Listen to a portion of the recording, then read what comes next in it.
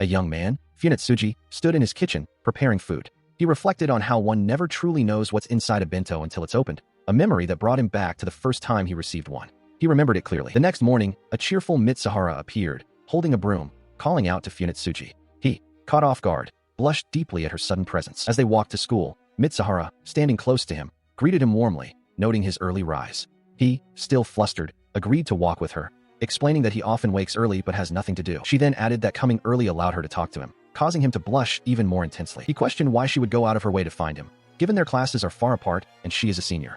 She hesitated, denying it was a bother, but her expression suggested otherwise. Suddenly, he revealed that he could tell where she was from her smell, catching her completely off guard. She reacted with surprise, asking what he meant by such a statement. Before she could fully process his words, a loud growl emanated from her stomach, startling both of them. She immediately became flustered and embarrassed, denying the sound and wishing it hadn't happened again. Her stomach growled once more, prompting him to wonder if she was skipping breakfast. She vehemently denied it, insisting she was eating normally and wasn't on a diet. Despite her continued denials of hunger, Funetsuji found himself blushing intensely, his gaze cast downwards in embarrassment. He then extended his hand, offering her a small, tied cloth bag, suggesting she could have it if she wished. He mumbled, his blush deepening, that while it might not be much, he offered it because she seemed hungry. Her eyes widened in surprise and gratitude, and she profusely thanked Funetsuji, expressing how truly grateful she was for his kindness. She then inquired about the contents of the bag, but he, still flustered, insisted that discovering it for herself was part of the fun, downplaying the significance of the gift. Without warning, she leaned in close to him, her face mere inches from his, causing him to stiffen in surprise. As she drew nearer, her nose twitched, and she inhaled deeply, declaring that he smelled tasty, while he, utterly flustered, could only manage a quiet, embarrassed affirmation. She then pulled back, a blush spreading across her face as she apologized, acknowledging that her action was indeed an odd thing to do. With a cheerful wave, she bid him farewell, proclaiming she was off, as he continued to walk away, still looking somewhat bewildered by the encounter. He continued his walk to school, a sense of accomplishment washing over him as he arrived at the building, reflecting on the strange morning. He found himself in the classroom, still reeling from the previous encounter. His classmates, however, were quick to notice his flushed face. One friend remarked that he had actually gone through with the giving a girl a homemade snack event, calling him gross, but acknowledging his happiness. Another classmate chimed in, asking if he only knew one word now, given his repeated exclamations of happy, happy. Funetsuji, embarrassed, internally confirmed his immense joy at having finally given the snack to her. His friends continued their teasing, with one suggesting that Maki, the girl who made the snack, was a good cook, implying that if things went well, Funetsuji and Mitsuhara might grow closer. The other friends simply offered a casual, well, good for you. As the classroom chatter continued, a teacher entered, announcing that class was starting. Despite the interruption, Funetsuji's mind remained fixated on Mitsuhara. He internally mused about her cuteness, recalling her name, Mitsuhara-senpai, and her class, 2C, while also chiding himself to get it together. He then reflected on the immense nervousness he had felt during the exchange, expressing relief that he had managed to give her the snack. His thoughts took a darker turn as he considered the possibility of things going well with senpai, imagining future interactions. He quickly dismissed these fantasies, calling them gross and admitting he had gotten too excited. Suddenly, a colossal, shadowy entity, covered in fur and riddled with multiple, dark eyes, materialized behind him, towering over the classroom. The monstrous figure leaned in, its voice a chilling whisper, asking, "Can I?" The sudden, unsettling presence caused him to flinch, his eyes widening in a silent gasp of terror. The creature's voice echoed again, its question now more explicit and menacing. "Can I cut it? You'll see. The flavor comes out." The words seemed to hang in the air, a chilling promise of what it intended. The monstrous entity persisted, its dark form looming closer, repeating its unsettling query. "Can I cut it up?" Its multi-eyed face now filled his vision, its voice a guttural demand. "Can I gut it? You'll see. The flavor comes out." Funetsuji, drenched in sweat, stared back, his face a mask of pure, unadulterated terror as the creature repeated, "Can I gut?" He choked, a guttural sound escaping him as the colossal, shadowy entity loomed, its multiple eyes fixed on him, demanding to know if it could tear him apart. Suddenly, the terrifying vision vanished, and he found himself back in the classroom, his classmates looking at him with concern. One of them called out his name, Maki, noticing his wide, panicked eyes and the sweat beading on his forehead. His classmates continued to express their worry, asking if he was all right and reminding him they needed to change rooms. The teacher also approached, offering to send him to the infirmary if he felt unwell. Later, as the school day ended, he walked home, his mind still reeling from the encounter. He lamented the persistent nature of these apparitions, wondering how much longer they would continue to plague him, especially the particularly stubborn one he had just experienced in the classroom. He knew the creatures would eventually disappear if he simply ignored them, but the constant appearances were unsettling. He reflected that this wasn't the first time he had seen such things. The very first time it happened, he recalled, was during a school trip, when a strange, furry entity with a blank, white face appeared in the wilderness. As a child, these entities were no big deal, but as he grew older, they became increasingly disturbing, evolving into more monstrous forms like the multi-eyed creature that had just confronted him. He continued his walk, burdened by the knowledge that others could neither hear nor see these apparitions. He had long since stopped trying to tell anyone, feeling isolated in his struggle and questioning what he could possibly do about it. His thoughts drifted to another memory, a time when he was a small child and an adult, perhaps a teacher, comforted him about a lost bento. The adult offered to share his own meal, reassuring young Maki that it was all right. What he remembered most clearly from that moment was his inability to even open the bento box. Suddenly, he shook his head, snapping back to the present, realizing that memory was irrelevant to his current predicament. He was startled to find Mitsuhara-senpai standing before him, her presence unexpected. She inquired if he was out grocery shopping, but he quickly clarified that he had just finished. As he registered her close proximity, he wondered if she was on her way home. Her voice then cut through his thoughts, calling his name. She then explained that the cookie he had given her that morning was delicious, expressing her overwhelming joy at receiving such a thoughtful gesture for the first time. Her words left him utterly flustered, his face flushing with embarrassment. His mind reeled, a silent scream echoing within his head as the unexpected compliment and her earnest gratitude overwhelmed him. Still overwhelmed, he found himself imagining a future where things went well, where he and Mitsuhara could become friends. He then snapped back to reality, questioning why he was so incredibly nervous. As he grappled with his internal turmoil, Mitsuhara looked at him, her expression gentle, and addressed him once more, calling him senpai. Mitsuhara stands frozen, her eyes wide with terror, as a colossal, furry entity with countless eyes looms over Funitsuji, who stands with his back to her. The creature offers to make some more, if desired. Moments later, Funitsuji, initially walking casually, suddenly halts, his eyes widening in shock as the monstrous, multi-eyed entity manifests before him, its shadowy form shifting and expanding. Mitsuhara, observing from a distance, calls out his name, her voice laced with fear, realizing he has met its gaze. He recoils in horror as the creature's massive, tentacle-like appendages, covered in numerous small, dark holes, begin to writhe and extend towards him, their movements unsettlingly soft and rhythmic. As the monstrous form continues to expand, a smaller, distinct figure emerges from within its shadowy mass, questioning if it can be cut, and if the flavor would then come out. Funitsuji stares in disbelief as Mitsuhara, seemingly oblivious to the immediate danger, expresses wonder at a small, round, white entity with two dark eye holes that hovers near her. He turns to her, his expression urgent, asking if she can also see the monstrous entity. Mitsuhara, however, simply looks at him, her gaze questioning. She then excitedly points towards the small, white entity, asking Funitsuji if he found it, referring to it as that thing. Funitsuji, realizing the gravity of the situation, turns and flees, leaving Mitsuhara behind as the colossal shadowy entity begins to expand rapidly, consuming the space around them. The shadowy mass continues its rapid expansion, engulfing everything in its path with a powerful, explosive force. Mitsuhara, still focused on the small entity, suddenly gasps, a realization dawning on her as she mentions a distinct smell.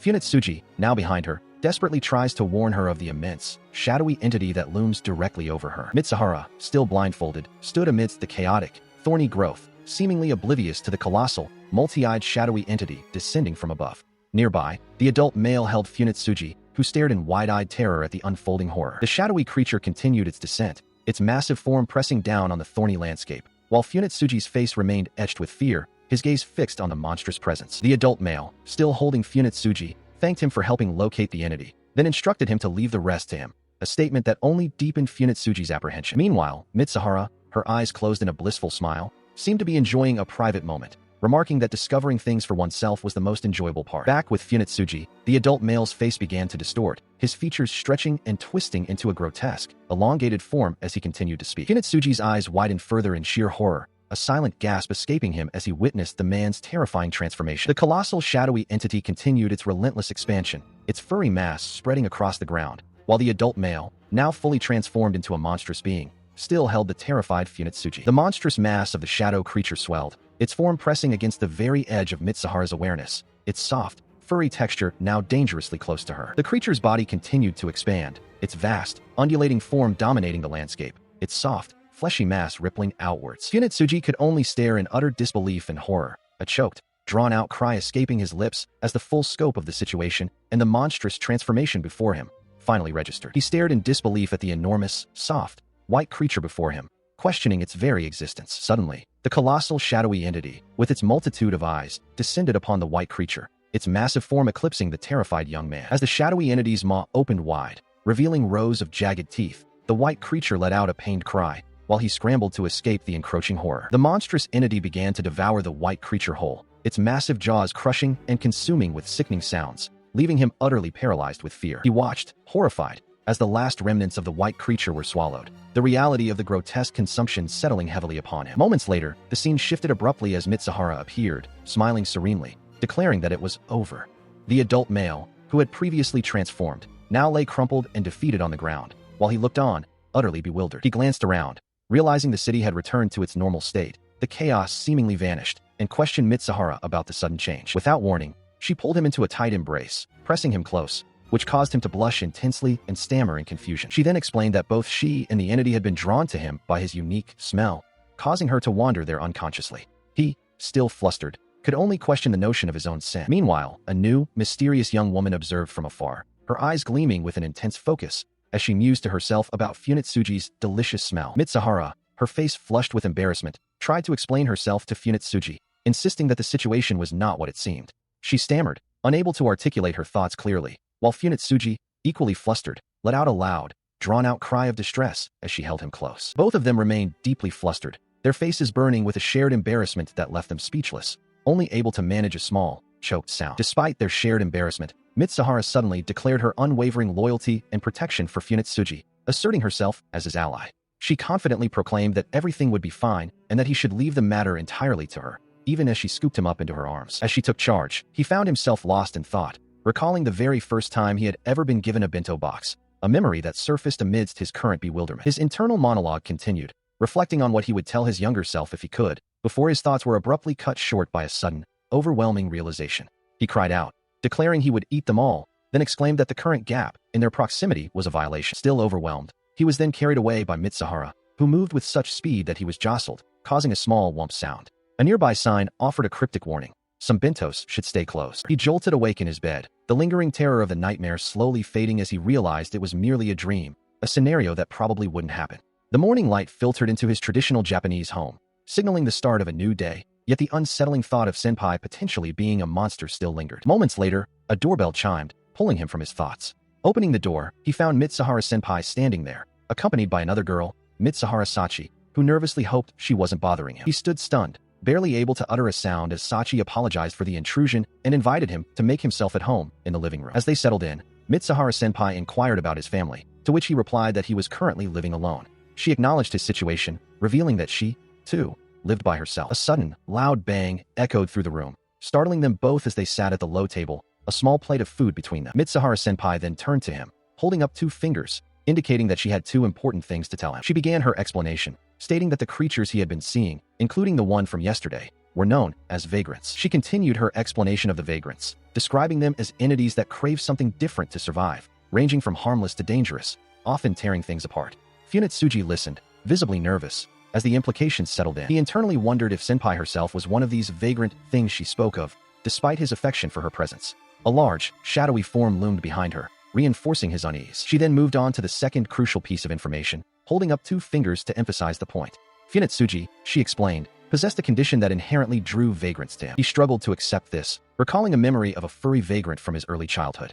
Mitsuhara Senpai clarified that his body emitted a unique scent, which was most likely the reason these creatures targeted him. He questioned why this was the case. Suddenly, her expression intensified, and she leaned in close, declaring that he was also tempting her. Funitsuji recoiled in shock. Funitsuji, now kneeling with his head bowed, processed the implication. He wondered if her presence, her very being, was solely due to her own cravings, a thought that deeply disturbed him. Sachi watched silently from behind. Without warning, she lunged forward, grabbing him tightly. She exclaimed that she had been starving all this time, confessing that every day they met, she thought about how delicious he looked. Sachi blushed and looked away, uncomfortable with the intensity of the moment. He struggled against her grip, pleading for her to calm down, but she insisted he look at her. Funitsuji, flustered, apologized. As she held him, a strange, mechanical device was revealed on her back. She declared that this was her true form, the form of the one who would devour every vagrant. The device on her back was shown more clearly, a complex mechanism integrated into her form, confirming her declaration. Having just revealed her true form, Mitsuhara Senpai sat beside Funitsuji, who averted his gaze, seemingly overwhelmed by the recent events. Still reeling from her revelation, he voiced his concern, questioning how he would protect himself now that those things, the vagrants, would be targeting him every day. She looked at him with wide, earnest eyes, then leaned in closer, her expression softening. She apologized for having surprised him so profoundly. Kneeling even closer, she declared her desire to protect him. Funitsuji, flustered by her extreme proximity, listened as she reassured him, stating that despite what he might believe, she did not want to eat him. She continued, explaining that if he were bothered by vagrants again, like the day before, She wanted him to consider her help whenever he saw them. As Funetsuji remained flustered, Mitsuhara-senpai suddenly struggled, admitting he looked and smelled incredibly tasty, before quickly apologizing, seemingly fighting an internal urge. He then thanked her for saving him yesterday. His mind, however, drifted back to her words from the previous day, when she had said she found that vagrant. He questioned what she had meant by that, acutely aware of her continued, intimate closeness. He looked up, startled, as Mitsuhara-senpai proposed a test. They would try to find a vagrant. He could only manage a confused sound in response, while she simply acknowledged her own idea. She explained that there was likely a small one nearby, having just detected a scent other than his own. He was shocked, realizing the vagrant from the street yesterday must have been inside the entire time. Mitsuhara then noticed a missing tea cake, confirming her suspicion. Moments later, they both watched as a small, white vagrant, with its featureless face, stood on a table, seemingly having found the missing tea cake. It dropped a piece of the pastry, and Mitsuhara-senpai exclaimed, surprised, that he had indeed sensed its presence. He stared at the creature, a memory surfacing. It was the same vagrant that had once eaten his bento. As he processed this, Mitsuhara-senpai suddenly clutched her chest, her body trembling as a deep, guttural growl escaped her, a desperate apology on her lips as she fought to suppress her overwhelming hunger. The small vagrant remained close by. With a sudden burst of protective instinct, she lunged forward, pushing the vagrant away from him, her face contorted in a desperate effort to maintain control. He watched, bewildered, as the small creature wobbled away, retreating from Mitsuhara-senpai's forceful push. A sudden wave of weakness washed over him, his strength rapidly draining. He realized with a jolt that this same inexplicable fatigue had struck him yesterday as well. Mitsuhara-senpai looked on, her expression etched with concern. His eyes, heavy with exhaustion, reflected the profound weariness that now consumed him. He found himself pinned beneath Mitsuhara, her face inches from his, a sudden, intense proximity that left him flustered and blushing. She remained pressed against him, a soft sound escaping her lips as he struggled internally, barely able to utter her name. Moments later, he awoke to find himself on a futon in his own room, Mitsuhara sleeping soundly beside him.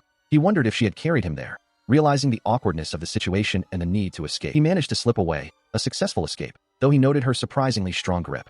Standing shirtless, he knew he couldn't remain in such a precarious state and needed to act. As he pondered his next move, she stirred in her sleep, a soft, almost playful murmur of his name escaping her lips. He watched her sleeping face, a complex mix of emotions swirling within him, unsure if he should feel joy or fear. A low growling sound then reached his ears. He continued to gaze at her, contemplating her hidden identity and the burden she carried, wondering if she had been alone all this time, unable to confide in anyone. He realized how little he truly knew about her. A soft pie sound drew his attention, and he turned to see the small, white vagrant from before emerging from a closet, its presence confirming his earlier suspicions. He knelt, extending a hand towards the creature, addressing it with a soft, inviting tone. The small vagrant cautiously approached him, its featureless face turning towards him as he remained kneeling. He gently stroked the small, white vagrant, wondering aloud if it had been staying in his house since their last encounter. He pondered what he would do with it. Still holding the creature, he looked at it with a soft expression and asked if it felt lonely. Suddenly, a piercing scream echoed from within the house, shattering the quiet evening. Inside, Mitsuhara was in a state of utter panic, her face contorted in distress as she frantically stomped down the stairs, repeatedly questioning what she should do. A horrifying thought consumed her. Had she, in her sleep, consumed Funetsuji-kun? Moments later, Mitsuhara entered the kitchen, surprised to find Funetsuji awake and wearing an apron, preparing food. The white vagrant sat calmly perched on his head. She exclaimed her surprise, to which he simply replied that he was awake and apologized, having tried to wake her once before, thinking she was enjoying a nice nap. Mitsuhara, still processing the situation, acknowledged the food, realizing it was already dinner time. Funetsuji then suggested they eat together. He quickly clarified his statement, assuring her he didn't mean anything strange by it. He explained that he simply wanted to thank her for being such a great help, adding that he believed food tasted better when shared. Mitsuhara looked down, a faint blush on her cheeks, while Funetsuji himself appeared flustered by his own words. With a small, knowing smile, the white vagrant still resting on his head, Funetsuji confirmed his offer, calling it a proposition. Mitsuhara watched him, her own blush deepening slightly. Later, Mitsuhara sat at the table, quietly enjoying the meat and potato stew Funetsuji had prepared. She continued to eat, savoring the meal Funetsuji had prepared, a faint blush on her cheeks. Her expression was one of contentment, perhaps even a little shyness. Funetsuji, seated across from her, also found the food delicious, though his reaction was more outwardly flustered, with small skull icons appearing around him, indicating a mix of pleasure and perhaps a touch of embarrassment. Later, as they cleaned up in the kitchen, Mitsuhara explained that while she wouldn't always be physically by his side, she could always locate him by his scent. Funetsuji, wearing an apron, acknowledged her words with a quiet yeah. He found her declaration about his scent somewhat embarrassing, chuckling nervously as he processed her unusual statement. Funetsuji then announced that he had finished cleaning up, thanking her for her help. Mitsuhara, however, seemed to be contemplating something deeper, murmuring together. She then turned to him, her expression serious, and proposed they live together. Funetsuji's eyes widened in surprise, a simple huh, escaping his lips as he tried to comprehend her sudden proposition. Mitsuhara, now leaning in close, her face flushed with excitement, pressed the idea, asking if it didn't sound perfect. She seemed utterly convinced of the brilliance of her plan, her enthusiasm almost overwhelming him. Funetsuji, overwhelmed and flustered, struggled to respond.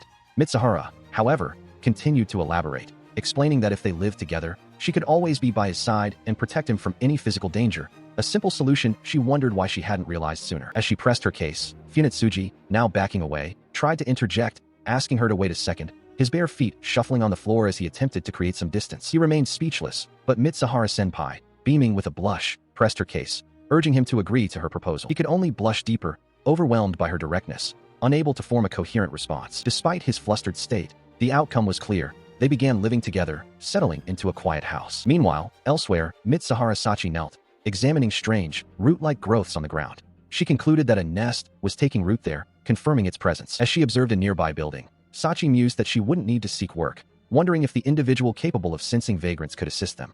Her thoughts then turned to Funetsuji, realizing he had been spending considerable time with that girl. She continued to observe, noting that while such a situation might lead to their demise, it was the inevitable fate of a human vagrant couple. She questioned if they would yield to the challenges, acknowledging that love, especially in their circumstances, came with many obstacles, far from a simple romantic comedy. The world of appetites too big for me alone opened with Mitsuhara-senpai, her dark hair tied back, playfully pouting as she held a large piece of meat, surrounded by an abundance of her favorite foods. The morning light illuminated a traditional Japanese house, signaling the start of a new day. Inside, Funetsuji Maki stood under the shower, a towel draped over his head, the water cascading around him as he adjusted the flow. Moments later, he lay in bed, still wrapped in the towel, as Mitsuhara-senpai, dressed in her pajamas, stood by the open door, observing him. It had been like this ever since their new living arrangement began. His face flushed with embarrassment, while her expression shifted from surprise to a hint of awkwardness. Indeed, he had actually started living with senpai, a fact that still felt surreal, much like the small, white vagrant creature that occasionally appeared. The awkwardness continued as she, still flustered, apologized to Funetsuji-kun,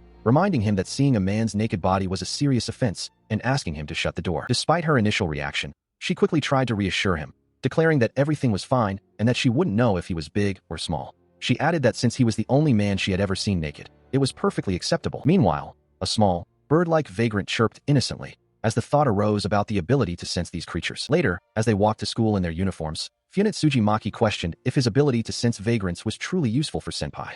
He admitted that from their smell alone, he could only get a rough location, a limitation he understood. He blushed deeply as Mitsuhara-senpai leaned close, asserting that she could always recognize his unique scent. Just as the moment hung in the air, a bicycle suddenly appeared, its rider exclaiming loudly that they were about to kiss, startling both of them into wide-eyed embarrassment. The rider, a woman with glasses, greeted them cheerfully, addressing Mitsuhara-sachi as Manpuka-chan and Funetsuji Maki by his name, before lamenting her own messed-up schedule. Mitsuhara-senpai, recognizing her, murmured the title Supervisor-san. She then declared she had an urgent notice for them, holding up a document with a crisp rustle. With a serious tone, she clarified that she had brought them a new job. Handing over the letter, she instructed them to read its details later, but immediately questioned Funetsuji Maki about his ability to sense vagrants. She firmly stated that he could not refuse the task, prompting Mitsuhara-senpai to protest that his sensing ability was useless. The Supervisor-san explained that problems originating from this side must be handled by those from this side, and that Mitsuhara-sachi had already provided some explanation. She then turned to Sachi, asking for confirmation. Mitsuhara-sachi, looking somewhat sheepish, claimed that Funetsuji Maki wanted to be her strength and was eager to participate,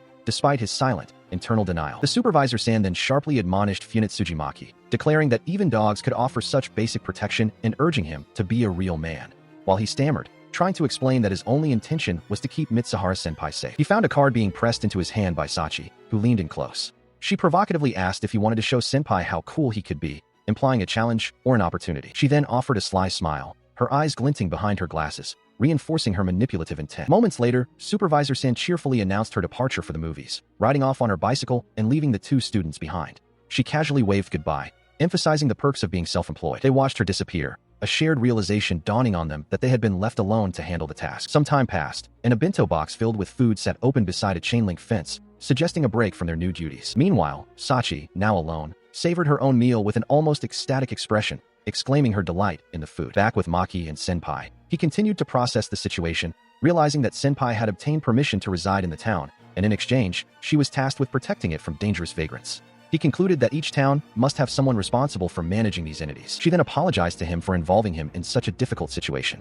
He quickly dismissed her concerns, assuring her it was no problem. Senpai clarified that while her job did involve dangerous encounters, it wasn't a constant struggle. He offered her a cup, perhaps of tea or water, acknowledging her efforts. He then explained the difficulty in locating vagrants, recalling a recent observation. He elaborated that vagrants typically cannot cross into this side unless they construct nests, and once these nests are destroyed, the vagrants vanish. He expressed his genuine enjoyment of the meal, particularly the meat, which he found delicious. She, in turn, thanked him for the meal. Meanwhile, from a distant, starry vantage point, Sachi mused, asking to be informed if there were any other side dishes desired. He, seemingly flustered by a previous comment, quickly told her to forget what he had said, though he added that it was fine if she couldn't think of anything. She sat, contemplating the contents of a bento box, her thoughts filled with images of various foods. Moments later, he noticed a letter in her hand and inquired about its contents.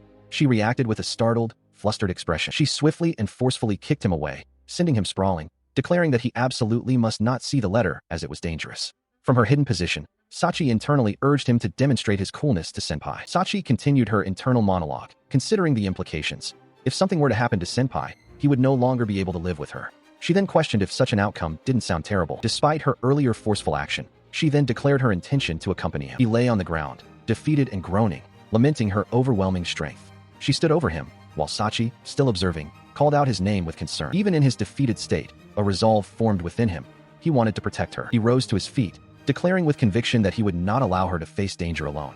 Sachi watched him, a look of surprise on her face. He declared his earnest desire, wishing for Senpai to eat his cooking not just tomorrow, but every single day after that, forever. As he expressed his wish, Sachi agreed, admitting she felt the same, then turned to Senpai, asking for her thoughts. Senpai, blushing, seemed to consider her response. While Sachi pondered this, Senpai, still seated beside Maki, rustled a piece of paper. She questioned how she was supposed to find the vagrants if she was the only one searching. The paper she held bore a dark, shadowy handprint, a strange and unsettling mark. As they all stared at the mysterious mark, Senpai admitted she had never encountered anything like it before. Maki and Sachi looked on, equally bewildered, when suddenly, the distinct sound of a bell echoed, signaling an interruption. The ringing bell signaled a change in their immediate plans. Maki suggested they set the matter aside for the moment, and Senpai readily agreed, moving to open the door. Stepping outside, they found themselves in a bizarre, overgrown landscape, far removed from their familiar surroundings. A massive, organic structure loomed in the distance, its presence shocking Maki into wide-eyed disbelief. She confirmed her suspicions, identifying the grotesque structure as a nest. Maki, still reeling from the sudden shift in reality, remained visibly distressed. Meanwhile, the paper Maki still clutched now bore a stark, undeniable truth. The handprint was complete, enclosed within a circular symbol, a chilling confirmation of their predicament. With the realization dawning on him, he and Senpai stood before the imposing nest, the very ground beneath their feet beginning to crumble. He stood before a colossal, plant-like entity, its sharp, leaf-like appendages radiating an oppressive aura. Sweat beaded on his brow as he braced himself for the confrontation. Despite the looming threat, his thoughts were momentarily interrupted as Senpai, beaming, declared her desire for carriage for tomorrow's side dish. He held a wrapped gift, listening intently. Her request, though simple, brought a flush to his cheeks, making him feel unexpectedly embarrassed in such a tense situation. Just then, the massive plant-like vagrant surged forward with a violent tremor, confirming his earlier assessment. It was indeed another formidable opponent. The creature continued its unsettling transformation, its form shifting and peeling away like layers of a chrysalis, revealing a more defined, yet still alien, structure beneath. From within the shifting mass, a smaller, white vagrant burst forth, moving with incredible speed, leaving a trail of disturbed air in its wake. He watched the swift creature, a gulp catching in his throat, internally chiding himself for trying to appear composed in front of Senpai. The vagrant, small and round, seemed both feisty and, strangely, delicious. The small white vagrant leaped and darted through the air, its movements erratic and swift, while the ground beneath Maki and Senpai continued to crumble and shift, a clear sign of the nest's instability. As the environment around them grew more volatile, Senpai turned to him, her expression serious, and firmly instructed him to stay close. The air crackled with the ominous presence of a swarm of vagrants. Kunitsuji, standing before a massive, plant-like entity, attempted to engage Mitsuhara Senpai in conversation, asking if she could hear him out. He admitted he had been lost in thought, but then urgently questioned her about the situation as the monstrous vagrant floral beast loomed behind her. The colossal vagrant floral beast, covered in countless smaller, insect-like creatures, continued to dominate the landscape. He urged Mitsuhara Senpai to leave the dangerous area, expressing concern that Supervisor San would be angry if they failed their mission. Mitsuhara Senpai, however, seemed to be struggling, dismissing his worries and insisting she was fine, despite the overwhelming presence of the creature. Suddenly, Mitsuhara Senpai cried out Funitsuji's name, warning him to duck as a massive, branch-like appendage from the vagrant floral beast swung rapidly towards them. The powerful branch struck Mitsuhara Senpai with immense force, sending her reeling through the air as Funitsuji watched in horror, shouting her name. Mitsuhara Senpai lay on the ground, her gaze fixed on her bento box, now utterly crushed. A quiet realization dawned upon her. Later, Mitsuhara Senpai's hand rested on a door, and she firmly declared that something was a secret she would not reveal. Funetsuji, clearly annoyed, complained about her being mean. He tried to guess the secret, suggesting it might be her favorite hamburg steak or perhaps the shrimp she disliked, but she simply reiterated that it remained a secret. As Mitsuhara-senpai closed the door, Funetsuji continued to protest, calling her childish and demanding to know the secret. He vowed that he would uncover it eventually. He paused, a thoughtful expression on his face, as if pondering the implications of her words. Moments later, Mitsuhara-senpai leaned down, inhaling deeply and repeatedly, as if trying to discern a scent. Funetsuji watched her, surprised by her peculiar behavior, before she let out a small, quiet sound. She abruptly straightened, a loud, "Good morning," escaping her lips, her face flushed with embarrassment. Funetsuji, equally flustered, tried to explain that he was merely attempting to tend to her after their escape, apologizing for his earlier behavior and admitting she smelled good. Still flustered, she adjusted the bow on her uniform, avoiding his gaze. Funetsuji, noticing her disheveled appearance, hesitantly asked if the vagrants were responsible for the state of her clothes. She quickly and emphatically denied it. Their conversation was cut short as they surveyed their surroundings, a vast, intricate nest woven from incredibly sturdy tree roots.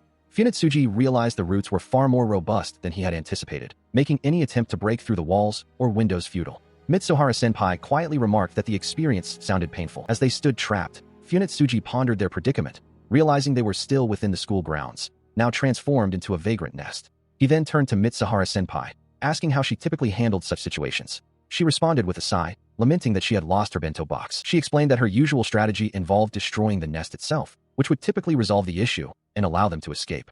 However, she admitted that this time, the sheer number of vagrants made escaping by that method too challenging, leading her to feel she had failed Funetsuji. The letter, addressed to Maki-kun from Supervisor-san, provided crucial instructions. It stated that once he saw a specific handprint form, he would gain the ability to move freely in and out of the vagrant nest. Furthermore, to return home, he simply needed to open anything resembling a door. The letter concluded with a casual, "Adios, amigos," emphasizing that the effect would last until their return. Mitsuhara-senpai's spirits immediately lifted, exclaiming that finding a door in a school, which had countless doors, would be simple. Funetsuji, however, was less enthusiastic, his face a mask of exasperation as he silently wondered why Supervisor-san hadn't provided this vital information from the very beginning. With a renewed sense of purpose, she firmly took Funetsuji's hand, her grip confident, and declared, "Well, let's go." His eyes widened in shock, a deep blush spreading across his face as he realized she was holding his hand. Mitsuhara-senpai, seemingly oblivious to his intense reaction, simply smiled, ready to move forward. He, still flustered by the sudden intimacy, managed a hesitant agreement as Mitsuhara-senpai insisted on holding his hand so she wouldn't lose sight of him. Their hands remained clasped, and he internally rationalized that senpai likely didn't perceive their situation in the same way he did, admitting to himself that he was slowly growing accustomed to it. As they continued to walk hand in hand through the strange, root-choked environment, he couldn't shake the feeling that this particular situation was something entirely different from their usual encounters. Meanwhile, a blush crept across Mitsuhara-senpai's face as she privately mused, wondering if their current predicament felt a bit like a date. She continued her internal debate, questioning if this was truly different from her expectations,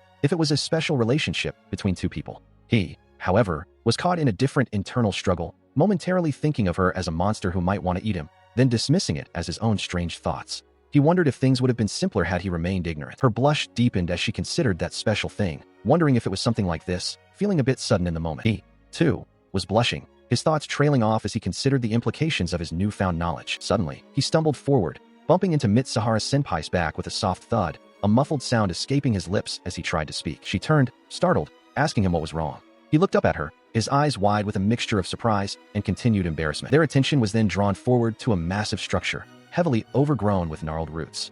The path ahead was blocked. The door they sought had been utterly crushed. The struggle continued as Funetsuji and Mitsuhara-senpai desperately tried to open the various doors within the vagrant nest. The environment around them was a chaotic tangle of overgrown, gnarled structures, making any progress difficult.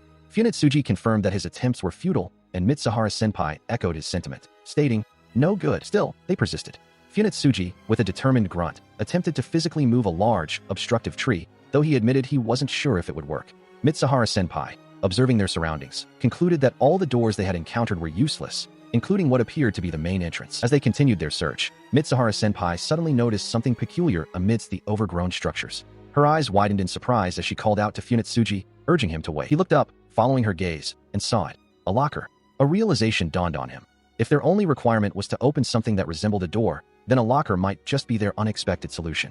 He quickly concluded that if they could just open it, everything would be fine. With a renewed sense of hope, Funetsuji suggested they try to open the locker, believing it was worth the effort.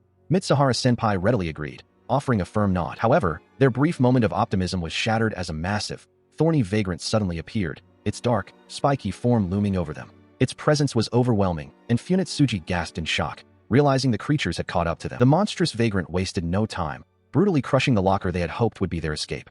Funetsuji cried out in despair, lamenting the destruction of their last hope. Now, they were completely surrounded. Numerous smaller, white vagrants emerged from the dense foliage, their chittering sounds filling the air. Mitsuhara-senpai, her expression grim, urged Funetsuji to stay close, acknowledging that their options were rapidly dwindling. Suddenly, the scene shifted dramatically. Funetsuji, now dressed in casual clothes and carrying a backpack, stood before a grand, ornate door, its many panes reflecting the light. He appeared to be in a different, more serene location, far from the immediate danger of the vagrant nest. A hand reached out to him, and a voice asked if he was excited for his trip. He turned, his expression thoughtful, and replied that it was indeed exciting, precisely because he had no idea what awaited him. As he prepared for his journey, Mitsuhara-senpai held out a wrapped object, explaining that the unknown, whether behind a door or inside a bento box, was always a mystery. He listened intently, a blush rising on his cheeks as she added that the thrill lay precisely in discovering what awaited them. With a gentle smile, she finished preparing the item, telling him he was all set and to be careful. He stood by, observing her as she bid him farewell, urging him to take care. Moments later, the wrapped object lay abandoned amidst a desolate landscape, surrounded by rustling, plant-like creatures that seemed to emerge from the very ground, resembling a door opening to a new, unsettling reality. Her words echoed, a blush still on her face, as she mused that the lid of a bento box was indeed much like a door, though she admitted it sounded rather ridiculous. He looked at her, his expression earnest, declaring that he could not undertake this journey without her, senpai. She continued to tie something, her actions implying a shared purpose, a special bond between just the two of them. Suddenly, the wrapped object, now revealed to be a part of a large, floral beast, began to stir and move with rustling sounds. The desolate landscape teemed with these floral creatures, all rustling and shifting, their forms filling the horizon as the wrapped object, still attached to one, moved among them. Funetsuji Maki watched in horror as Mitsuhara-sachi plummeted into a fiery chasm, a monstrous maw of flame and debris erupting around her. He cried out her name, his face contorted in shock and fear. Without hesitation, he launched himself into the air, leaping towards the dense, alien foliage below. He carried a bento box, a mystery that would only reveal itself upon opening. As he descended, Mitsuhara-sachi reached out, her hand stretching towards the bento box. She mused that while it would be pleasant to find something she liked inside, it was not always the case. There could be something she hated, like shrimp. An unopened bento, she realized, was a box of regrets. At that moment, he was certain of his decision. Her eyes, wide with a mix of determination and desperation, reflected the urgency of the moment. More than anything else, she desired to open that bento. Suddenly, the scene shifted. Mitsuhara-sachi lay on the ground, having seemingly slammed through a barrier. Supervisor-san, holding a hard hat, welcomed her back, while Mitsuhara-senpai sat nearby, cradling a small, white creature. Sachi, recognizing Supervisor-san, asked if this was the exit, to which the supervisor affirmed. With a triumphant whoosh, Supervisor-san declared the mission complete, commending both of them for a good job. Mitsuhara-sachi and Mitsuhara-senpai looked on, surprised by the sudden declaration. Supervisor-san then explained the plan. It was meant to plug up the nest and keep the vagrants inside, but there were many potential exits. She revealed that Funetsuji Maki's job was to escort Mitsuhara-sachi, and because he had an affinity for vagrants, she had tossed him in, figuring he would find the right exit. She concluded that her assessment was correct. Mitsuhara-sachi and Mitsuhara-senpai looked down, seemingly overwhelmed by the explanation. Supervisor-san continued, sniffing, stating that she was glad it turned out okay, despite Funetsuji Maki being all beat up. She thought that even if the school became a nest, he would be fine, but he looked pretty tough. She admitted he did surprisingly well. Later, as evening fell, Mitsuhara-sachi and Funetsuji Maki walked together, Sachi remarking that things were pretty crazy today. He agreed, noting they were tired. She then thanked him for his hard work that day, adding that it was good to see what senpai usually did. He remained silent, looking away. He found himself reflecting on the day's events, realizing that the entire time he had been at school with senpai, his heart had been beating nonstop. A blush crept across his cheeks. Immediately, he became flustered, questioning his own thoughts and wondering what he was even saying to himself. Beside him, Mitsuhara-sachi looked away, a hint of embarrassment on her face, as he internally insisted it wasn't as if they were just casually spending time together. His face reddened further as he quickly apologized, realizing his internal musings might have been rude. He admitted he hadn't been thinking clearly. In a gentle, unexpected gesture, Mitsuhara-sachi's hand reached out and softly took his. She held his hand firmly, her gaze fixed on him with an intense expression, while he looked back, still visibly blushing from the sudden intimacy. He continued to blush, his mind racing with the thought of the progress they had made. Meanwhile, Mitsuhara-sachi, her eyes sparkling, harbored a secret desire. She wanted to go on a date with Funetsuji-kun. The 5th chapter, titled, Her Appetite's Too Big for Me Alone, opens with Mitsuhara-senpai declaring to Funetsuji that he is the reason she has dressed up today. A brief recollection confirms that Mitsuhara-senpai and Funetsuji had previously decided to go on a date. She now stands on a train platform, awaiting its arrival. As the train pulls into the station, Her eyes widen with an almost childlike wonder, finding something about the moment utterly charming.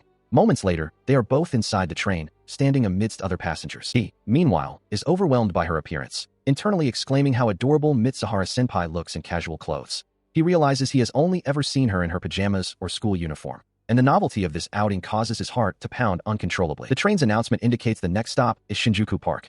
He continues to ponder the nature of their outing, wondering if it truly is a date or something else entirely, though he is glad to be with her. He further speculates about what Mitsuhara-senpai believes today is meant to be, perhaps something particularly special. His thoughts are interrupted by Mitsuhara-senpai, who, with wide-eyed excitement, declares the train amazing and reveals it is her very first time riding one. He is left flustered, questioning if this innocent wonder is truly what a date entails. As the train pulls into the next station, the doors slide open, and a surge of people pushes into the already crowded car, startling Mitsuhara-senpai. The sheer force of the crowd presses them tightly together. Mitsuhara-senpai apologizes for the close contact, while Funetsuji finds himself crushed against her, struggling to breathe and internally lamenting the situation as bad on so many levels. Amidst the chaos, he feels a distinct grab, still tightly squeezed by the press of bodies. Funetsuji is visibly distressed as Mitsuhara-senpai, concerned, asks if he is alright. He gasped for air, his face contorted in discomfort, sweat beading on his skin as the crushing press of bodies continued around him. The train itself groaned under the immense weight, its interior a suffocating mass of humanity, each person pressed against the next. Amidst the chaos, Mitsuhara-senpai, her own face flushed, tried to explain something to Funetsuji, her words barely audible above the din. She whispered that the morning's commotion had prevented her from eating, and being so close to him in the crowded train, she couldn't help but smell him. Funetsuji, blushing deeply, felt a strange sense of déjà vu. He could only manage a nervous laugh, leaving Mitsuhara-senpai looking utterly bewildered by his reaction. Despite her explanation, he still couldn't quite grasp what she was truly thinking, his own face still flushed with embarrassment. Eventually, they emerged from the suffocating train into the open air of a bustling outdoor food court, where Mitsuhara-senpai declared they should eat first. However, faced with a myriad of choices, udon, hot dogs, gyoza, Italian, rice, or even ice cream, Mitsuhara-senpai became overwhelmed, needing a moment to decide. Funetsuji watched her, amused. With their hunger sated, Funetsuji and Mitsuhara-senpai continued their outing, now walking through the elegant lobby of a tall, modern building. She found herself amidst the vibrant displays of an aquarium, where penguins waddled and a large fish mascot greeted visitors. Funetsuji and Sachi were also present, taking in the sights. As they continued their exploration, the two stood before a massive tank, mesmerized by the countless fish swimming gracefully within. He, holding his flip phone, reflected on the day, realizing that this experience was precisely what he had desired all along. Meanwhile, she pondered the concept of dating, a topic frequently discussed at school, acknowledging her own quiet wish to experience such a special connection someday. He continued to wonder if Senpai's feelings aligned with his own, admitting to himself that he simply wanted to understand the sensation of a date. She considered that perhaps her desire for a date stemmed not from a specific romantic inclination, but rather from a simple curiosity about what humans typically do. His thoughts then shifted to the enigmatic nature of Mitsuhara-senpai, a human-shaped vagrant about whom he knew so little, questioning her origins, her reasons for interacting with humans, and her aspirations in life. As the day drew to a close, she, blushing softly, expressed her gratitude to Funetsuji, declaring that she found it truly wonderful to have experienced a date with him. His face flushed with a deep blush, a silent acknowledgement of her words. She, in turn, smiled warmly, a new resolve forming within her to learn everything she could about this person who had shared such a significant day with her. After their return, the city's familiar landscape greeted them, marking the end of their special outing. She beamed, thanking Funetsuji for indulging her selfish request and declaring the day super fun, her happiness evident as she held a crate. As they settled onto a park bench, he found himself thinking, a quiet desire forming within him to explore even more places, together with Senpai. His face flushed, a bead of sweat tracing his temple, as he continued his internal monologue, imagining them going to all sorts of places and doing all sorts of things. The thought lingered, a quiet wish to share every experience with her, even simply eating all sorts of food together. Suddenly, his reverie shattered as he inadvertently crushed the crepe in his hand, exclaiming in surprise. She calmly called his name, prompting him to quickly clarify his earlier sentiment, insisting that any activity was wonderful as long as it was with her. Despite the minor mishap, they remained close on the bench, each holding a crepe, a quiet intimacy settling between them. Her gaze, soft and searching, fixed upon him, a silent question in her eyes. A deep blush spread across her cheeks, her eyes wide with a mixture of surprise and overwhelming emotion, as she stammered, unable to complete her thought. He, too, was overcome with a profound blush, averting his gaze, the weight of his own confession settling upon him. He sat beside her, enjoying their ice cream, when a monstrous, shadowy form suddenly enveloped her, its skeletal structure visible beneath a dark, furry mass. He could only utter her name, Senpai, in bewildered concern. Moments later, the monstrous form had vanished, leaving her kneeling on the ground, her body trembling with an unseen force. He watched from the bench, a silent observer to her sudden distress. Dark, jagged cracks began to spread across her skin, emanating from her neck and shoulder, accompanied by faint, unsettling sounds of friction and distortion. Her eye, wide with terror and despair, reflected the profound horror she was experiencing. He stared back, his own face contorted in shock and confusion at the sight. Turning her back to him, she whispered a single, pained word. Sorry. With that apology, she bolted, her footsteps echoing as she fled. His ice cream, now dropped and splattered on the ground, was a stark reminder of the abrupt end to their peaceful moment as he called out to her retreating form. She ran relentlessly through the city streets, her breath coming in ragged gasps, the urban landscape blurring around her as she desperately tried to escape her inner turmoil. Her face was a mask of profound anguish, tears streaming down her cheeks, her eyes wide and unfocused, reflecting a deep, internal pain. Still running, she continued to cry out, her voice choked with sorrow and confusion, unable to articulate the depth of her despair. Her mouth opened in a silent, agonizing scream, her face contorted by an overwhelming wave of grief and terror. She continued to flee, her cries echoing through the quiet street as she ran past the dense foliage. Her face contorted in anguish, tears streaming down as she desperately tried to wipe them away, her sobs racking her body. Moments later, she had collapsed to her knees, still weeping, as Sachi stood over her, remarking that she was always making a scene and telling her to stop. Sachi then revealed that it was a good thing the charms had worked, and that their master had been right to tell her to wait and observe. She then instructed Mitsuhara to go home. Sachi confirmed that she could completely control it, but only until now. She then offered Mitsuhara some spare charms. Mitsuhara remained on her knees, looking at Sachi, who stood calmly before her. Mitsuhara, blushing deeply, confessed that she wanted to eat Sachi so much that she might even like her. Meanwhile, Funetsuji lay bound and gagged on the ground, lamenting his cowardice. Maki walks down a residential street, his thoughts consumed by worry for his senpai.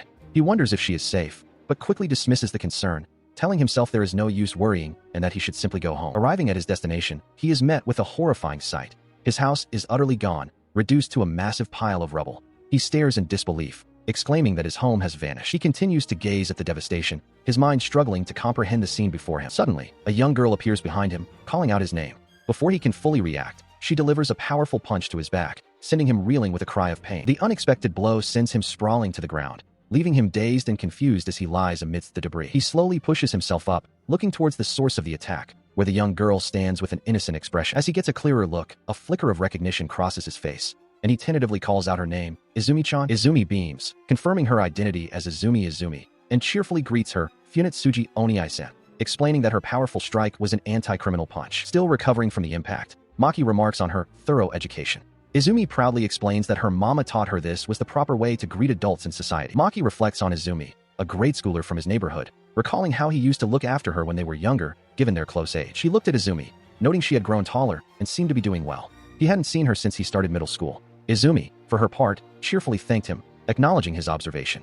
Meanwhile, a small inset introduced Mitsuhara Sachi, a senpai described as always hungry, a true vagrant who devours everything. She then burst into laughter, playfully teasing him that he, however, did not seem to have grown any taller. Still reeling from the unexpected greeting and the sight of his destroyed home, he listened as Izumi explained that she had met him because something terrible had happened to his house. She then casually dismissed her statement as a joke, leaving him stunned by her flippancy. With a cry of alarm, Izumi pointed towards a massive crater, revealing that her own house had also been destroyed. He was utterly astonished, realizing that Izumi's home had suffered the exact same fate as his. He recounted that he had just returned home a little while ago, only to find his house in ruins. He quickly asked if she was hurt and inquired about her parents. She reassured him that her mother and father were still at work and were likely safe. She then turned the question back to him, asking about his own family. He responded with a somber tone, confirming that his family had not yet returned. Izumi, her expression now resolute, declared that they would have to stay strong until their families returned and the police arrived. She acknowledged his lack of a cell phone, but insisted they do their best. He agreed with her resolve, affirming her words. He then informed her that he would quickly go check his house, and asked her to wait there. She acknowledged his instruction. He stood on the precipice of the destroyed landscape, his gaze sweeping over the devastation. What in the world? He muttered, the words barely audible above the eerie silence. His mind raced as he continued to observe the scene, noting that it wasn't merely destroyed, but as if everything had simply vanished without a trace. He considered the possibility of vagrants being involved, and worried that Izumi might have been caught up in whatever happened. A sudden clatter startled him, pulling his thoughts away from the grim possibilities. Then, a more urgent concern surfaced. Kintsuba? Kintsu. What about Kintsuba? He exclaimed, remembering the creature Izumi had named. He peered over the edge, his eyes widening in shock as he spotted a large, furry limb protruding from the rubble below. His heart sank as he recognized the creature. It was Kintsuba, lying motionless and seemingly lifeless. You can't. Not like this, he pleaded, a wave of despair washing over him. He lamented their newfound friendship, unable to accept such a tragic end. Just as he resigned himself to the worst, Kintsuba suddenly stirred, letting out a guttural sound and spitting a viscous, slimy substance onto his hands. He recoiled instantly, shouting in disgust. His expression quickly shifted from revulsion to a mix of surprise and a faint blush, realizing the creature was alive. He cautiously approached Kintsuba again, extending his hand. "Are you still alive?" he asked softly. In response, the creature weakly gripped his fingers, confirming its survival. "Okay," he affirmed, a sense of relief washing over him. He gently advised Kintsuba not to struggle too much, admitting his uncertainty about the proper course of action in such a dire situation. Despite his confusion, he resolved to report the incident to Supervisor San. As he spoke, Kintsuba leaned its large, furry head against his shoulder, its gaze fixed upon him, a silent testament to their bond amidst the chaos. He hunched over, groaning softly, still shaken by the recent events. He found himself constantly forgetting that Senpai was, in fact, a vagrant, a detail that always caught him off guard. Still reeling from the recent events, his mind drifted to the image of her back turned, a silent presence in his thoughts. In a memory, he stood in his school uniform, observing her. Even then, he couldn't help but feel a profound fascination with her, a feeling that persisted despite everything. Returning to the present, he considered the need for a proper conversation with Mitsuhara-senpai. He pondered if his ability to perceive vagrants made him strange, a peculiar individual in a world that couldn't see what he did. Meanwhile, a short distance away, Izumi-chan knelt on the ravaged ground, her gaze fixed on a dark, lumpy object. Her small hands reached out, gently touching its surface. She looked up, admitting that the situation was overwhelming for her. He approached her, noting her muddy appearance, and asked if she had managed to discover anything. He gently touched her face, a warm smile spreading across his features. He remarked that seeing Izumi-chan's resilience inspired him, making him feel he needed to redouble his own efforts. He then confessed that he hadn't been entirely honest with her.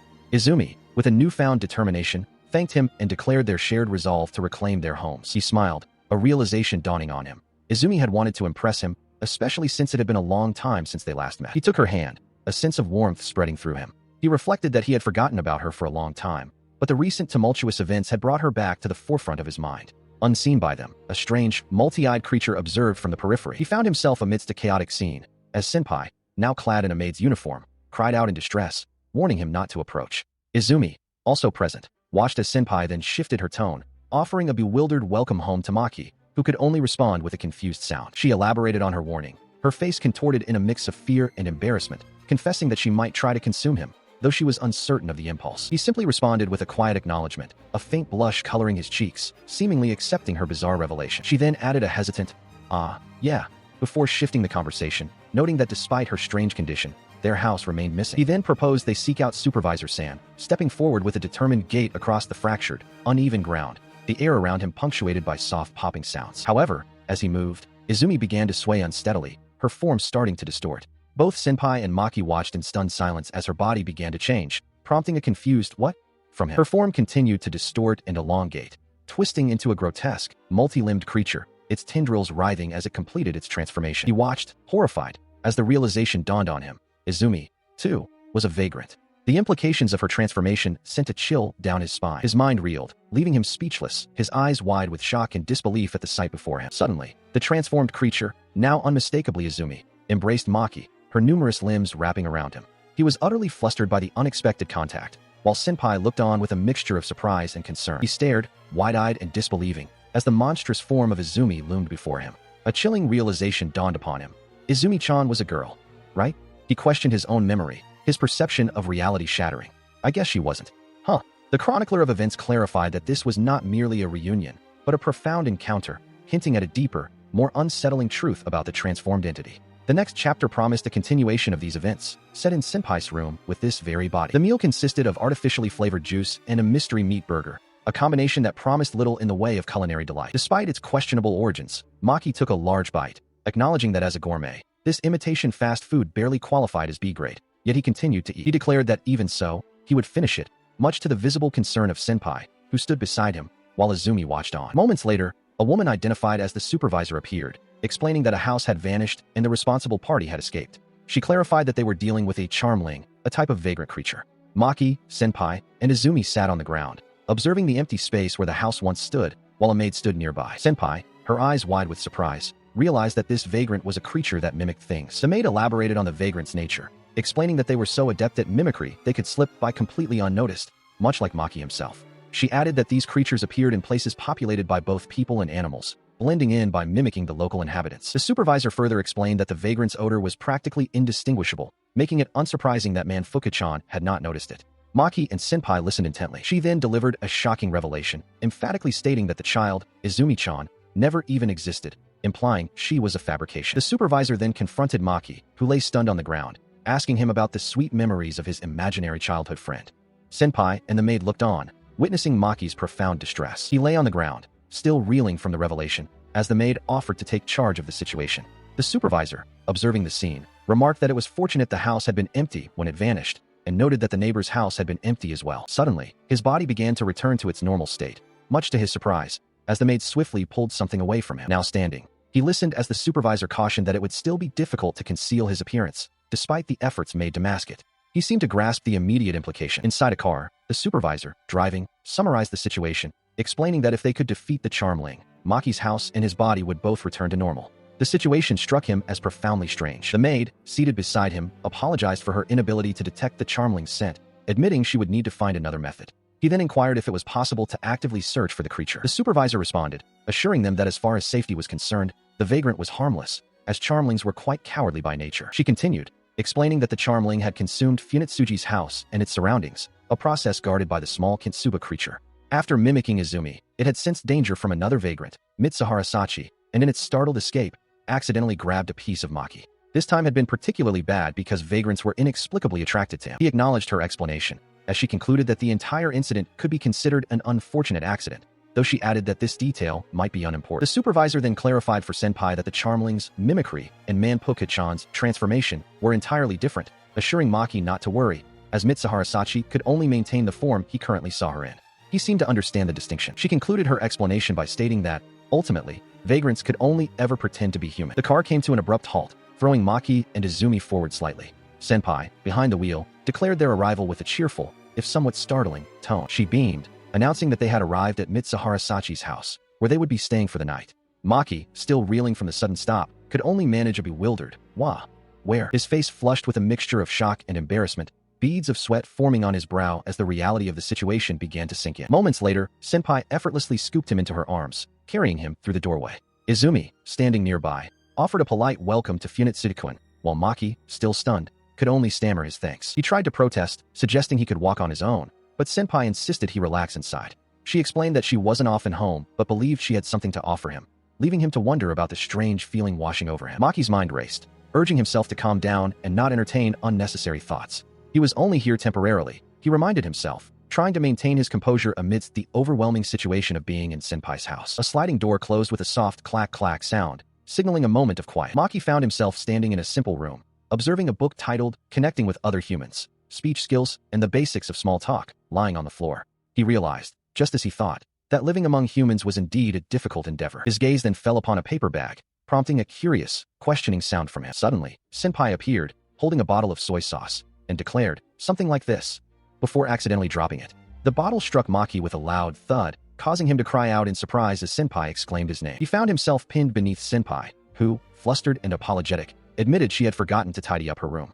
The unexpected impact of the falling soy sauce bottle had left him in a precarious position. Still flustered, she then presented him with a bag adorned with a smiley face, explaining that she hadn't known what to wear for their date and had relied on a store clerk to help her pick out an outfit that wouldn't seem strange. He looked on, surprised by her revelation. He began to apologize for his insensitivity, but she quickly interjected, reassuring him that it was perfectly fine. She continued, expressing deep regret for the day's events and wondering if he had been frightened. She then revealed her efforts to understand human interaction, displaying books titled Connecting with Other Humans, Speech Skills, and the Basics of Small Talk. She confessed that no matter what she did, she still felt like a vagrant, merely pretending to be human, and pondered if imitating others could truly allow her to live a normal human life. With a hopeful yet vulnerable expression, she then asked if her belief that a vagrant could become human was, in fact, crazy. He looked at her, still holding the bag with the new outfit, her gaze cast downwards. He met her gaze directly, his voice firm as he declared that her belief was absolutely not crazy. Her eyes widened slightly, a flicker of surprise and perhaps relief crossing her face as she absorbed his words. Later, as the alarm clock showed it was 6:30, Senpai, now lying in her futon, asked Maki if he was truly comfortable sleeping without one. Maki, clearly struggling on the cold, hard floor, emphatically insisted that he was perfectly fine and even claimed to enjoy sleeping on the floor. Senpai watched him with a knowing, slightly amused expression. She sat up in bed, her gaze fixed on Maki, who lay on the floor beside her. She confessed her fear of not being able to control herself, of instinctively inching closer to him in the middle of the night just to smell him. Maki, startled by her admission, could only manage a nervous, "Why yes?" His face contorted in a mixture of shock and confusion, sweat beading on his forehead as he uttered a disbelieving, "Wah." She continued, recalling how she had found both him and the food delicious when she stood behind him while he was cooking. He remained utterly bewildered by her candid revelations. Her confessions escalated, mentioning the time she had entered the bath while he was naked, and how she habitually sniffed his clothes every time she washed them. Overwhelmed, he finally erupted, shouting for her to stop, demanding to know what she was even talking about. She looked at him with wide, innocent eyes, asking if he didn't think her behavior was crazy. He could only stare back, utterly speechless. His face flushed crimson, and he averted his gaze, unable to form a coherent response. The embarrassment intensified, his entire face burning red as beads of sweat poured down, signaling his complete emotional overload. As she leaned closer, her innocent question still hanging in the air, he finally managed to blurt out a desperate, "It's not." She looked at him with a puzzled expression, prompting him to stammer an explanation. He tried to articulate that her actions were cute and pervy, but struggled to find the right words, his face still flushed. He then composed himself, though his blush remained, and firmly declared that her behavior was not crazy at all. He explained that longing for something just out of reach, unintentionally revealing one's good side, or even struggling to express one's true emotions and understand one's own feelings, were all fundamental aspects of being human. He extended his hand towards her, offering reassurance. She continued to reassure him, stating that all of his recent behaviors were simply what came naturally to humans. His expression remained one of surprise, even as a small book titled Connecting with Other Humans Speech Skills Basic lay nearby. The proximity between them caused both to blush deeply, and he let out a small, embarrassed sound. Overwhelmed, he quickly apologized for crossing a line and declared he would go to sleep first. She, meanwhile, wondered about the expressions on their faces, while he continued to ponder the idea of what truly came naturally. Later, as they settled into their beds, he remained visibly flustered, while she lay quietly, lost in thought. Suddenly, she called out his name, startling him. The next morning, a car sped down a road, its driver having a sudden realization about a particular smell. Inside the vehicle, Senpai, with a determined sniff, declared she had found the correct path. She confidently explained that they could still track the scent of Maki's house and the little guy that had been swallowed up. Maki, however, appeared too anxious to sleep, despite the journey. As they continued their journey, Senpai spoke with the supervisor, who, noticing her unusual motivation, inquired if something significant had occurred the previous night. She let out a soft, embarrassed laugh, her eyes closing in a shy smile. Her supervisor, however, was not letting the matter drop, playfully accusing her of being a vagrant and keeping secrets from him. Senpai quickly apologized, her laughter continuing in a nervous, self-conscious manner. He then clarified that he was only joking, reassuring her that it was perfectly fine if she chose not to disclose everything, as there was nothing inherently wrong with keeping secrets. Senpai looked up, still blushing slightly, but seemingly relieved. As their journey continued, the vehicle traversed a winding road, the landscape blurring past. A quiet observation settled over the scene. It was a very human thing to do, and with every turn, the distance between them seemed to shrink. Maki reflected on his actions, wondering why he was being so kind to Izumi. He considered it might be due to his older age, or perhaps a desire for her to reconcile with her mother. Izumi nodded, seemingly understanding his unspoken thoughts. He extended his hand, a gesture of comfort. The group, including Maki, Senpai, Izumi, the maid, the supervisor, and Kintsuba, had finally caught up and arrived at a riverside, ready for a new plan. As they settled, Izumi looked up with wide, concerned eyes at a large, amorphous creature, murmuring her brother's name. Across the desolate landscape, numerous similar amorphous creatures began to emerge from the ground, their forms expanding with soft popping sounds, as the group's vehicle remained in the distance. One of the larger creatures, now closer to Maki and the others, declared that its plan had succeeded and that this time, they would not allow him to escape. Kintsuba stood nearby, observing. The supervisor, addressing Maki, explained that as he approached the charmling, his implanted memories might flicker, but assured him that the sensation would subside once everything was resolved. He listened intently, his expression serious, while Izumi, nearby, buried her face in her hands, visibly distressed. Moments later, Maki looked on in surprise as the large, amorphous creature, now identified as Senpai, asked him if he was all right. He recognized her, calling out her name. She then asked him to take care of her, and he responded with a firm grip, acknowledging her plea. With a determined push, Maki began to propel the massive creature forward, away from the other emerging charmlings in the background. He pushed, and the creature recoiled, a strange, sharp sound accompanying its movement. As he pushed, the creature transformed further, its form becoming monstrous and predatory, lunging with an immense, gaping maw. Its tendrils snapped and writhed, emitting a peculiar popping sound. The massive entity continued its assault, its body undulating as more popping sounds echoed around it. Meanwhile, a short distance away, the car carrying Izumi, the maid, and the supervisor careened into an unseen obstacle with a loud crash. From the damaged vehicle, the supervisor explained their strategy. Maki was to serve as bait. She elaborated that victory hinged on Mitsuhara closing the distance, but defeat was certain if Maki were devoured before that could happen. She noted that the charmling, despite its distance, was irresistibly drawn to Maki, relentlessly attacking him in an attempt to reveal its true form. Mitsuhara, a second-year high school student, was revealed to be a vagrant entity that consumed everything. Maki, still facing the monstrous form, called out, asking if Senpai was alright. The creature responded with a soft affirmation, and he braced himself. A loud, rumbling growl emanated from the creature's stomach, a sound the supervisor found encouraging, exclaiming that it was a positive development. Maki continued to observe the creature's writhing tendrils, while the maid, reminded by the supervisor, adjusted her hat. Suddenly, a sharp popping sound accompanied a movement from Maki's arm, just as a voice cried out his name. He stood before the monstrous form of Senpai, his expression a mix of concern and resolve. The creature, in its vast, amorphous state, reassured him, stating it was fine and that he should leave the situation to it. Moments later, the monstrous Senpai unleashed a devastating attack, its massive form striking the ground with immense force, sending debris flying. From a distance, the supervisor observed the unfolding chaos, silently urging the creature on, believing it capable of success. As the dust settled, Maki called out to Izumi-chan, his voice laced with a desperate plea. The monstrous Senpai's true form was now fully revealed, a colossal, rooted entity, its tendrils spread wide, while the supervisor and the maid watched with grim determination. The supervisor and the maid remained still, their gazes fixed on the scene, their expressions unreadable but resolute. Meanwhile, the supervisor pondered the nature of charmlings, specifically questioning if, from a safety perspective, they were truly dangerous vagrants. Her thoughts accompanied the image of a car speeding down a road, suggesting a journey or a shift in focus. Maki, still grappling with the situation, asked if a charmling like Izumi would be harmless if they showed no signs of hostility. The supervisor explained that anything a charmling swallows, it can likely put back.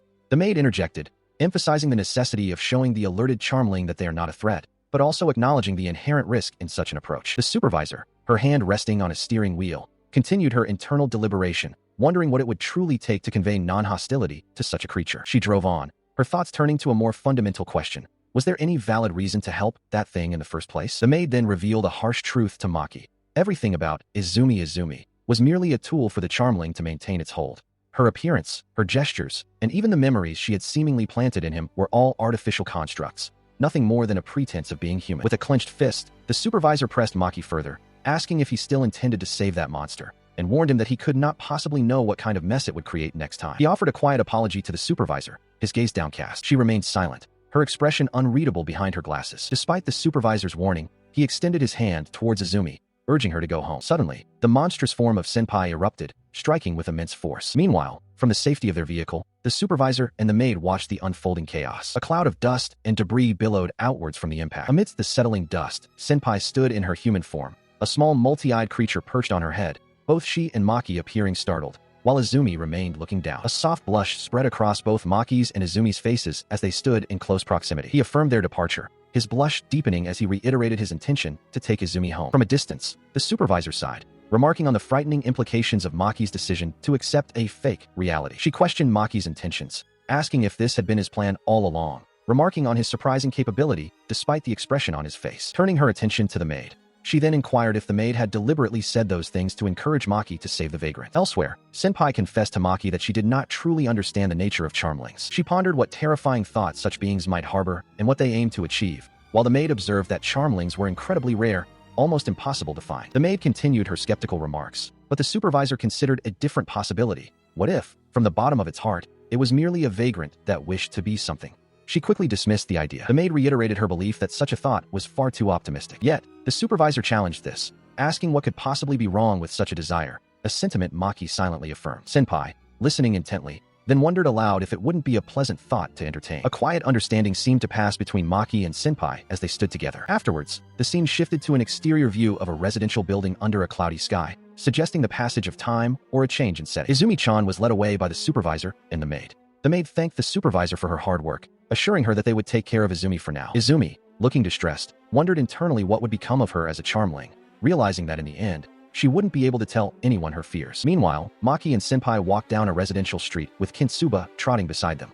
Maki expressed his concern for Izumi, hoping she was alright, and Senpai quietly affirmed his sentiment. As they continued, Senpai looked surprised, while Maki, with Kintsuba, excitedly exclaimed that his house was back, expressing immense relief. Senpai then turned to Maki, asking if it would be alright if they continued dating from that point onward. Maki, flustered and blushing, was taken aback by her proximity. She explained that she might cause him to experience frightening things again, but promised to keep her distance when he was not in danger.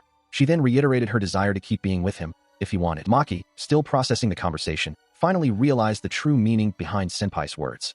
He then stated he would head back to his apartment. Senpai, surprised by his sudden decision, questioned why he was going back, reminding him that she had been planning on staying together with him, just like before. Maki explained that Senpai wore charms to prevent her from randomly attacking people, and if that was the case, then there was nothing to worry about. He wondered if this was truly the case. Senpai, blushing and looking directly at Maki, simply called his name, while he looked away, still embarrassed. She stood before a traditional house, her new home, as Maki indicated the dwelling. A small, dog-like creature sat patiently nearby. He, blushing deeply, then smiled brightly, asking her if they should go inside, implying it was their shared home. She looked down, her expression unreadable for a moment, before lifting her gaze, a subtle shift in her demeanor. Suddenly, she embraced him tightly, pulling on his shirt as a blush spread across her face, her actions speaking volumes of her affection. Maki, caught off guard, registered her embrace. Still holding him close, she softly affirmed her feelings, her eyes closed in contentment, a quiet confirmation of their bond. He, in turn, returned her affection with a wide, blushing smile, his eyes sparkling with happiness. Later, inside the house, Maki reflected on their day, asking if their date had been enjoyable. From another room, she enthusiastically confirmed it was super fun, then declared that Maki's cooking was superior to anything they had eaten out. His thoughts then turned to dinner, remembering the chicken stocked in the fridge and suggesting carriage for their meal. Finally, Maki, Senpai, and the small creature stepped through the doorway, announcing their arrival home, ready to settle into their shared life. Maki Funetsuji, visibly exhausted, felt a wave of relief wash over him as he realized the final exams were finally concluded. 2 weeks later, life had settled back into its usual rhythm. He walked through the school halls, noting how quickly time seemed to pass as summer vacation drew near. As he slid open the classroom door, a classmate greeted him warmly, while Mitsuhara Senpai, already seated, exclaimed her welcome back to Funetsuji. The classmate then informed him that Mitsuhara Senpai had specifically come to see him, and they had been waiting for his return. He looked surprised by this revelation. Senpai, undeterred by the classmate's attempts to silence her, began to recount a story about the time she went to the pool with him, much to his visible embarrassment. The classmate tried to cover his mouth, warning her not to reveal details about Maki always staying in a shallow end. She leaned forward eagerly, her eyes wide with curiosity, demanding more details about his past, seemingly oblivious to his discomfort. Later, as they walked together outside the school gates, she remarked that his friend seemed like fun, a soft smile playing on her lips. She then reflected on how he had managed to get along with everyone just fine on his own, without her help, which was a pleasant surprise. She admitted that since they started living together, she had been nothing but trouble, and felt a strong desire to repay his kindness. She declared her intention to keep making all sorts of new friends. With a radiant smile, she urged him to look forward to her efforts, leaving him flustered and speechless. Still reeling from the previous conversation, he was startled by the sharp blare of a car horn.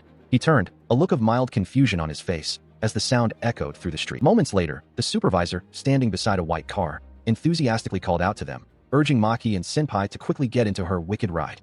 Maki, still somewhat hesitant, began to move towards the vehicle. Once inside the car, he looked back, a hint of surprise in his eyes, as Senpai, already seated, offered him a warm welcome. The supervisor then explained that Izumi-chan could continue living as she had been, given her cooperation.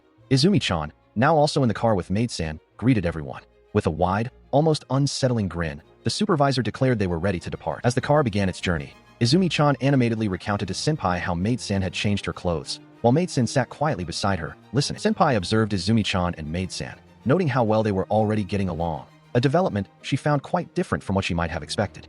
Maki listened from the front seat. She smiled, realizing Izumi-chan seemed to be growing accustomed to her new circumstances. Maki, looking back at them, agreed that it was indeed a positive development. The car screeched to a halt in front of a grand, traditional Japanese building, signaling their arrival at their destination. Inside the now-parked car, the supervisor turned to Maki, holding out her phone and asking him to look at something. He, still somewhat confused, inquired where he should direct his gaze. The supervisor then asked him to open the door for her.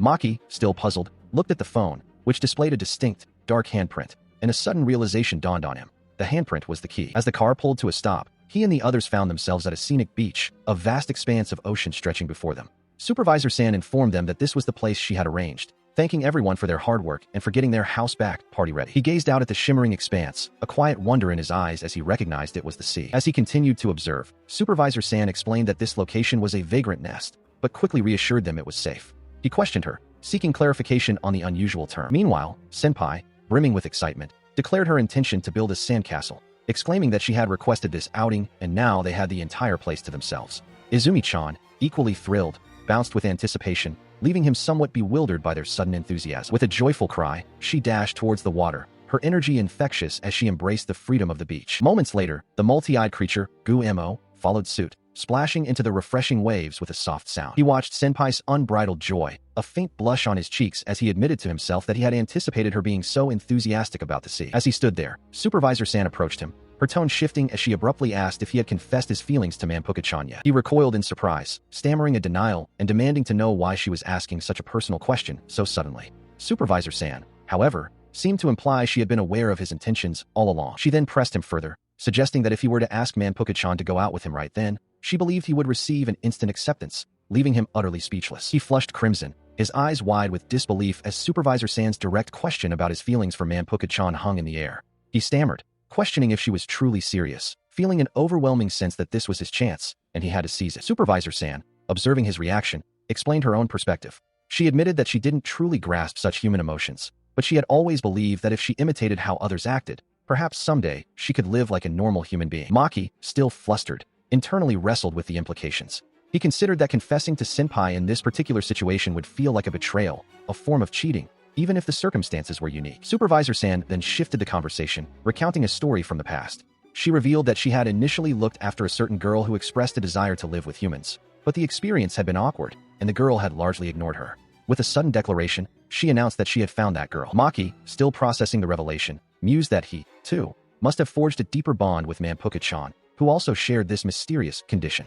Meanwhile, Izumi-chan, engrossed in building a sandcastle, wondered aloud if they should dig a moat, noting that Manpuka-chan had never truly experienced such simple joys. Maki remained silent, his face still flushed, as Supervisor San offered a simple, knowing thank you, her gaze steady upon him. As they began to walk away, Supervisor San stated that it was perfectly acceptable to appreciate her, but then abruptly changed the subject, her tone shifting. She continued, her voice carrying a pointed warning. If he remained so complacent and laid back, someone else might very well win Senpai's affection before he ever had the chance. She challenged him, asking if that unsettling thought had ever truly crossed his mind. The bluntness of her words struck Maki like a physical blow, his eyes widening in pure shock, a bead of sweat forming on his brow as the realization dawned on him. Supervisor San, gesturing dismissively, scoffed at his surprise, asserting that he had undoubtedly considered such a possibility at some point. Maki, utterly speechless, could only manage a choked, incomplete response. He listened as Supervisor San continued, explaining that he was the one who had accepted Manpuka-chan, allowing her to experience many things and make friends. She then warned him that someone else might easily take her to a distant place, entirely outside of his reach, before pointedly asking what he would do next. He looked at her, still processing her words, as she calmly stated that she was merely offering him some advice for the time being. Supervisor San then turned and began to walk away, carrying a bag, offering a final thanks for all his help. He remained frozen, his gaze fixed on the ground, as Supervisor San's foot was visible, emphasizing her departure. Her final words lingered. He should not let this chance slip through his fingers. The scene abruptly shifted. Senpai, completely drenched and looking flustered, stood before him, calling his name with an excited urgency. She grabbed his arm, her face beaming with enthusiasm, and exclaimed that they should head over there together. He looked in the direction she was pointing, his eyes widening in surprise as he saw a small island in the distance. She leaned closer, her expression concerned, asking if he was all right, noticing his stunned silence. He blushed deeply, averting his gaze, and began to stammer, admitting that he was not very good at swimming. Her earlier warning, about someone else taking Manpuka-chan to a distant place, outside of his reach, echoed in his mind, intensifying his internal conflict. He hesitated for a moment, his face flushed with a mix of embarrassment and resolve, as Senpai leaned in close, her expression bright and expectant. Then, with a surge of determination, he declared he would go. As he walked away, Supervisor San watched him, pondering if he truly intended to go to the island. She then decided to prepare lunch, remarking on the situation with a sigh, acknowledging the unexpected turn of events. Moments later, Maki stood at the water's edge, looking at the distant island with a mix of apprehension and resolve. Senpai, still beaming and soaked, stood beside him, ready to embark. Supervisor San, observing from a distance, noted that something seemed to have fundamentally changed in their dynamic, a shift she couldn't quite place. Maki and Sachi are adrift on an inflatable raft, the gentle lapping of the water around them. Maki splashes playfully, but Sachi sits with a somber expression, seemingly lost in a sea of regret. Suddenly, Sachi gasps in surprise as Maki confesses, his voice filled with regret, that he cannot swim and apologizes for not having revealed this to her earlier. He berates himself internally for his pathetic state, lamenting his oversight. Despite his self-reproach, he declares his intention to push the raft forward, taking responsibility for their journey. This marked the beginning of their supposedly cheerful voyage out to sea. As he attempts to maneuver the raft, it wobbles precariously. Sachi quickly reaches out, grabbing him firmly and urging him to be careful. She holds him close, her concern evident as she asks if he is all right. He responds with a hesitant, probably, still shaken by the near mishap. Still reeling from the incident, he mutters that his life feels like a mistake and apologizes for having asked her to join him. She confirms his earlier confession, stating simply that she cannot swim at all. She then presses him, asking what their next course of action should be and, more pointedly, why he chose to invite her along if he was unable to swim himself. He avoids her gaze, searching for an answer. Before he can fully respond, the raft wobbles violently once more, catching them off guard. Sachi speculates that his firm invitation might have been the reason she came, but he quickly denies it. A low rumble echoes across the water, and a massive wave begins to form, rapidly approaching their small, unstable raft, threatening to engulf them both. The massive wave from the previous encounter brought with it a swarm of strange, bulbous creatures that crashed around Maki and Sachi's small raft, tossing it violently amidst the chaotic waters. As the raft bucked, Maki cried out, startled by the sudden onslaught. Sachi, attempting to maintain her balance, slipped precariously, her grip failing as she began to fall. In a desperate attempt to prevent her fall, Maki instinctively reached out, his hand stretching towards hers across the churning water, a silent plea for connection. Despite his effort, he lost his footing and plunged into the depths, the water engulfing him as he struggled, the terrifying sensation of drowning overwhelming his senses. Moments later, Maki surfaced, coughing violently as he clung to one of the large, gelatinous creatures. Sachi, now safely atop another creature, looked down at him with concern, urging him not to speak while he recovered. Still gasping for air, he could only manage a weak sound as Sachi pointed towards a nearby island, suggesting they make their way to the beach for safety. Once on the shore, Sachi confessed her true feelings, admitting that her earlier bravado was merely a facade. She revealed that she had forced herself to come along on the journey, driven by a desire to be with him, even if only for a short while. Maki listened, his expression filled with guilt and regret. Sachi then expressed her frustration, declaring that her actions were the usual for her, implying a pattern of self-sacrificing or impulsive behavior driven by her feelings. Overwhelmed by her own confession and the weight of the situation, she covered her face, tears welling in her eyes, but still managed to reassure him, murmuring that it's okay. Maki, deeply affected by her words, began to apologize profusely for causing her trouble, especially when she was in the middle of something important. She quickly interjected, telling him not to worry about her. She found herself overwhelmed, her heart pounding, as the memory of Funetsukun's earlier words echoed in her mind. I wanted to be with you. The simple declaration had stirred a profound reaction within her. Her blush deepened, a heat she couldn't dispel, as she internally acknowledged that the intense feelings were not subsiding. This persistent emotional state was becoming a problem. Suddenly, her gaze sharpened, and she called out to him, "Senpai," as he began to rise from the ground. He turned his back to her, his posture conveying a sense of awkwardness, and asked if he should perhaps move to a different spot. She quickly responded, offering to do anything he needed, with the sole exception of swimming. He, in turn, offered to keep his distance until his stomach settled, asking if there was anything else she required. He then began to run off, clearly flustered, as she managed a shy, "Yeah, thanks, Funetsuji-kun." Despite his retreat, her face remained flushed, and a bold, unexpected question escaped her lips. "Is it okay if I lick you?" His eyes widened in shock. A guttural sound escaped him, a deep rumble of realization, before he declared with sudden conviction, "I got it." Moments later, she was kneeling beside him, her tongue tracing a path along his arm, eliciting a soft mmmnh from him as he sat, seemingly accepting her unusual action. She continued her peculiar act, repeatedly apologizing as she did so, her face still a deep crimson. She continued her peculiar act, and he, overwhelmed, tried to reassure himself, muttering that he was fine and that she shouldn't worry about him. Still reeling from the unexpected intimacy, he clenched his hands, his mind racing to comprehend the bizarre situation unfolding around him. As she pulled him closer, the sensation intensified, leaving him unable to think straight, only able to utter a strained sound. The direct, undeniable sensation of her tongue against his skin sent a jolt of shock through him. Despite his internal turmoil, she remained fixated on her task, her body pressed against his arm as he stood, looking back at her in disbelief. He continued to sweat, a strained groan escaping his lips as a new thought dawned on him. Perhaps this was exactly what she had intended all along. His eye widened, reflecting the profound impact of the moment and the unsettling realization. The intimate contact on his arm persisted, a tangible anchor to the bewildering situation. Her hand gently touched his arm, and she softly called out his name, "Senpai." He looked down at her, his expression a mix of surprise and confusion, as she then confessed, "I love you, Mitsuhara-senpai." Her confession hung in the air, and his mind reeled, his eye wide with the shock of the moment. He looked down, his expression a mixture of disbelief and intense processing, the weight of her words settling upon him. As he struggled with his thoughts, she stood before him, her cheeks flushed, while another girl walked away in the background, seemingly oblivious to the intimate exchange. His internal panic escalated, questioning his own actions. He thought, "No, hold on, just what have I done? A kiss? And a confession?" His face contorted in a sweat-drenched grimace. The self-reproach continued to plague him. "Really, what am I?" he wondered, recalling his earlier stance. "Even though I just told Supervisor San that I think it's unfair, I still did this." Suddenly, she reached out, grabbing him, and softly asked if they could do it one more time. He hesitated for a moment, then, almost against his will, agreed. With his reluctant consent, they embraced, her body pressing against his, a silent understanding passing between them. A sense of calm settled over the scene, a quiet thought echoing that perhaps, despite everything, this was fine. Moments later, the environment shifted dramatically. They found themselves on a sandy beach, a peculiar, massive structure shaped like a slice of pizza dominating the landscape. Standing on the shore, both he and she looked around with bewildered expressions, while two other girls, one in a sailor uniform and another much smaller, observed the strange pizza-shaped building from a distance. He stood there, his face flushed with a deep blush, as Sachi mirrored his expression, her gaze fixed on him. A moment later, their blushes softened into shy smiles, a silent understanding passing between them. Their hands then found each other, fingers intertwining in a tender clasp. Later, under the cloak of night, a car sped through the city streets, its occupants declaring their return to their beloved hometown. Inside the vehicle, Maki, Sachi, and the three mysterious girls were seated. The driver, one of the unknown females, turned slightly to address Maki, calling his name. Sachi, still blushing but with a wide smile,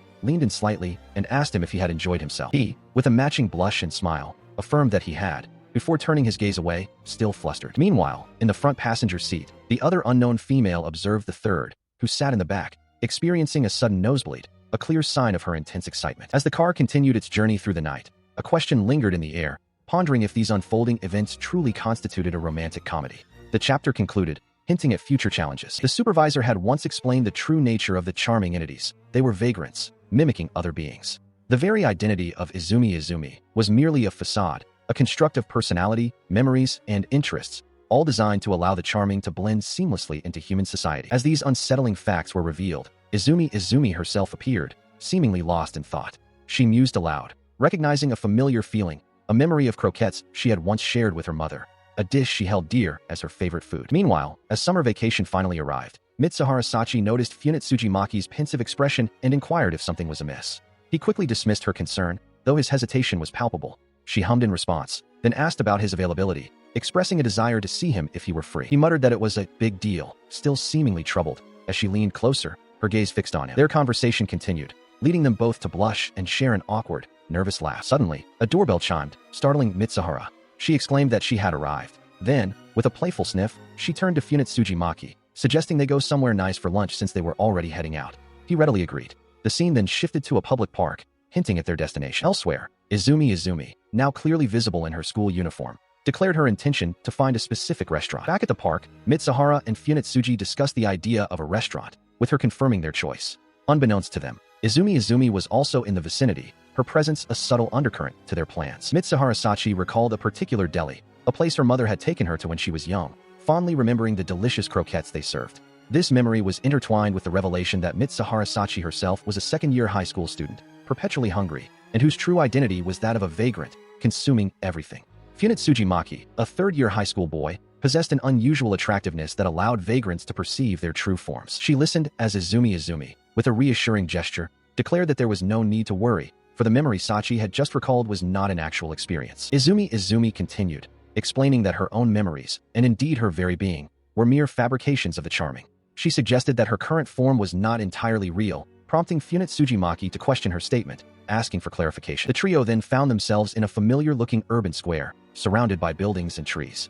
Izumi remarked that she remembered this scenery. Maki, still processing Izumi's earlier revelations, pointed out that while the houses and streets were familiar, the specific deli they sought was nowhere to be found. Izumi confirmed that the scenery was eerily familiar to her memories, but the deli itself remained elusive. He then offered to help Izumi find the place she had visited with her mother, a sentiment Mitsuhara Sachi readily echoed. Izumi's eyes widened in surprise at their kindness, before she brightened, exclaiming that it was around lunchtime anyway, making it the perfect time to search. With renewed determination, the group set off, ready to begin their search for the elusive restaurant. Despite their efforts, checking every deli they could find, they were unable to locate the specific one Izumi remembered.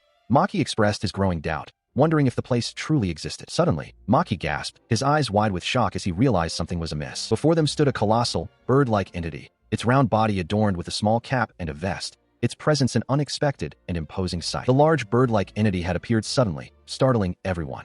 Maki, wide-eyed, exclaimed in surprise, recognizing it as another vagrant, while Sachi and Izumi looked on, equally taken aback. The creature, however, seemed calm, explaining that it was merely passing by and had been drawn to their location. It mentioned that its nesting place was not far from where they stood. As it spoke, the bird entity leaned in, sniffing the air around Maki. It declared that Maki was emitting a scent that indicated trouble, and that this very scent had drawn it to them. Maki, bewildered, questioned if it could truly perceive such a thing. The bird entity then offered its assistance, suggesting it could at least lend an ear to their problems.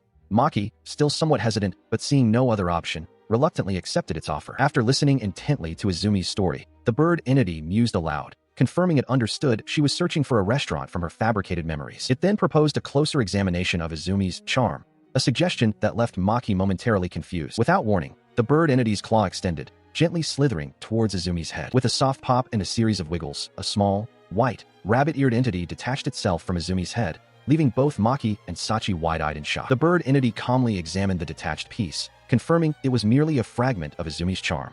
It reassured the others that it was nothing to be alarmed about. As the small entity floated nearby, Sachi, with a serious expression, stated a profound realization. The deli Izumi had been searching for truly existed. Mitsuhara Sachi, still processing the bird entity's words, listened as it confidently declared its long residency in the area. It then offered to lead them, asking if they would follow.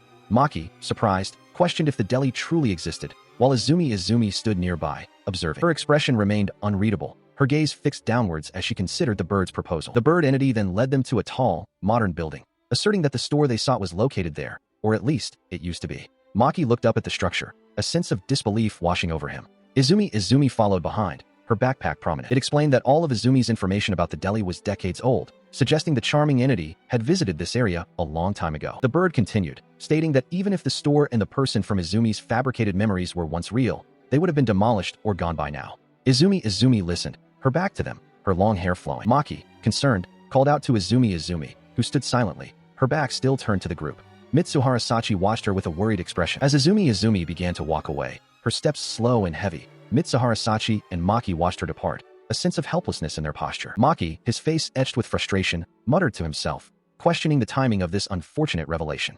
Mitsuhara Sachi stood beside him, her expression grim. Mitsuhara Sachi reached out, gently tapping Izumi on the shoulder, calling her name softly. Izumi turned, her eyes wide and tearful, as Mitsuhara Sachi, with a bright, encouraging smile, suggested they all go get lunch and eat something tasty. The large bird entity offered a profound piece of advice, stating that even if one's memories are gone, they simply need to create new ones. Following the bird's counsel, Mitsuhara Sachi, attempting to lift Izumi's spirits, enthusiastically suggested they visit a newly constructed station mall for lunch. Funitsuji Maki expressed surprise at the suggestion, while Izumi remained somewhat subdued. Izumi acknowledged Sachi's words, her expression still thoughtful, and admitted that it didn't necessarily have to be croquettes, hinting at a willingness to move past her initial disappointment.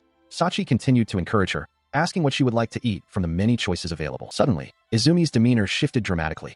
She turned with renewed energy, pointing excitedly towards something in the distance and declaring to her companions that she wanted to eat that. Her finger landed on a ramen shop, proudly advertising super savory ramen, and best in the world. Maki reacted with a surprised huh, while Sachi agreed, finding the idea delicious. Inside the bustling ramen shop, the trio placed their orders.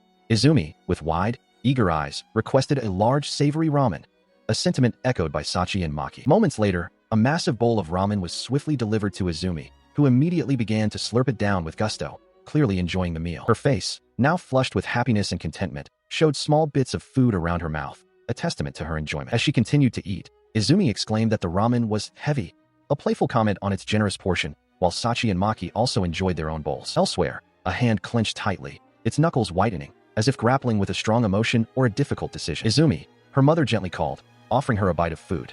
The young girl on the right observed the tender moment. She, along with Maki, reassured someone, telling them there was no need to rush. Izumi, her cheeks flushed with happiness, was told to take her time. Her eyes, wide and sparkling, reflected pure, unadulterated joy. As she continued to savor her ramen, the large bird entity hovered nearby, a silent, watchful presence. She glanced towards the entity, which seemed to be communicating about information renewal. A soft smile graced her lips as she confirmed to her mother that she understood. Meanwhile, the other girl and Maki discussed Izumi's favorite food, croquettes, recalling how she used to enjoy them with her mother. Beyond the delicious, savory ramen, the day drew to a close. Izumi, now full of renewed energy, walked away, waving goodbye. As she departed, the other girl expressed her happiness for Izumi, while Maki, feeling a sudden pang of hunger despite the meal, wondered if he had eaten enough. Just then, a distinct ping emanated from his phone. He was still engrossed in his phone when Sachi, noticing his distraction, asked if something had happened. He quickly apologized, explaining he had been in the middle of talking. She then pressed further, questioning if he was looking at his smartphone again, and if he was hiding something significant from his mother. He looked away, a slight frown creasing his brow, and simply denied hiding anything. Despite his denial, he eventually showed his phone, revealing a message from his father asking about his well-being and availability to meet. Maki had already replied, stating he was doing fine. I'll pop by sometime. He then reiterated aloud, it's nothing. The large bird entity pondered the past, specifically recalling summer vacations up until the previous year. It remembered occasionally assisting Supervisor San with work, while Mitsuhara Sachi, in contrast, diligently completed her homework. Sachi confirmed this was indeed her routine, her expression betraying a hint of boredom. Funitsuji Maki then inquired about her activities this year. She admitted to mostly slacking off, rolling around in bed until the opening ceremony, with the large bird entity often by her side. Despite her earlier admission of idleness, she brightly declared that this summer had been a lot of fun, filled with going out, and spending time with everyone, as she sat with Maki and the large bird entity amidst scattered cards and snacks. As she affectionately sniffed the large bird entity, Maki, slightly flustered, agreed that he too had a lot of fun with her. The large bird entity then commented that the scent emanating from Sachi was like Funetsuji-kun's, specifically like Kintsuba, but on the outside, it smelled good. Sachi looked at it with a puzzled expression. Hearing this peculiar observation, Maki confessed to feeling a bit envious. Sachi then expressed a heartfelt wish that she had met Funetsuji-kun earlier, lamenting that she could have spent her first summer vacation with him. Before Maki could respond, his phone suddenly rang, displaying a message from Supervisor-san, causing him to look surprised. He, along with Mitsuhara Sachi and Izumi, stood before a colossal cryptid, a monstrous entity that had appeared the previous night. Supervisor-san explained that it was a type of creature they had never encountered before, and its sudden presence was a significant development. Funetsuji Maki stared, utterly shocked by the sight. The Supervisor-san then turned to the trio, expressing his gratitude that they had all shown up in their gym clothes, remarking on their innocence. Maki, however, pondered if the request for gym attire was due to the expectation of a messy situation. He dismissed Maki's thought, suggesting they simply observe the cryptid's actions first. Sachi, ever practical, inquired if it would be acceptable to consume the creature. Meanwhile, Maki privately admitted his happiness at seeing Sachi in her gym clothes. Now holding a sword, Supervisor-san elaborated on the situation, stating that the cryptid's danger level remained unknown, and they needed to carefully consider their approach to such an opponent. He emphasized that they were still unsure of its intentions. He continued, explaining that they would first attempt a few different methods to assess the situation before calling upon Maki and Sachi for assistance. As Supervisor-san instructed them to merely keep watch, the colossal cryptid's tendrils began to slither and wrap around Funetsuji Maki, pulling him closer. Mitsuhara Sachi cried out in alarm, swiftly grabbing Maki and pulling him away from the encroaching tendrils. Izumi, equally startled, also shouted his name in a desperate warning. However, her heroic effort was met with a sudden, violent yank, and Sachi was pulled backward with immense force. With a horrifying gulp, Mitsuhara Sachi was consumed by the colossal cryptid, vanishing into its maw. Funetsuji Maki and Izumi could only watch in abject terror, their screams echoing the horror of the moment. Supervisor-san observed the aftermath, calmly remarking that they now knew the cryptid was dangerous, labeling the event a successful experiment. Izumi, still reeling from the shock, could only numbly agree as the monstrous entity stood ominously before them. As Supervisor-san calmly declared his experiment a success, Funetsuji Maki found himself disoriented within the colossal cryptid, a voice echoing in the darkness, asking if he was alright. Izumi, also trapped within the creature, confirmed that Maki was indeed alright, though she noted their predicament. They were completely swallowed, yet thankfully had room to breathe. However, the space was so cramped that she feared it would be impossible to transform, a realization that brought a wave of despair. Her thoughts then drifted to Maki's clothes, and she chastised herself for such inappropriate focus, urging herself to pull it together. She questioned her own actions, wondering what she was doing in such a dire situation. Suddenly, a ringing sound cut through the internal chaos, and Izumi realized it was her phone. She offered to retrieve it, but quickly found her hands were pinned, unable to move. Maki looked on, surprised by her predicament. As Izumi struggled to reach the device, her hand inadvertently brushed against Maki in a sensitive area, causing him to flinch and her to blush, muttering that it wasn't the right spot. She continued to grope around, determined to find the phone, her movements causing her to press further against Maki. Finally, she located it, exclaiming that she could almost reach it. Having retrieved the phone, Izumi answered, only to hear Supervisor-san's voice. He expressed relief that they had a signal, then inexplicably asked about the color of her underwear, leaving her utterly bewildered. As Izumi tried to process Supervisor-san's bizarre question, Maki heard strange, squelching sounds emanating from the cryptid around them, adding another layer of unease to their already terrifying situation. Meanwhile, outside the cryptid, Supervisor-san sat calmly, speaking on his phone to a small, light-haired girl. He expressed regret, wishing that Manpuka-chan had only listened, implying a past event or instruction that had gone unheeded. Izumi, still holding her ringing phone, her face flushed with embarrassment, tries to compose herself. Maki, equally flustered, sweats profusely. Izumi asks for a moment to think, then quickly apologizes, admitting she had underestimated Maki's distinct scent. She then questions their current predicament, asking if they are indeed inside the vagrant. Maki confirms with a sigh, lamenting that he has made the same mistake once again, while Izumi remains visibly embarrassed. He continues to berate himself internally, thinking about how useless he is in his vagrant form and how he constantly makes errors, failing to do the obvious things. He expresses regret, believing he could have spent his first summer vacation differently. As Izumi listens with a concerned expression, he continues his self-deprecating thoughts, but Izumi sharply interjects, reminding him that this is not the time for such reflections, especially given his current state. He then shifts his thoughts to a past memory, recalling when Senpai had proposed they lived together. At the time, he had dismissed it as a crazy idea, a memory that now brings a look of surprise to Izumi's face. He continues his recollection, admitting that looking back, he is glad about that proposal. He then offers a sincere apology for his initial reaction at that time, leaving Izumi wide-eyed and blushing. He then beams, a genuine smile spreading across his face, and declares that he is having a tremendous amount of fun now. She, still blushing deeply, quickly clarifies that he is not referring to their current perilous situation, but rather to the joy he finds in their everyday life together. He then reflects on a more distant past, picturing himself walking away from a house. He recounts how, despite having the option to leave, he stubbornly chose to continue living in that house alone after something significant happened between him and his family a while ago. She, looking down in thought, considers his past choice and concludes that it doesn't seem like a wrong one. She believes that, in retrospect, the time he spent was not a waste. He, still slightly flustered, questions his own rambling, but then adds that if one considers the present moment, he found himself tightly embraced by Isumi, who, despite their bizarre predicament, expressed immense relief at being with him. She insisted that if she weren't by his side, she would be utterly terrified by their current situation. As she held him, Isumi began to feel squished, her voice strained as she repeatedly called out Maki's name in distress. Despite her distress, he offered a quiet, "Thank you." She blushed deeply, responding with an embarrassed, almost inaudible, "No prob." He then voiced his frustration, muttering that they still needed to find a way out, and wishing the cryptid would simply open its mouth again. Suddenly, a realization dawned on Isumi, causing her to exclaim, "I forgot." Suddenly, her eyes widened further, a clear sign of a new understanding. Just as she realized this, the cryptid's massive mouth opened wide, revealing a tangle of tentacles. Izumi was swiftly pulled inside, as a voice from outside declared, "I think we can do that." Meanwhile, inside a speeding vehicle, the supervisor, along with Sachi and the other girls, reacted with a mix of fear and excitement. The supervisor, gripping the steering wheel, cheered, "Nice idea, kids." "Hell yeah, it took the bait." Back inside the cryptid, Izumi, now holding a kintsuba, expressed her surprise at how delicious it smelled. She then realized that this was to be expected from someone who spent time around Maki. Outside, the supervisor, with a determined expression, declared it was time to unleash their hidden power. He urged his vehicle, which he called Infinite Glory, to move forward. However, his attempt to lift the vehicle proved difficult, as he struggled with the wheel, realizing, no, not like this. Lift. The supervisor, still reeling from the vehicle's unexpected weight, watched in horror as the cryptid, now fully enraged, thrashed violently. The Infinite Glory vehicle, meant for rescue, was caught in its monstrous grip, being flung about like a toy. Inside, Izumi looked on with wide, fearful eyes, while Maki, upside down, seemed to be losing his glasses. As the cryptid continued its furious struggle, its massive mouth, which had briefly opened, began to close once more, threatening to trap Izumi and Maki inside permanently. Maki, witnessing the terrifying sight, cried out that it was closing. The cryptid's mouth clamped shut with a sickening crunch, its body contorting in a grotesque display of power.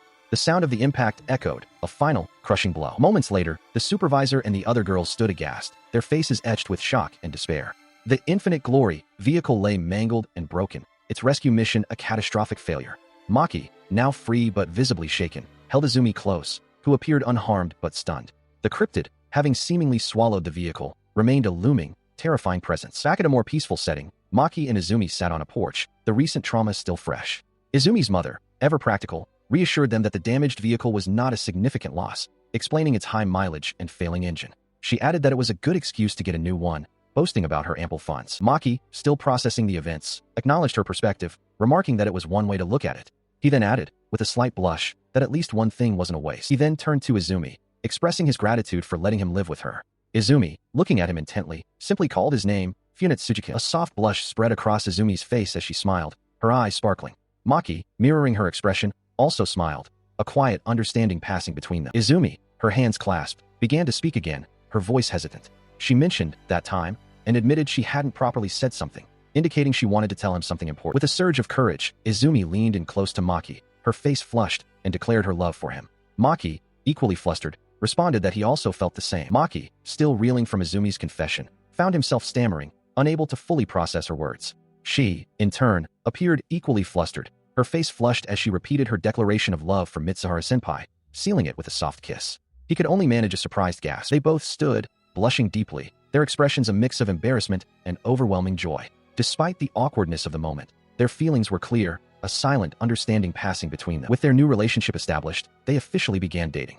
As summer vacation drew to a close, they walked together, Izumi suggesting they find something to eat. Maki, though seemingly grumbling about his patience being tested, followed along, content in their new reality. The narrator noted that school would soon resume, and a new person was expected to appear. Later, Izumi was seen in a hooded garment, holding a plushie resembling the large bird entity. She sniffed it intently, while Maki, also in a hooded outfit, looked on with a mixture of embarrassment and amusement, remarking on her peculiar affection for the toy. Summer break had drawn to a close, and it had been some time since the last significant events. Mitsuhara Sachi, walking alongside Funetsuji Maki, inquired about his class. As always, Funetsuji noted the presence of the peculiar vagrants in their surroundings. Suddenly, Funetsuji flinched, his expression one of alarm. Mitsuhara, noticing his distress, asked what was wrong, mentioning that something had been bothering him lately and offering to listen. He realized there was a specific reason behind the increasing number of seedlings, as he called the vagrants, noting that the situation had grown particularly dire. He urged Mitsuhara to be careful, emphasizing that this was no ordinary problem.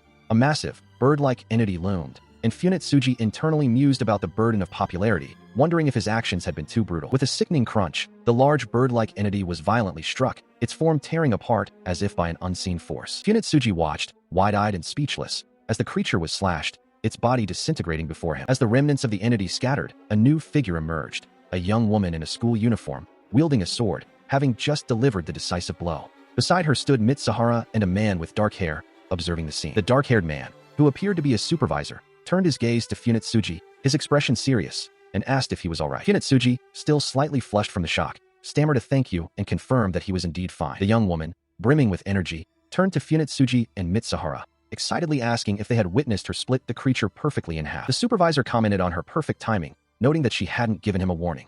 Mitsuhara, still concerned, asked Funetsuji if he was hurt, to which he replied he was fine, thanking her for her concern. The energetic young woman then directly addressed Funetsuji, asking if he was Funetsuji Maki. He found himself face-to-face with a new female character, who was accompanied by the supervisor and the small girl. The supervisor greeted them casually, while the woman introduced herself as Mousashino, stating her role was to oversee problems with vagrants within the metropolitan area. The supervisor then explained that Mousashino had been insistent on meeting him, offering an apology for the abruptness. Mousashino clarified her position, describing herself as someone in charge of his supervisor, dealing with various problems. He reacted with a stunned expression. She continued the introductions, pointing out Tadamochi, another part-timer, and then revealing her own name, Inugami Onigashima, also a part-timer. The other girls, including Izumi, stood nearby, observing the exchange. Inugami then turned her full attention to him, asking for a moment of his time and addressing him directly as Funetsuji Maki. He looked utterly surprised as she declared her intention to discuss his condition. She began to explain the nature of the threat, describing vagrants as entities that implant themselves into animals, objects, and even humans. These implants, she revealed, were called seedlings, and vagrants were drawn to them through a unique pheromone. Holding up one of the grotesque seedlings, she delivered the shocking truth. He was just like it. The conversation continued in a bustling cafeteria, where he stood, still processing the gravity of her words amidst the mundane surroundings. The rest of the team, including the supervisor, were also present. The supervisor, realizing his oversight, apologized to him, admitting he had forgotten to mention this crucial detail. Inugami interjected, stating she had assumed he was completely unaware. He, still reeling, could only ask if what they were saying was truly the case. Still struggling to comprehend, he directly questioned if one of those seedlings was truly inside him. Inugami confirmed his worst fears with a simple, affirmative response. He, still processing the revelation of the seedling within him, confessed that he had no idea how it got there. Mousashino, deep in thought, considered this, suggesting it might hold a crucial clue. Mousashino then pressed him, asking if he could recall anything relevant from his toddler years, a time before he was fully aware of his surroundings, that might be connected to the implantation. He struggled to find any such memory. His eyes widened, lost in a desperate search through the depths of his past. A voice called out to him, a single, resonant name, Maki. Moments later, he stood before a translucent figure of his father, who asked if he truly intended to remain. He affirmed his decision with a resolute yeah. His father, a spectral presence, expressed concern for his mother, but he clenched his fist, his resolve unwavering. He offered a determined smile, bidding his father farewell and instructing him to call if anything unforeseen occurred. Back in the present, Mousashino dismissed his lack of recollection, advising him to focus on the immediate situation. He conceded, unable to conjure any useful memories. Later, at a table with Mousashino, Tadamochi, and another woman, Mousashino sternly instructed Funetsuji Maki to leave the town immediately. As Funetsuji and Mousashino reacted with shock and confusion, the other woman calmly explained that the seedlings grow as time passes. He stood beside Mousashino, who observed him with concern. She remarked that the scent attracting vagrants was growing stronger again and asked if he had noticed. He seemed surprised by her question, recalling the earlier vagrant he had defeated. Mousashino, however, quickly silenced him, asserting that he had done a great job. Tadamochi then interjected, explaining that individuals with seedlings typically do not live long, and it was miraculous that Funetsuji had survived until now without incident. Funetsuji listened, his expression wide with shock. Tadamochi continued, stating that it was his duty to protect everyone in the area and that he could not allow Funetsuji to endanger others by attracting unknown vagrants. He then cleared his throat, proposing that Funetsuji be relocated to a place where he would not threaten anyone. Supervisor San, seated nearby, commented on the sushi, while Funetsuji, still processing, questioned if this was truly their answer. Funetsuji, overwhelmed by the suddenness of the proposal, asked them to wait. Tadamochi explained that the new location might be a little far, but he would prepare a place for him. Tadamochi then looked directly at Funetsuji, asking him if he truly wished to die. The question struck Funetsuji, leaving him wide-eyed and speechless. A heavy silence fell over the group at the table, with Mousashino, Funetsuji, Tadamochi, and Supervisor Sen all present, the weight of the conversation palpable. Mousashino then turned to Funetsuji, her expression gentle, and called his name softly. She looked at him with concern, asking what he truly wanted to do. Funetsuji met her gaze, his eyes still wide with uncertainty. After a moment, Funetsuji looked at Tadamochi and declared his desire to continue living in his current house. He stammered, admitting his selfishness, yet still struggling to articulate his full thoughts on the matter. His father, listening intently, let out a heavy sigh, acknowledging the weight of Funetsuji's words. Meanwhile, at a nearby table, a group of girls continued their meal. One of them, unknown female 5, remarked that for the time being, she only wished to talk, regretting her earlier rambling. His father then turned to Funetsuji, holding a glass, and issued a stark warning. If he remained as he was, his happiness would come to an end sooner than he thought. Funetsuji, his eyes wide with concern, questioned who would become the victim then, and who would bear the responsibility, as the vagrants he attracted would only grow more violent. His father, pointing, declared that the same applied to the vagrant standing nearby, challenging her to prove she wouldn't attack Funetsuji. Unknown female 4 looked on, surprised by the direct accusation. He looked up, calling out to his senpai, his voice laced with apprehension. His father's gaze remained firm, reiterating his warning for Funetsuji not to forget the gravity of the situation. His gaze dropped, his expression reflecting the heavy burden of his father's words. The conversation continued at the table, with Funetsuji's father still pointing, emphasizing that an end to Funetsuji's happiness was imminent. He instructed unknown female 4 to keep a close eye on him, and told unknown female 5 to get along better with him, demanding a proper answer. The father's warnings about escalating violence proved prescient as a powerful boom echoed, signaling destruction tearing through the roof of a building. The ominous sound continued, a deep boom reverberating across the cityscape, revealing towering, shadowy figures looming over the distant buildings, their presence a dark silhouette against the sky. Another deafening boom tore through the air, the destructive force continuing its relentless advance, leaving a trail of chaos in its wake. Yet, despite the distant turmoil, the cultural festival had arrived, bringing with it a vibrant energy.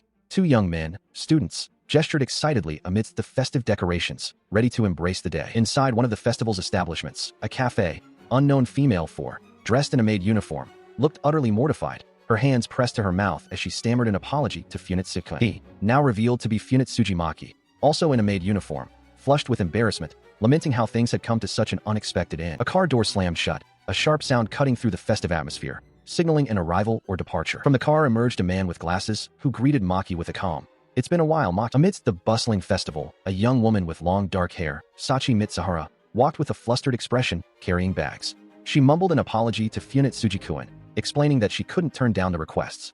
She was heading towards Cafe Nino, a themed cafe hosted by Class 2A. Elsewhere, a young man with spiky orange hair, Funetsuji Maki, felt a blush creep across his face. He yearned to help Mitsuhara-senpai if he could, dismissing his own middle school status as irrelevant. Suddenly, Sachi appeared before him, now dressed in a maid outfit, looking stunning. He wondered how he had ended up in this situation, as another student, Gabe, also in a maid outfit, carried trays of drinks. A hand gently placed a glass filled with ice onto a surface, while a person walked away, their steps light. Back inside the cafe, Funetsuji, still in his maid attire, sat at a table with Gabe and another student, Makoto, who wore a school uniform. Makoto observed that this was simply because Senpai's class was hosting a cafe, implying it was the reason for their presence. Funetsuji could only manage a soft, in response. Funetsuji, diligently performing his duties, served Makoto and Gabe. Makoto enthusiastically ordered the cake set, while Gabe requested omuris, packed with love, reminding Funetsuji to draw a heart on it. Funetsuji assured them he would do his job properly. Later, Sachi, now in her school uniform, walked away from the cafe, heading down a school corridor. Funetsuji, still in his maid outfit, beamed with joy, having just been told he could take a break and that his outfit was straight up cute. The compliment was extended to both him and Sachi. Funetsuji and Sachi stood near a vending machine. Funetsuji, blushing deeply, remarked that Senpai looked super cute in her maid outfit, quickly adding, "Never mind me." His thoughts raced, a wave of shock washing over him. He stammered, No, never mind." He realized he should properly convey his feelings to Senpai. As he wrestled with his internal turmoil, Sachi suddenly turned, her phone in hand, startling him. He flinched, a look of shock on his face, as she apologized, explaining it was just her phone. Still dressed in his maid uniform, Funetsuji informed Sachi that his father was coming to the cultural fair, a revelation that visibly surprised her. She became flustered, wondering aloud if her father would truly see her dressed in a maid uniform. Funetsuji, observing her distress, simply uttered her name. Later, as they sat together, he recalled Sachi's previous mention of living alone in her house. He then carefully inquired about the reason, expressing his desire to know more.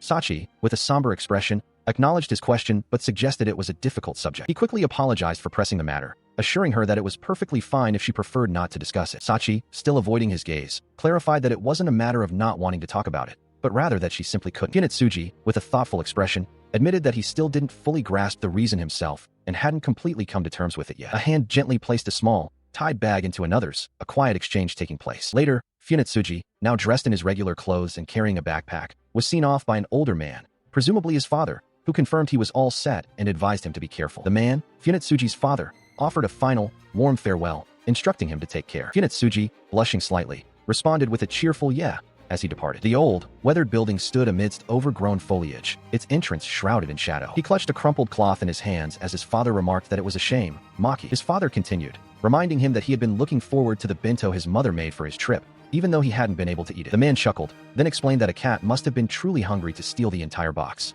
Funetsuji remained silent, looking downcast. Moments later, as they stood before another building, his father called out to him again. He extended a hand, suggesting they go, and added with a gentle smile that Funetsuji could always get his mother to make him another bento. Funetsuji looked up, his eyes wide with surprise at the outstretched hand. He hesitated, clutching his bag, before finally meeting his father's gaze, a flicker of emotion crossing his face. His father watched him, a soft, understanding smile gracing his lips. Together, they stepped through the doorway, his father announcing their arrival home. He arrived home with his father, who called out, "Dear," as if searching for someone. His eyes widened in surprise, then narrowed with a hint of determination as his father announced their return. Later, he sat on a park bench in a maid outfit alongside Sachi, who wore a similar uniform. She explained that someone had simply vanished without a trace. She confessed that she couldn't accept the disappearance, and though she and her father continued to live in the same house, he eventually suggested they move after she started junior high. He listened intently, understanding the weight of her words. As Sachi continued to speak, Gabe, also in a maid outfit, listened from a short distance, acknowledging her story with a quiet hum. He looked at her, a blush creeping onto his cheeks as he processed her confession. He then complimented Sachi, telling her she looked really cute, which caught her off guard. She stammered in surprise, asking if he truly meant it, as he admitted he had wanted to say it for a while, but never found the right moment. Sachi, now blushing and laughing softly, returned the compliment, telling him he also looked really good in the outfit. He became flustered, stammering his thanks. The sudden exchange of compliments and embarrassment caused both Sachi and him to lose their balance, tumbling off the bench in shock, while Makoto observed their antics with a calm, almost amused expression. A new student, Inagami, arrived, startling Sachi and Funetsuji who were still in their maid outfits. Inagami, with a confident grin, complimented their costumes, finding them very pretty. She explained that her classmates had told her where they were, and she was wondering if they could show her around. Inagami then declared her purpose with an energetic shout, stating she had come to play. Funetsuji, still processing the situation, acknowledged her explanation. Moments later, the group, now including Sachi, Funetsuji, Gabe, Inagami, and 2 other students, prepared to advertise their Cafe Nino. With a collective burst of energy, they enthusiastically declared their intention to go. The school hallways buzzed with activity, various clubs showcasing their events, from an RPG, an art club exhibition, to a quiz tournament. As the group moved through the bustling corridor, passing a House of Horrors display, Funetsuji, Gabe, and Sachi, still in their maid outfits, held their Cafe Nino sign. Makoto observed them, a look of surprise on his face. Inside the cafe, the maid-clad students served their customers. Funetsuji, visibly flustered, struggled with his duties while Inagami and the other students enjoyed their meal. He continued to appear overwhelmed, as Sachi and Gabe tried to assist him, while Inagami and the other students watched the scene unfold. Later, Funetsuji, having changed out of his maid uniform and back into his school clothes, let out a sigh of relief, the day's events clearly having taken their toll. He stood in the locker room with Makoto, who informed him that Sachi and Inagami were still inside, and Gabe had gone to buy some juice. Funetsuji reacted with a blush, denying that the previous embarrassing exchange had gone well, despite Makoto's internal thought that it had. He recalled Makoto's comment about Senpai being cute, which only intensified his embarrassment. Still reeling from the previous day's events, Funetsuji found himself questioned by Makoto, who asked if he had enjoyed himself. He hesitated, unsure how to respond. A blush crept across his cheeks as he finally admitted, albeit reluctantly, that he supposed he had. Makoto, observing his reaction, offered a gentle, knowing smile. Their quiet moment was abruptly shattered as a massive, dark object plummeted from above, hurtling towards them with terrifying speed. A deafening boom echoed through the air, followed by a violent tremor that shook the very ground beneath Funetsuji's feet. He stumbled, wondering if it was an earthquake, but then, as suddenly as it began, the shaking ceased. Cautiously, he approached the doorway, only to find a monstrous, plant-like entity standing there, its form twisted and gnarled. He began to speak, a question forming on his lips. A closer look at the creature's face revealed a horrifying truth. It bore an uncanny, grotesque resemblance to Makoto, its features contorted into a terrifying visage. Funetsuji stared, his eyes wide with utter shock and disbelief, unable to process the impossible sight before him. As he struggled to comprehend, another male student approached, apologizing for the wait and asking about the earlier shaking.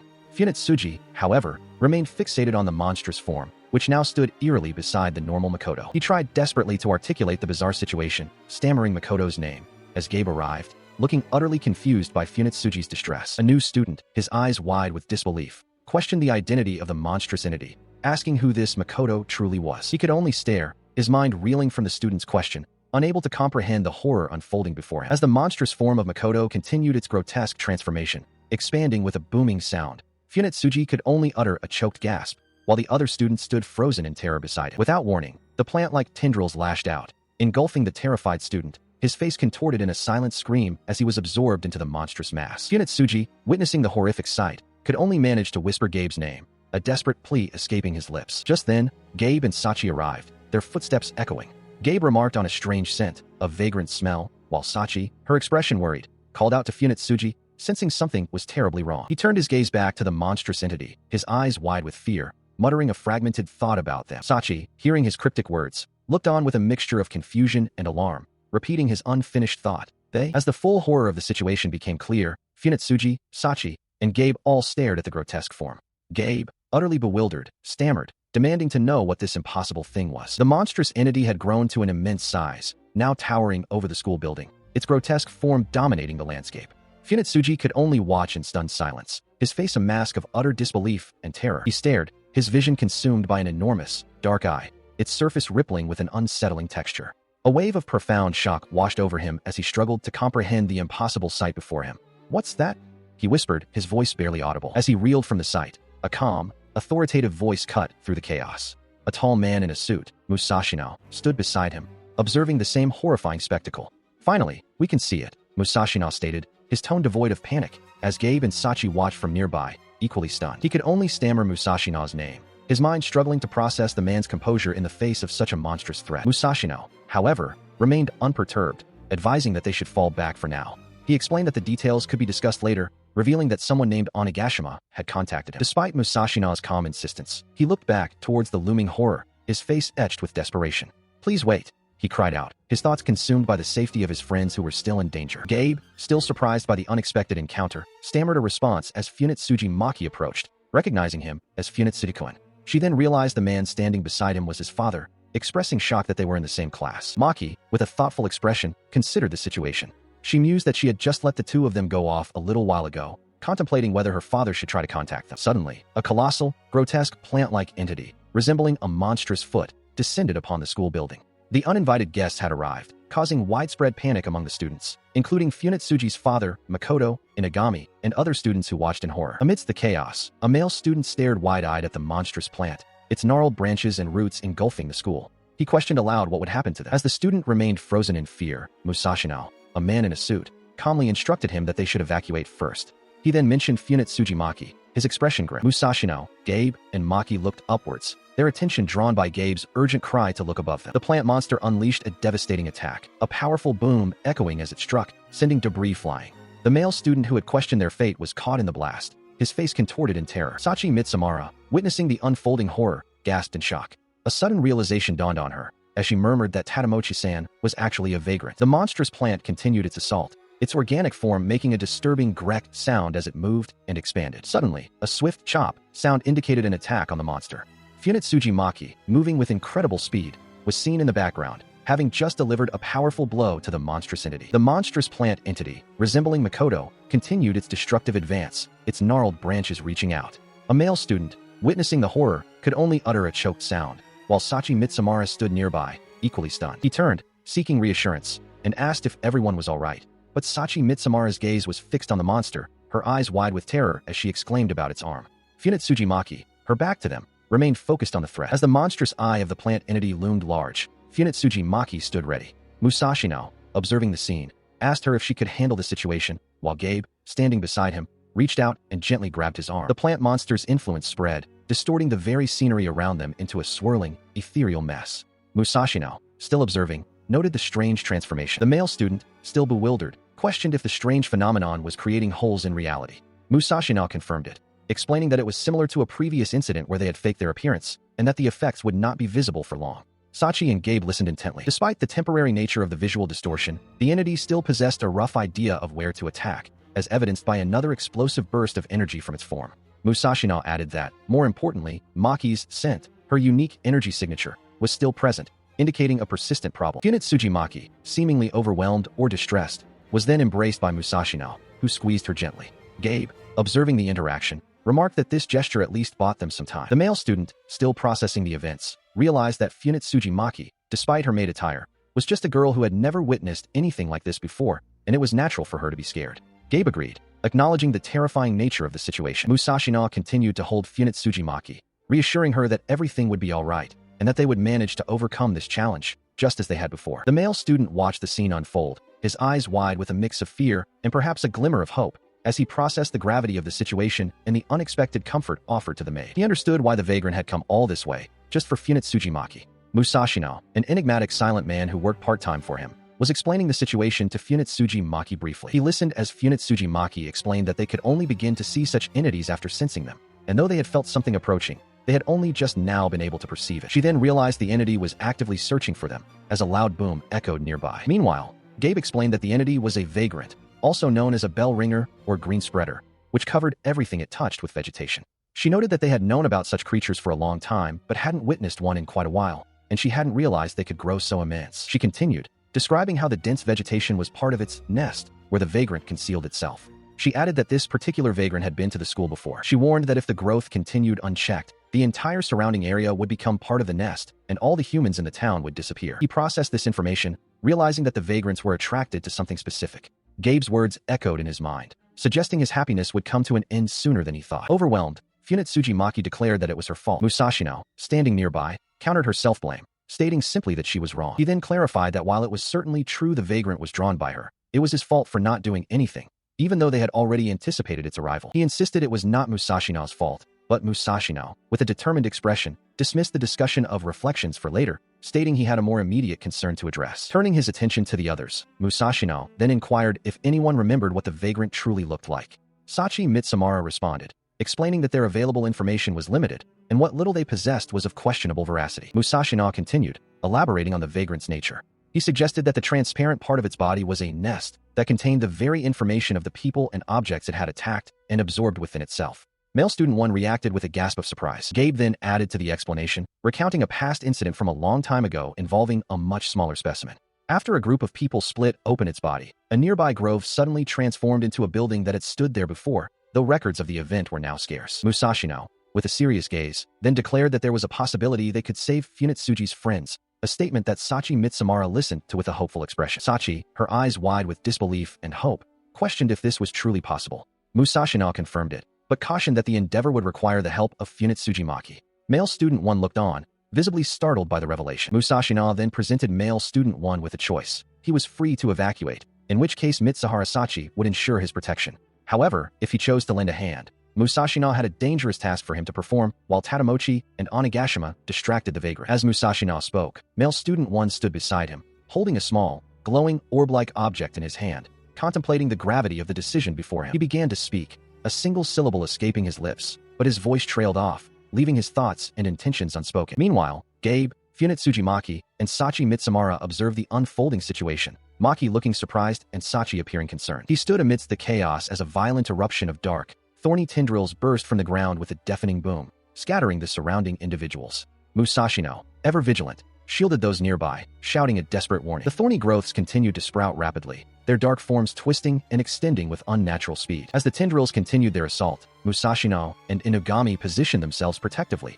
shielding male student 1 and female student 1, who looked on with wide, shocked eyes. Nearby, Funetsuji Maki, having successfully intercepted something unseen, let out a sigh of relief, acknowledging the narrow escape.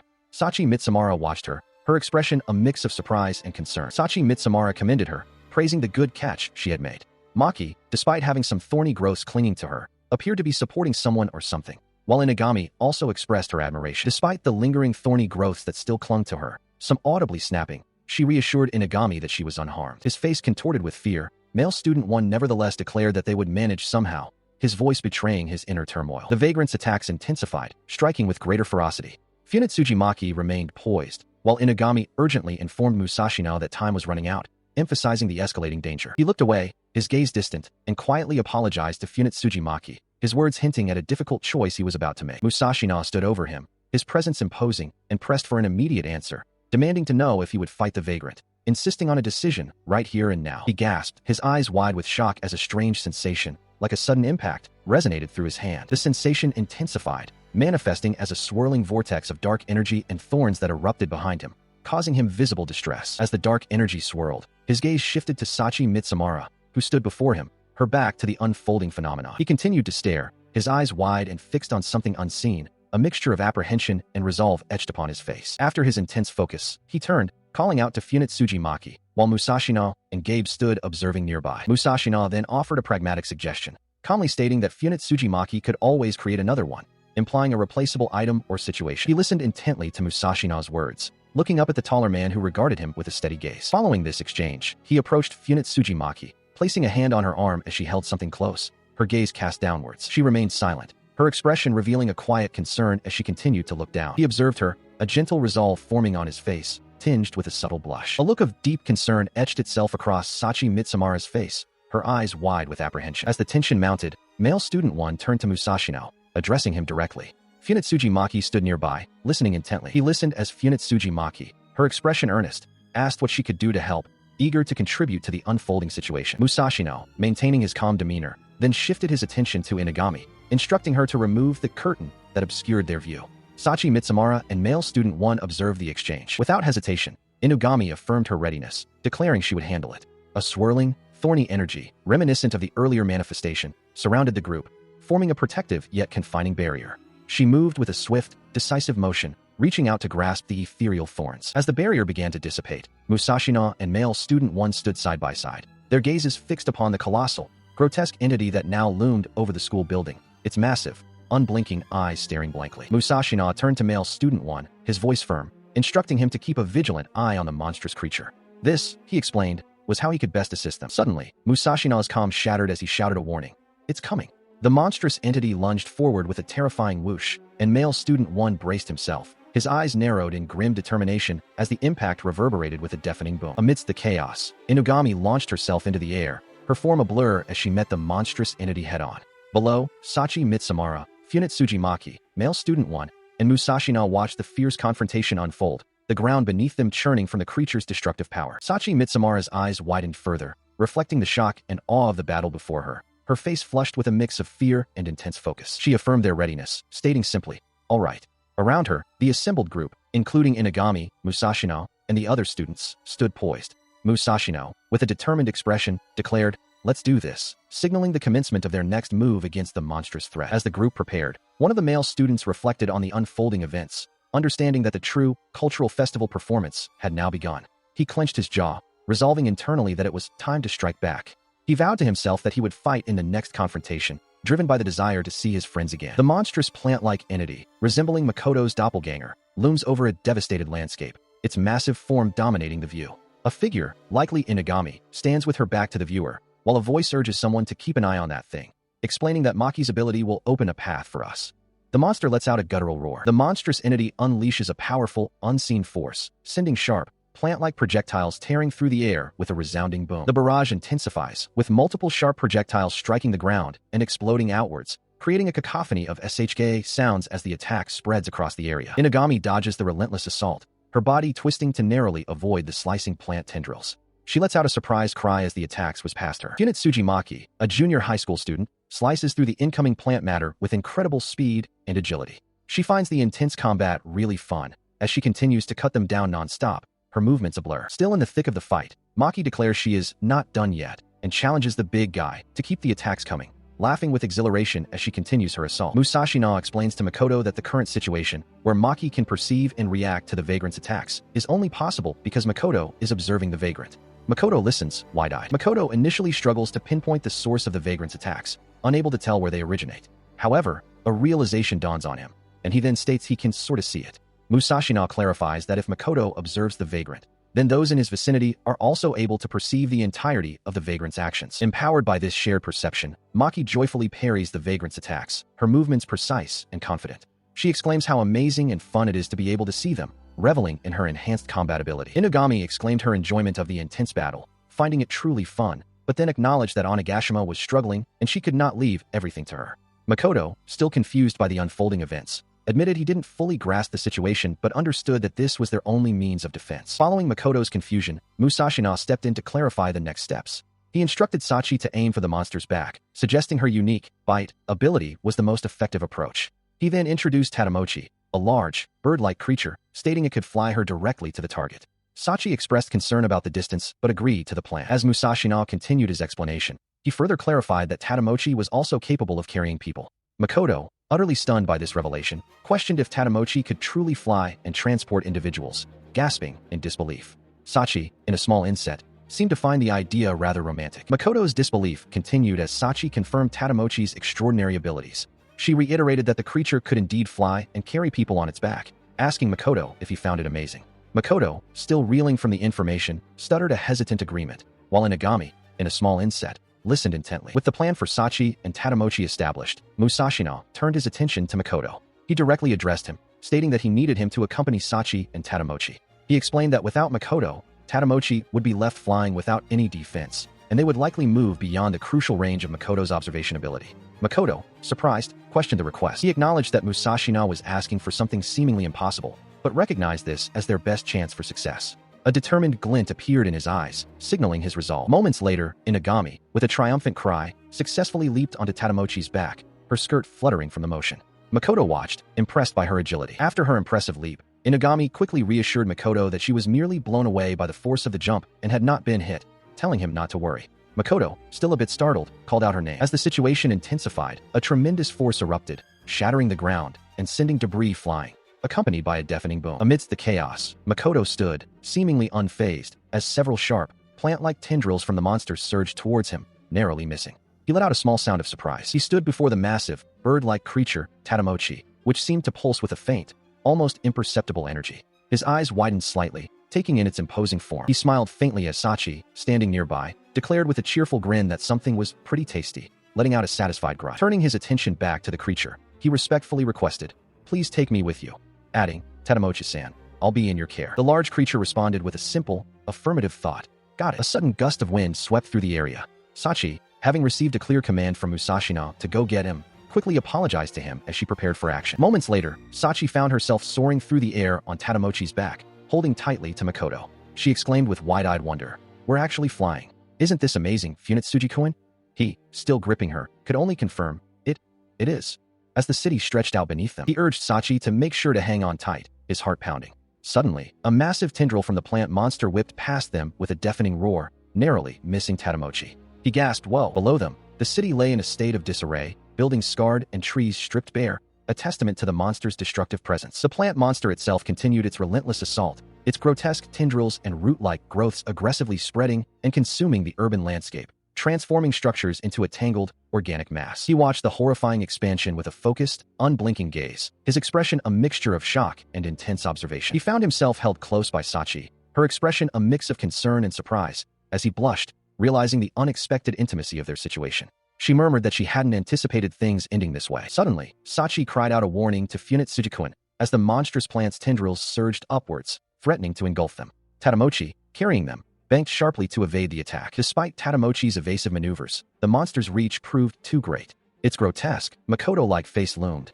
and he was violently dislodged, sent tumbling through the air. As he plummeted, a strange, glowing energy began to emanate from his body, while Sachi watched from above, her eyes wide with shock and fear. His own thoughts echoed the terrifying reality of his descent.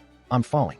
Below him, the monster's tendrils continued their relentless ascent. The glowing aura around him intensified as he continued to fall, a cascade of light and debris surrounding him. From the ground below, Funitsuji, Gabe, and Funitsuji's father, along with other students, watched in horror, one of them remarking on the holes appearing in the sky, perhaps referring to the damage or the strange energy. Just as his fall seemed inevitable, a new figure appeared amidst the monster's tendrils, a young girl who gracefully caught him, holding him securely in her arms as they floated suspended in the air. Below, Funitsuji Maki, her face flushed with a mix of relief and embarrassment, apologized profusely for making everyone wait, specifically addressing Funitsuji Onizen, Mitsuhara Wonshin, and that other big guy. Sachi, still on Tadamochi, looked on with wide-eyed astonishment, recognizing the newcomer and exclaiming her name, "Izumi-chan."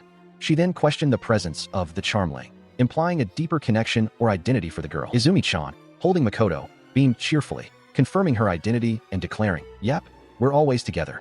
Her words suggested an unbreakable bond, leaving Sachi to ponder the implications. She held Makoto close, her body slumped against him, as he, still reeling from the fall and her sudden appearance, questioned her presence. She offered no immediate answer, simply resting against him. Izumi-chan then explained that she had sensed his distress, a feeling like a trouble, and that his call, his Oni-chan called for me, had drawn her to him. She blushed, a soft smile gracing her lips, and suggested they wrap up the current situation so they could enjoy the cultural festival later. She then playfully suggested they go home, only to quickly clarify that she was just kidding.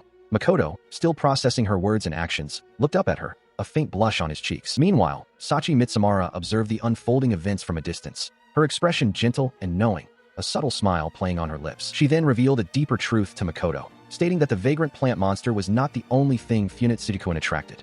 Makoto looked at her, surprised by her words. His eyes widened, a sudden realization dawning upon him as he began to understand the implications of Sachi's statement. Without another word, Sachi Mitsumara embraced Makoto from behind, holding him close. She murmured about his pleasant scent, confirming her affection, while Makoto, still blushing and overwhelmed, remained in her embrace. Suddenly, Funetsuji Maki, with a determined expression, launched herself into the air, leaping towards the monstrous plant.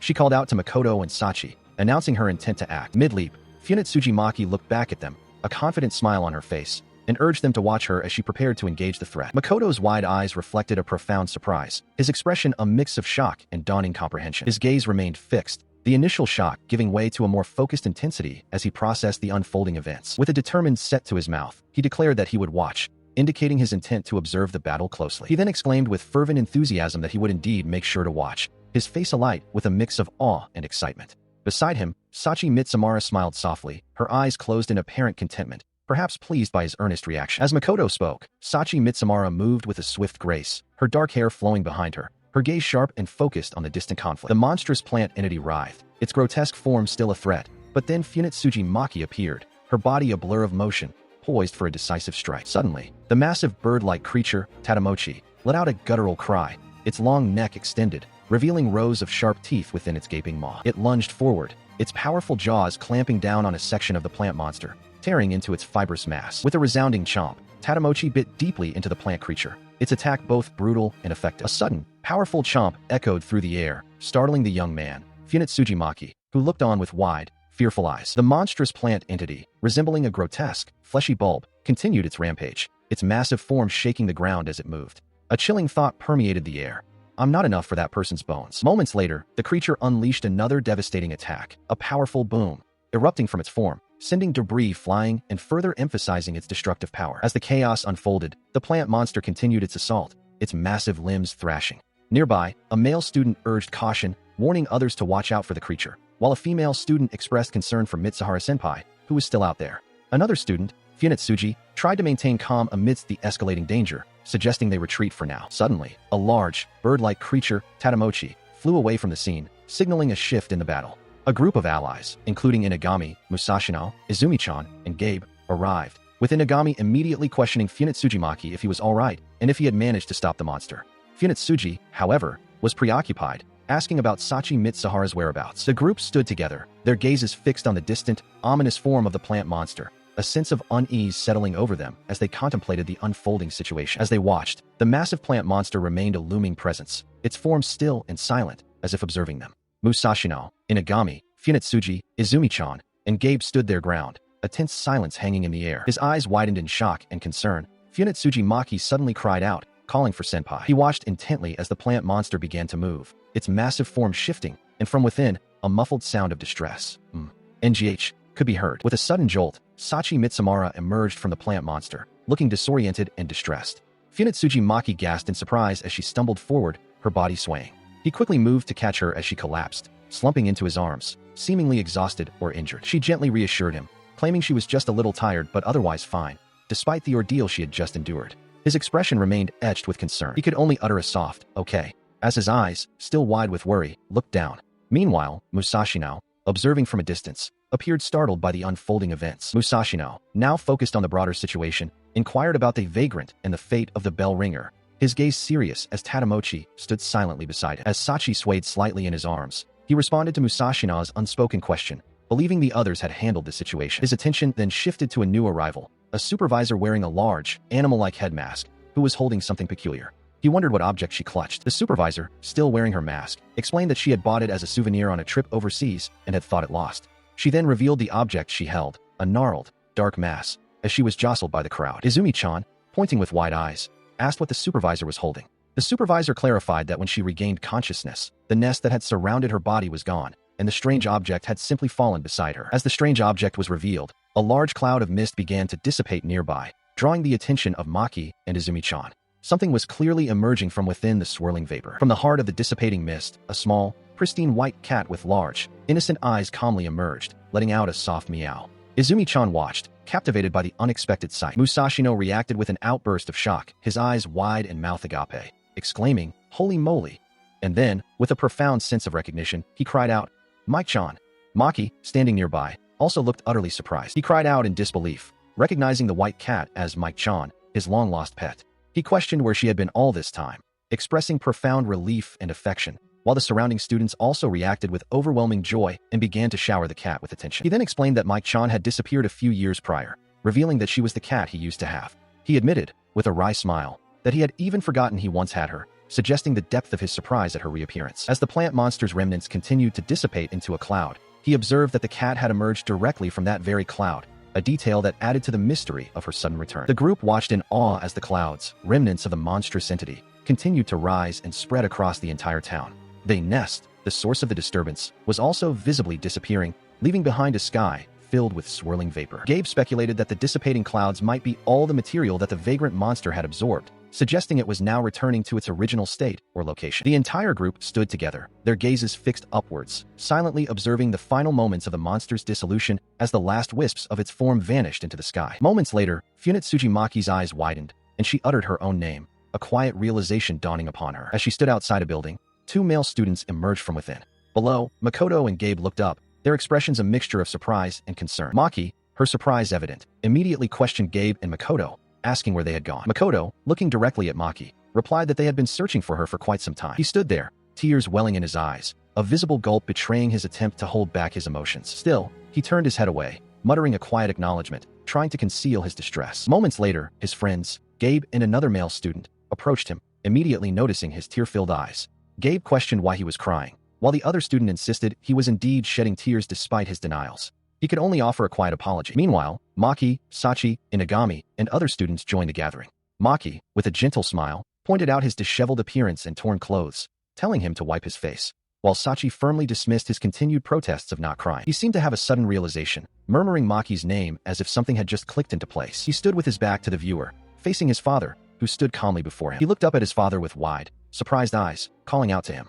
One of the students explained that they had found his father in the classroom and brought him along. His father, a composed man with glasses, greeted Maki, noting it had been a long time since they last met. He then turned his attention to the surrounding students. He then inquired if the assembled group were Maki's friends, remarking on the sheer number of them. Maki stood among her diverse group of friends, looking somewhat overwhelmed, as Makoto's father observed them all with a thoughtful expression. He observed the lively group surrounding Maki, who beamed with a wide smile, uttering a thoughtful Makoto stood beside her, his expression a mix of surprise and slight bewilderment amidst the cheerful chaos. Makoto, still blushing slightly, offered a quiet, "Yeah," his gaze averted as if confirming something personal. His father, listening intently, responded with a simple, slightly bewildered, "Uh-huh," his eyes wide behind his glasses. Makoto's face brightened, a wide, happy smile spreading across his features as he exclaimed, "That's right." With the conversation seemingly concluded, the father and Maki began to walk away from the bustling group, heading down a street lined with shops. Behind them, an ornate, elephant-like creature stood patiently on the pavement. As they moved, Makoto looked back, his eyes wide with a renewed sense of surprise at the sight of the creature, which now wore a small backpack. The creature,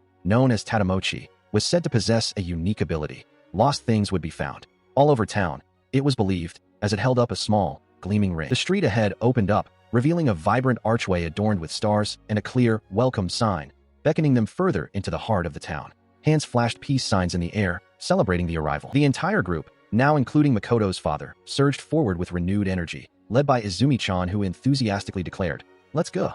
Makoto, wearing a sash that read, "Gabe-san," was at the forefront, his expression eager. Makoto and the spiky-haired student, both blushing, shared a moment of shared excitement, their smiles wide as they moved forward together. The small, bird-like creature, Tadamochi, appeared shriveled and weak, drawing a curious stare from the white cat nearby, which let out a soft meow. Meanwhile, Mousashino and the supervisor sat on a park bench, the white cat resting between them. The supervisor remarked on the creature's surprisingly small initial size, noting the lack of records from the harbor, and suggested it be documented in the observation diary. Mousashino concurred, acknowledging the need. Her expression then grew serious as she shifted the topic, inquiring about Funetsuji and the mysterious seedling implanted within him. Mousashino, still holding his phone, considered her question. The white cat peered out from behind his leg as he responded, stating that they would proceed tentatively. He elaborated, suggesting they leave things as they were for now, and then asked if they could maintain close observation on Funetsuji. The supervisor, looking towards him, confirmed their ability to do so, implying that the task would fall to just the two of them. She offered a slight smile, affirming with a hesitant, well, probably, yeah, that they could indeed manage. Elsewhere, Funetsuji Maki, dressed in a maid outfit, confidently declared to the assembled group, which included Sachi, Gabe, Inagami, Makoto, and the spiky-haired male student, that they would manage the situation somehow. Later, Makoto and the spiky-haired male student walked away from the school building, leaving the others behind. They continued their journey together down a tree-lined path, their figures growing smaller in the distance. He walked alongside Sachi Mitsamara, both of them visibly exhausted but still buzzing from the cultural festival. Sachi exclaimed how much fun it had been, and he wholeheartedly agreed, admitting his complete fatigue. As they continued their journey, he realized he was incredibly hungry from all the day's activities. Sachi, noticing his state, began to ponder what they might have for dinner that night. Unbeknownst to them, a vast, ethereal cloud, resembling gnarled roots and branches, began to manifest and swirl behind them on the path. Suddenly, he spotted the strange phenomenon, exclaiming that the vagrant cloud was still present.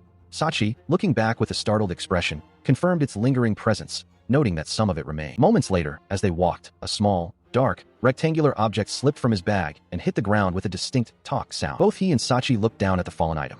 Sachi, confused, asked if it was something he had lost, but he quickly denied it, unsure of what the object was. Instead of the dark box, his attention was drawn to a small, white, round object on the ground. He bent down and picked it up, examining it curiously. His eyes widened in shock as he stared at the ground. Below him, slender, root-like tendrils began to emerge from the earth, and a single name escaped his lips, Maki. A hand gently held a small, bare branch, its delicate roots visible at one end, a stark contrast to the ominous tendrils seen moments before. Elsewhere, a woman desperately held a small child, both of them ensnared by a dense network of dark, gnarled roots and branches that seemed to emanate directly from the child's body, twisting around them in a horrifying embrace. The young girl, Funetsuji Maki, remained ensnared by the strange, dark roots, her expression one of discomfort. The woman attending to her, with a firm but gentle grip, warned that the process of removal might sting a bit, asking for her patience. Meanwhile, elsewhere, Makoto experienced a chilling transformation as similar dark, gnarled roots began to sprout directly from his own head, extending outwards like grotesque tendrils. He looked up, his eyes wide with shock and confusion, uttering a single, questioning word, Mom. Back with Maki, the woman continued her meticulous work, carefully snipping away at the roots that bound the girl. She offered an apology for the discomfort, explaining that while it was not ideal, this temporary solution should suffice for now. With a final, decisive tug, the woman declared her task complete, confirming that Maki was now free from the immediate entanglement. As the immediate danger passed from Maki, the woman turned her attention to Makoto, offering a final caution. She advised him to be careful, her voice carrying a tone of concern. Despite the woman's efforts, the roots still clung to Maki, a chilling reminder of the unfolding mystery. Below, Makoto seemed to be grappling with his own internal struggle, as if a box of memories had suddenly opened within him, revealing profound and unsettling truths. A towering modern structure stood against the sky, but the focus soon shifted to a small, ornate box held in someone's hand. The holder mused, believing they had an idea of its true purpose. Inside a vehicle, Maki Funetsuji, clutching the mysterious box, listened intently as he was informed that the object was a tool designed to lock away someone's memories. Mousashino, the man in the suit, added that it was yet another item from the world of vagrants, specifically a tool for curses. He was further told that such a tool, when used, would not only take away any memory of the event but also indicated that his mother, Funetsuji Maki, knew about vagrants. She wasn't merely using the box. For her to implant this seedling within him, she must have been deeply involved. As the conversation continued, a hand reached out, gently touching Maki's shoulder, offering a quiet word of caution. Take care. Moments later, they arrived at their destination, a white car awaiting them. Mousashino addressed Maki, who questioned why his mother would do such things. Mousashino admitted he wasn't sure, but going only off what they knew, she was probably trying to protect him from something, though using a seedling to accomplish that end seemed very strange. Mousashino then took the box from Maki, opening it to reveal a small, unsettling bird skull nestled within. A bird skull?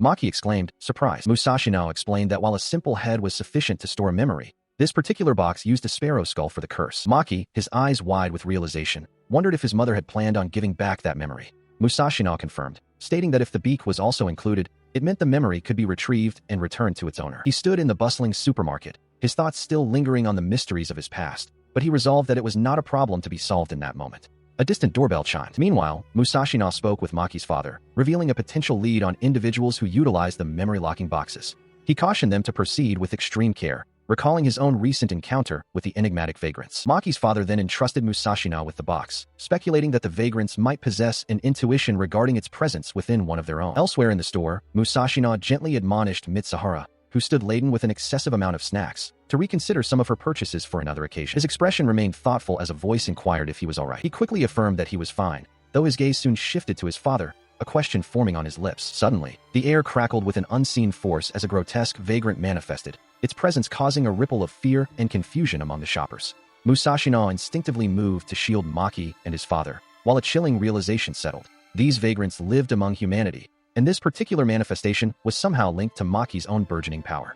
Maki's father, overwhelmed by the sudden chaos, could only stammer a bewildered response when Maki, concerned, asked if he was all right. As the commotion subsided, he looked around, still processing the recent events, when his father turned to him, ready to speak. His father, with a sudden intensity, inquired if he was currently residing with Mitsuhara-san, a question that seemed to have been prompted by the sight of their house. He stammered, attempting to explain the complex circumstances, but his father calmly interjected, stating that they would discuss the matter in detail at a later time. He offered a quiet apology, his gaze fixed on his father. His father, however, dismissed his concerns, stating that Maki shouldn't worry about it, especially since the entire situation was far from normal. He then added that he felt he couldn't be of much help, as Maki had always dealt with these matters alone. Maki's father continued, admitting that as a parent, he might get angry at him for his choices. He then softened, confessing that he was honestly surprised by how much Maki had been handling on his own. A faint blush spread across Maki's cheeks as he absorbed his father's words, a subtle smile forming. Later, Maki and Mitsuhara returned home, laden with groceries from a supermarket.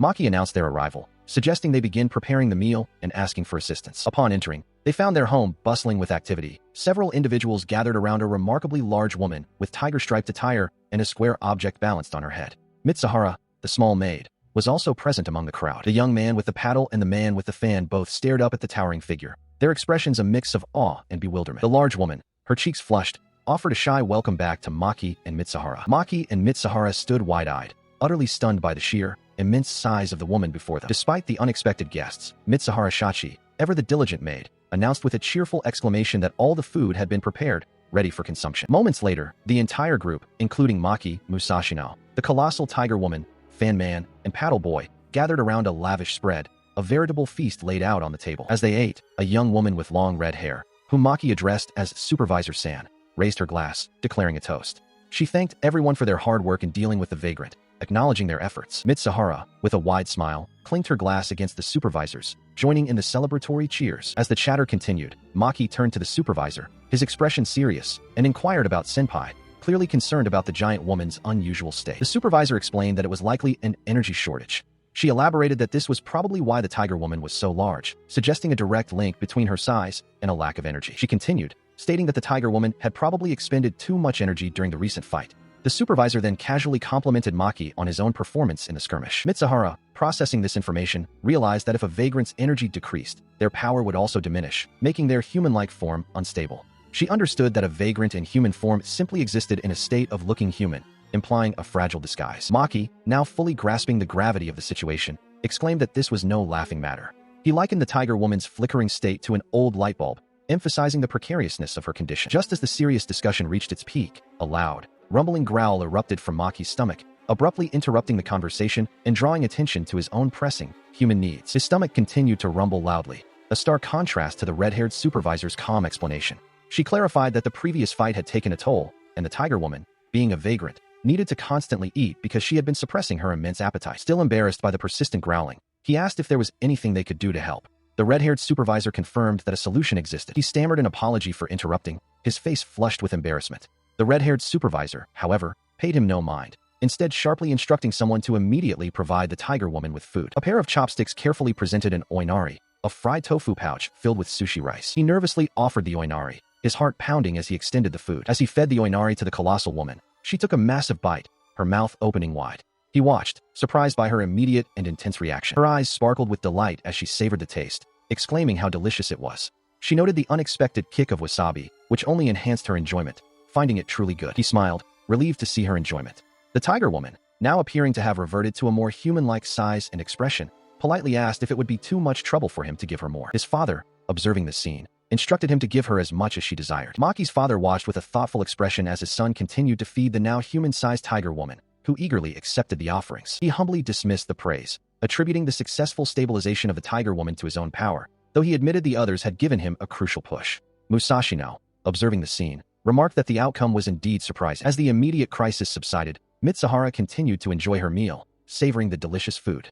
Meanwhile, the tiger woman, still in her colossal form, shifted slightly, her foot visible, and Mitsuhara, perhaps noticing her hunger, began to request more food, specifically meat any dash. Suddenly, the colossal tiger woman leaned in close to Maki, her large eyes wide and a blush spreading across her face, creating an intense, almost overwhelming presence. He felt utterly overwhelmed by her immense size and proximity, fearing he would be crushed under her weight. He wondered if this surreal situation was truly happening. In an instant, the colossal form of the tiger woman began to rapidly shrink, collapsing inward with a soft, sudden sound.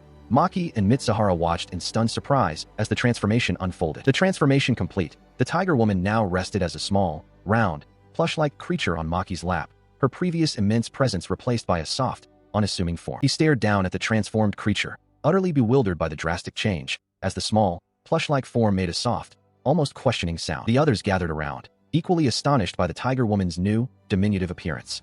Maki, holding the small creature, found himself thinking how incredibly cute she was in this new form. He quickly caught himself, realizing the impropriety of his thoughts, and internally exclaimed a flustered denial. The red-haired supervisor, observing the scene, calmly noted that the transformation had occurred quite rapidly, like a light bulb going out.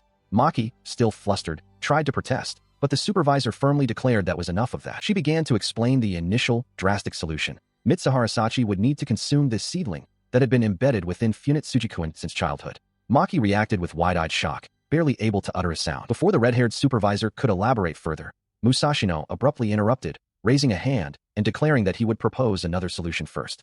Maki looked on, startled by the sudden interjection. A wave of relief washed over Maki as he processed Musashino's words, his expression shifting from shock to hopeful inquiry as he asked if there truly was another way. The red-haired supervisor confirmed his hopes with a gentle, knowing smile, affirming that indeed, there was another path forward. A moment of quiet contemplation passed, filled only with the subtle sounds of the world. Moments later, Maki found himself on a bustling train platform, the plush tiger woman clutched in his arms, gazing at a departing train.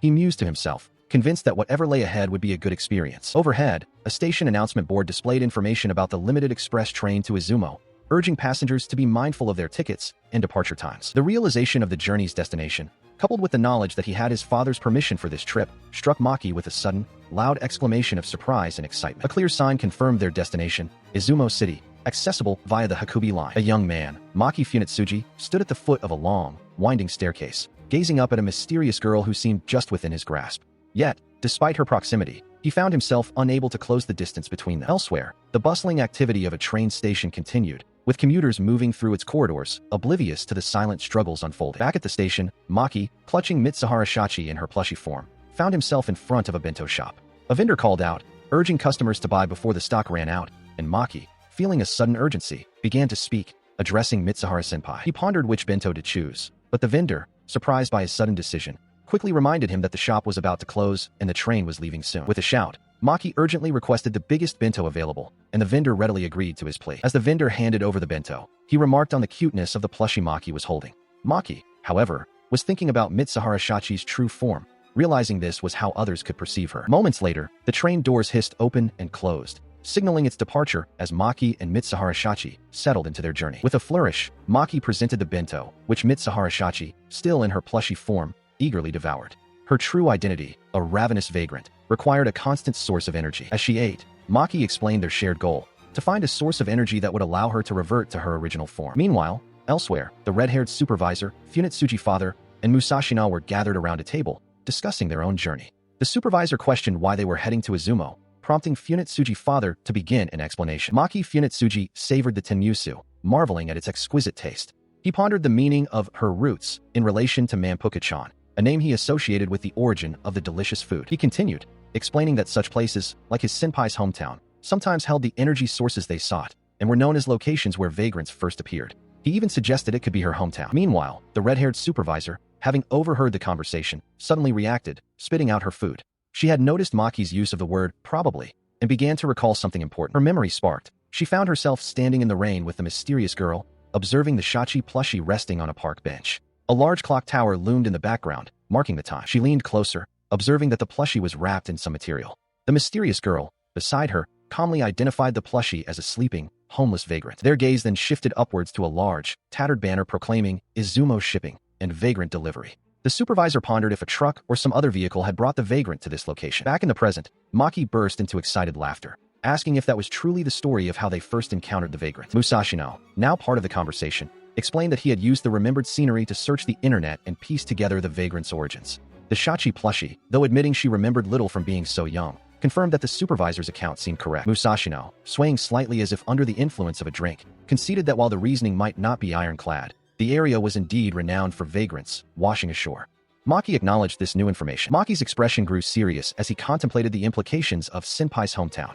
Beside him, the Shachi plushie, ever focused on sustenance, quietly asked if he would continue to feed her. He listened as his father, with a serious expression, advised him to be careful, both he and Shachi, and to call immediately if any trouble arose. He acknowledged his father's words, while the small, blob-like form of Shachi also seemed to agree. Later, the journey continued aboard a vehicle with capsule-like bunks, the rhythmic sounds of movement echoing through the cabin as a passenger sat quietly on a bed. Upon arriving at a stop, he discovered with dismay that the shower cards were completely sold out from the vending machine, leaving him frustrated as he held the small, blob-like Shachi. He found himself in a small washroom, feeling a strange sensation about the setup, before moving into a lounge area, Shachi still nestled in his arms. Still holding Shachi, he suggested they go check out the front of the vehicle next. As he sat, holding his phone and the small, blob-like Shachi, she spoke to him, observing that he always hugged her when she was in this particular form. He reacted with a startled gasp, asking if she disliked it, but she quickly reassured him, exclaiming that it made her truly happy and that he smelled nice. Suddenly, Shachi transformed into her human form and clung to him, causing him to blush deeply.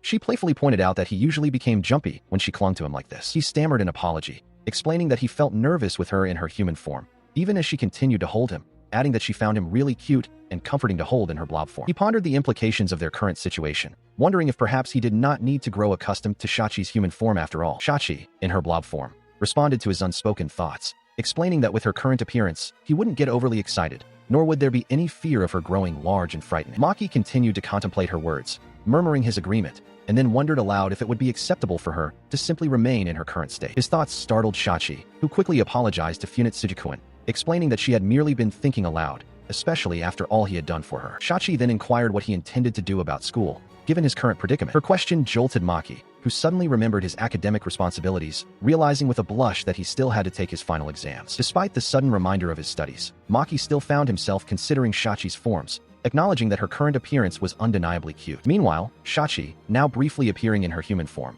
confessed to Maki that her actions were not solely for his benefit. She admitted to being selfish and truly desired to see her human form again. Maki reacted with a surprised exclamation as Shachi, back in her blob form, asked him if she could request something from him. She then clarified her desire, stating that if she could regain her human form, she wanted him to hold her just as he was holding her now. She looked up at him, her blob form conveying a quiet vulnerability, as she asked if her heartfelt request was too much to ask of him. His face flushed with a deep blush. Maki emphatically declared that it was not too much, promising without hesitation that he would definitely hold her. A small, almost imperceptible exclamation escaped her, a silent acknowledgement of his earnest promise. He reiterated his commitment, confirming that a promise was indeed a promise, his blush still evident as she seemed to absorb his words with quiet satisfaction. A moment of awkward silence followed, broken only by Maki's flustered suggestion that they should probably try to get some sleep for now, as he adjusted the covers beside her. As Maki settled in, he suddenly remembered their breakfast plans in the lounge and checked his phone for their arrival time, realizing they would have some time before they needed to get up.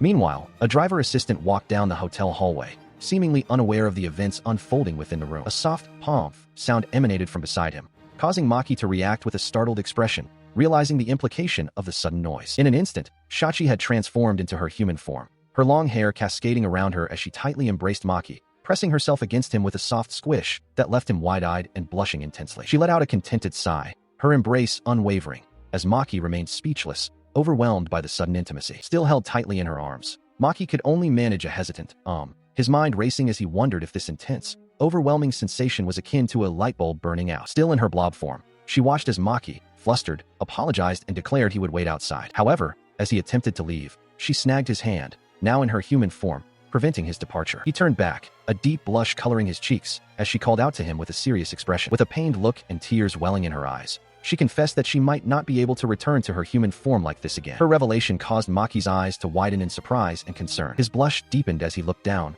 then tentatively reached out his hand to hers. He gently took her hand, their gazes meeting, both of them blushing intensely. Then, with a decisive motion, he pulled her into a close embrace, holding her head against his chest. Despite his fluster, he reassured her with a determined expression, stating that it didn't have to be that way, implying she would return to her human form. She looked up at him, her eyes wide with hope, as he promised to hold her to her heart's content once she was completely back in her human form. She responded softly, indicating her resolve. Still embracing Maki, she softly confirmed his words. She then expressed her own earnest desire to return to her human form, addressing Maki directly. Her face flushed. She explained that without her human form, she couldn't engage in certain activities with him. His own face reddened in surprise and embarrassment at her directness. He quickly recovered, a gentle smile spreading across his face as he affirmed her statement. Later, the night passed, marked by the rhythmic clatter of a train on its tracks, passing a desolate road sign. The next morning, a bustling train station stood under the clear sky, signaling a new destination. At the station, Mousashino, wearing sunglasses, greeted two new arrivals, Izumi-chan and Tatemochi-san, asking about their journey. Maki, surprised by their unexpected presence, questioned why they were there, realizing no one had informed him. The red-haired supervisor, briefly visible, admitted she had forgotten to tell him they were scouting ahead. Tatemochi-san then clarified their mission, stating they were there to confirm whether Maki was being monitored or something similar. Izumi-chan listened, slightly embarrassed by the explanation. Mousashino, conversing with a small, blob-like creature, confirmed a shared sensation. The creature had asked if he, too, felt it, to which Mousashino affirmed that he had indeed perceived the same unsettling presence. This shared perception was not unfounded. A narrative box confirmed that they were already under observation by an unknown entity, the vast landscape of the town stretching out beneath them, seemingly oblivious to the unseen eyes. Meanwhile, in a different location, a tall woman with prominent rabbit-like ears and a predatory smile declared that this new development would be an excellent way to pass the time. Beside her, a shadowy, monstrous figure echoed her sentiment, expressing its own satisfaction as the Isumo Arc began, hinting at a killer rabbit to come. The city of Izumo stretched out before them, a place where Funetsuji Maki might not yet feel the weight of their mission. Mousashino, however, was acutely aware of their surroundings, realizing that by now, they had already been noticed by something unseen. He believed they had been noticed. Izumi-chan confirmed his suspicion, stating that she was sure they were already being watched and wondered what kind of vagrants might inhabit a place like Izumo. She wondered about the nature of the watchers. Meanwhile, a sudden transformation captivated Maki's attention as Mitsuhara-senpai, now in a school uniform, appeared before him. He found her new appearance incredibly cute, but his concern quickly shifted to her well-being. He continued to express his worry, finding her new attire cute, but emphasizing that her appearance was not his primary concern. Izumi-chan, however, complimented Mitsuhara-san, remarking that Western clothes truly suited her and expressing delight at having brought a change of clothes. While he expressed his concern, Mitsuhara lay on the ground, having undergone a transformation at the station. Izumi and Tatemochi observed, while the red-haired supervisor apologized for the inconvenience, acknowledging that it would be difficult for Mitsuhara to protect herself since she couldn't control her transformations. As the red-haired supervisor apologized for the inconvenience, Mousashino offered reassurance. He stated their purpose was precisely to handle such situations, and Izumi-chan and Tatemochi-san eagerly affirmed their roles as bodyguards, ready to take on all responsibilities. He affirmed their role as protectors. Maki, however, still harbored concerns, realizing that leaving the area immediately after accomplishing their goal would be unwise, especially since they had no idea what kind of enemy was watching them or how dangerous they might be. Despite their resolve, the group acknowledged the unknown dangers. Mitsuhara, oblivious to the deeper concerns, suddenly felt a powerful hunger, declaring that they should have breakfast first, as she hadn't eaten anything yet. She was quickly presented with a traditional Japanese breakfast, complete with soba noodles and tempura, laid out neatly on a tray. As she ate, Mitsuhara confirmed to Maki that her grandparents lived here, prompting a surprised grandma from him. The group settled into a cozy restaurant, where Tatemochi Nishikami, a silent man who works for Mousashino, sat across from them, observing, while Izumi-chan, a vagrant pretending to be Maki's neighbor and a proper grade schooler, sat beside him. Maki processed the information, remarking, "I see." Izumi-chan then turned to Mitsuhara, asking if the people she mentioned were her One-san's older sister's family, to which Mitsuhara simply replied, "Yeah." In her blob form, Mitsuhara explained that these were the ones who had raised her, a hand gently stroking her head. Maki, still processing the revelation, then shifted the conversation back to their mission, confirming that their goal was to find an energy source that would allow Mitsuhara to return to her original state. She admitted she had been trying to think of what that might be. Tatemochi Nishikami interjected, stating that Supervisor-san had mentioned it was something connected to Mitsuhara. He suggested that if so, they might look for her grandpa's house, though Mitsuhara noted it had been so long it might take her a while to remember. Maki absorbed this, realizing the significance of the location. He understood that this truly was his senpai's hometown, a place of her past. Mitsuhara, sensing his deep thoughts, looked at him with a questioning "huh?" Maki, startled, quickly apologized for his rudeness, admitting he was lost in thought. He continued, realizing that at first, he hadn't asked much about her past. He mused that there were clearly other people in her life besides Supervisor-san, a thought that brought a new feeling to him, to which Mitsuhara responded with a surprised "oh." She apologized profusely to Funetsuji-kun, admitting she had completely forgotten to tell him anything despite his help. He, however, simply expressed his gladness that he had gotten to know her at all. Her expression softened, a faint blush gracing her cheeks as she absorbed his words. He then inquired about who had made her think that humans are nice. She revealed it was her grandma and grandpa. He looked at her with a gentle smile, and she returned his gaze, her own smile warm and genuine. A moment later, his expression shifted to one of confusion, while she looked up at him with a surprised, wide-eyed gaze. He pressed further, asking how long ago she had been separated from them. She pondered for a moment, then replied that it was long before junior high. He considered her words, realizing the implications of about 10 years ago, wondering what ominous sign could have led to such a separation and if they were even still alive. She confirmed the approximate time frame. Suddenly, Tatemochi Nishikami interjected, declaring that for now, they should focus on searching for the two, startling both Mitsuhara and Maki. With a unified sense of urgency, the group, including Izumi-chan, dashed towards the bus stop, Tatemochi Nishikami urging them to go. As they reached the stop, Mitsuhara and Izumi-chan looked up, their eyes fixed on something above them, perhaps the approaching bus. Her urgent quest momentarily paused. Mitsuhara and her companions found themselves amidst a bustling festival, a vibrant scene filled with stalls and people, offering a brief respite from their search. As they explored the lively street, Izumi-chan held up a small, grilled fish on a stick, while Tatemochi Nishikami, ever observant, watched the surroundings. Suddenly, Maki, holding a camera, exclaimed that something felt wrong, realizing they were simply having fun as usual, despite their pressing mission. Izumi-chan, looking thoughtful, wondered if he had remembered anything at all. Mitsuhara, her expression troubled, admitted that she felt she remembered this place, but because it was such an old memory, she couldn't quite piece it together. Seeing her struggle, Maki suggested they take a little break, but Mitsuhara, overwhelmed, murmured that she didn't know what to do. Izumi-chan agreed that a break sounded good, and Tatemochi Nishikami, stepping forward, offered to accompany Maki to get drinks, surprising the others. A short while later, Mitsuhara and Izumi-chan sat together on a bench in a quiet park, the silence heavy between them. Izumi-chan, looking at Mitsuhara, asked what they should do if she still couldn't remember anything. Mitsuhara, her eyes wide, then asked Izumi-chan if she knew that she could fly through the sky. Izumi-chan, surprised but then smiling, confirmed that she did know, recalling that she had seen her fly before, leaving Mitsuhara with a puzzled expression. She listened intently as Izumi-chan explained that she had made a selfish request to Supervisor-san to take an airplane, a novel experience for both of them. Mitsuhara, surprised, confirmed it was her first time as well, finding the idea appealing. Izumi-chan then smiled warmly, recalling that the airplane ride had been a truly enjoyable experience. Her eyes widened slightly, a thoughtful expression settling upon her face as she processed Izumi-chan's words. She pondered the implications, realizing that Izumi-chan had been called to protect her, and that it was not wrong to allow herself some moments of fun amidst their serious mission. Izumi-chan then gently took her hand, offering reassurance that they would certainly find a way to restore her older sister to normal. She continued, suggesting that until that time came, they should keep having more fun as they went along, a cheerful proposition that Mitsuhara's shadowy form seemed to acknowledge. A faint blush spread across her cheeks as she looked at Izumi-chan, touched by her unwavering optimism and support. Suddenly, a powerful impact erupted nearby, sending a shockwave through the air. Mitsuhara and Izumi-chan turned, startled, as Izumi-chan called out Mitsuhara's name, sensing the imminent danger. From the dust, a tall woman with prominent rabbit-like ears emerged, laughing maniacally as she declared her welcome to the travelers. The woman, still laughing, introduced herself as Hakuja, the vagrant who resided in that place. She explained that she had come to greet them for particular reasons, excusing her sudden and impudent appearance. She floated amidst the strange, organic tendrils that had appeared, her presence unsettling. Izumi-chan, looking surprised but composed, introduced herself in return, stating her name was Izumi. Still suspended, Hakuja then turned her attention to Mitsuhara, asking her reason for being there. She then mused aloud about her own reasons, finding them obvious. Moments later, Maki Funetsuji and Tatemochi Nishikami arrived on the scene, Maki expressing concern about what had just transpired. Hakuja, however, dismissed their questions, asserting that her reasons should be known without needing to ask. She then declared that Maki looked quite appetizing, wondering if she could acquire some of his food.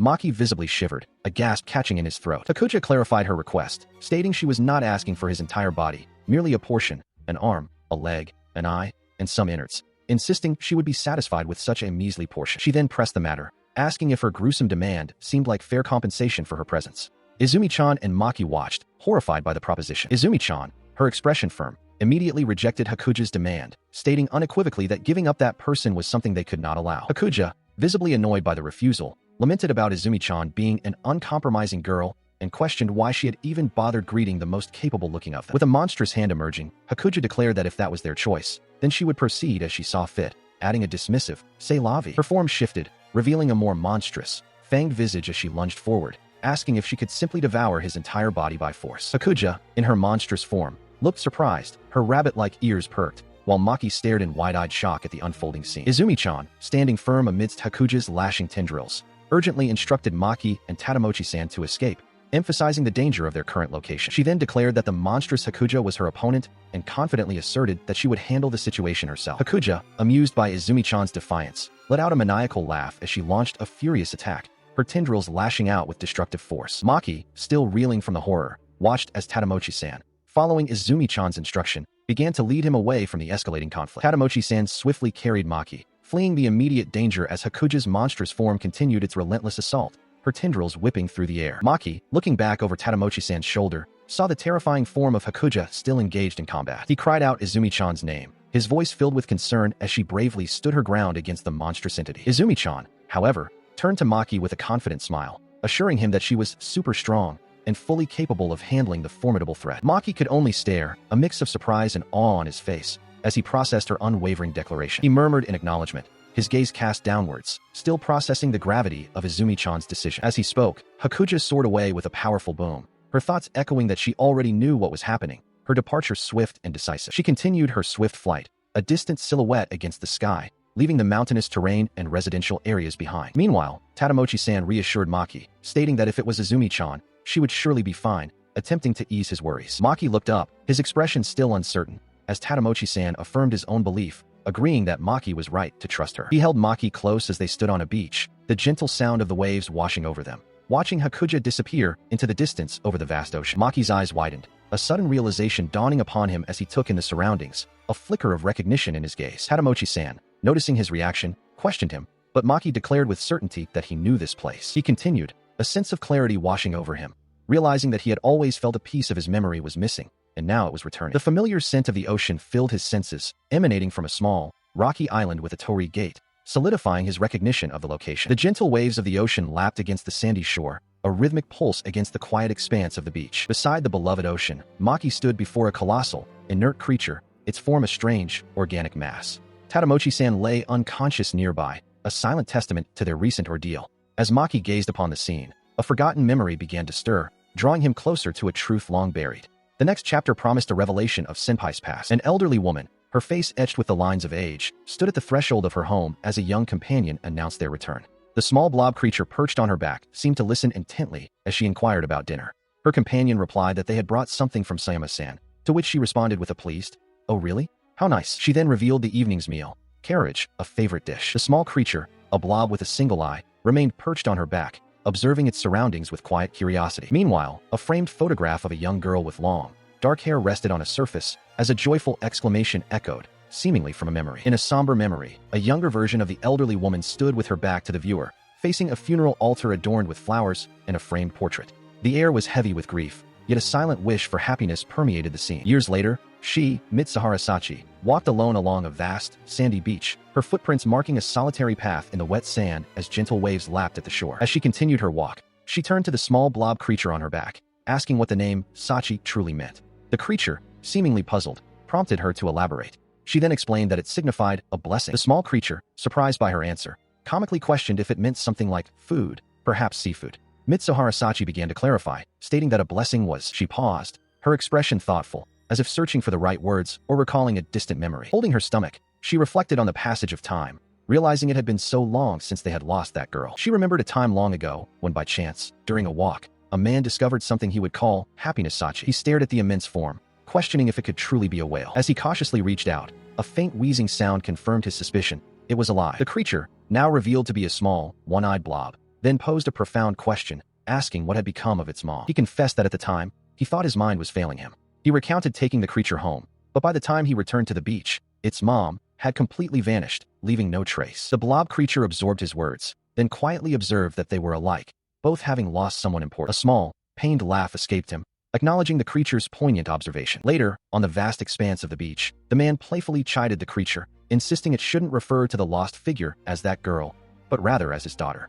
The creature, addressing him as Grandpa, then asked what kind of person that girl truly was, prompting the man to agree with a chuckle. However, the creature quickly interjected, telling its grandpa not to speak of her in a certain way. Back in the present, the elderly Sachi sighed contentedly as her companion massaged her shoulders, finding comfort in the familiar touch. Her companion continued the massage, remarking that even with the passing years, Sachi's shoulders remained stiff, though they were gradually weakening. The blob creature rested nearby, observing as the companion then asked Sachi if these moments brought her happiness. She felt a gentle pressure on her shoulder, a rhythmic kneading that surprised her. The blob creature, making soft monya-monya sounds, was giving her a shoulder massage, a gesture she acknowledged with a quiet, appreciative ah. Though she found the massage relaxing, she mused aloud that it must be tiring for the one performing it. The creature, however, simply told her to hush, continuing its work. It continued its diligent monya motions, focusing entirely on her shoulder. Soon after, it settled down beside her, its small form seemingly asleep. Her own silhouette was visible in the window, gazing out, a quiet moment of reflection. The creature remained still, lost in slumber. The scene shifted abruptly to an urban landscape, a busy street beneath an overpass, as a voice from an earlier time urged, "Listen carefully, Sachi." A younger Sachi, her expression earnest, looked at the creature and reassured it, stating that it didn't need to become human and that it was perfectly fine just the way it was. The creature, addressing her as grandma, was then told that its good health was all that mattered. She added that shoulder massages were something her grandpa typically did, and gently warned it to get down from its precarious perch. She then reflected on a difficult past, revealing that before the creature's arrival, she and grandpa had been in a rough period. As the creature listened,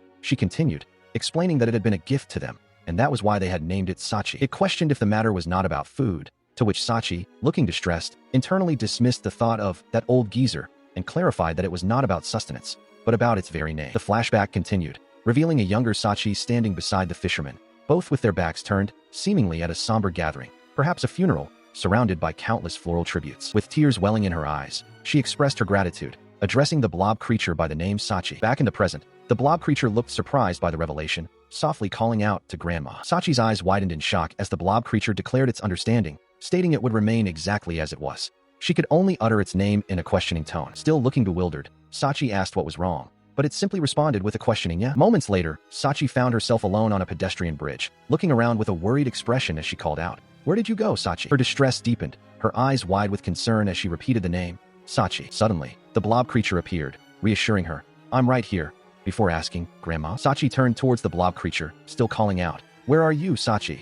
Even as it attempted to respond, "I'm right," she cried out, a desperate grand dash escaping her lips as the small, round creature slipped away. It turned back, its single eye wide, as her voice echoed, "Sachi." Moments later, the creature plummeted from the bridge, landing with a dull thud on the roof of a passing vehicle below. From above, a lone figure watched its descent. The large truck rumbled down the street, its engine humming as it carried its cargo, oblivious to the small, unexpected passenger it had acquired. Inside the truck's bed, amidst the piled cargo, the creature lay jostled and disoriented. Still within the confines of the moving truck, it seemed to murmur a soft, longing grand. Meanwhile, in a different part of the city, a man in a suit walked past a building, observing his surroundings before quietly acknowledging, "Okay, I see." Later, the creature, now bandaged and resting in a bed, listened as the red-haired supervisor explained that by the time it had awakened, it was already far from its previous location, having been brought there by a truck. Mitsuhara Shachi, sitting nearby, asked with concern if the experience had been difficult for Sachi-chan. The red-haired supervisor continued, admitting she had never encountered anything like the creature before and that it clearly wasn't from their immediate area. The creature, listening intently, seemed to recall the mention of its grandma. She elaborated, explaining that sometimes certain incidents could cause a human's heart to waver, leading them to perceive things they normally couldn't, shaking them to their very core. She concluded that in such cases, things like the creature, which they referred to as vagrants, would become visible to them. The creature absorbed this new information, its expression thoughtful. The red-haired supervisor continued her explanation, clarifying that while some humans could perceive vagrants from the outset, others, like Sachi's grandmother, only gained this ability after a traumatic incident caused their hearts to waver. She warned that such individuals might lose the ability to see vagrants if another incident occurred or if their hearts steadied. Upon hearing this, the blob creature reacted with a sense of disbelief, questioning if this meant its grandmother and grandfather could no longer perceive it. The red-haired supervisor looked down, her expression serious and contemplative, as if weighing the gravity of the creature's question. Her gaze then shifted, and she confirmed that a method did, in fact, exist, prompting a surprised reaction from the blob creature. She elaborated, stating that a specific method might exist for it to be seen by its grandparents once more. However, she quickly cautioned that the path would not be easy, and there was a significant possibility of failure. Despite the inherent risks, she then directly asked the blob creature if it still wished to attempt this difficult method. The blob creature's single eye focused, its form radiating a clear sense of determination as it prepared to make its decision. Meanwhile, Maki Funetsuji and Mitsuhara Shachi sat side by side on a concrete barrier, gazing out at the vast expanse of the ocean. Mitsuhara Shachi explained to Maki that the method involved her taking on a human form. Maki, visibly distressed, covered his face and, when asked if he was all right, quietly affirmed that he was, despite his obvious discomfort. He remained silent, his gaze cast downward, as the question hung in the air, acknowledging his prolonged separation. Meanwhile, Mitsuhara, standing beside Tadamochi who held a dice stick, expressed her contentment, stating that living with Supervisor San had been enjoyable enough for her to almost forget her predicament. His gaze then lifted, meeting Mitsuhara's, and he declared with newfound resolve that they would certainly find her grandparents' house. She responded with a quiet affirmation, a faint blush coloring her cheeks. With a determined step, Mitsuhara led the way, proclaiming that her grandparents' house was likely nearby, with Maki and Tadamochi following close behind. As they walked, Tadamochi turned to Maki, calling his full name, prompting Maki to inquire about his purpose. His eyes widened, reflecting a sudden understanding or shock. He then lowered his gaze in contemplation before looking up again, simply stating that he understood. Maki expressed his gratitude to Tadamochi, who acknowledged him with a simple affirmation. Together, the three figures walked down a narrow, winding alleyway, their journey continuing into the quiet residential streets. Maki, Mitsuhara Shachi, and Tadamochi Nishikami stood before a modest two-story house,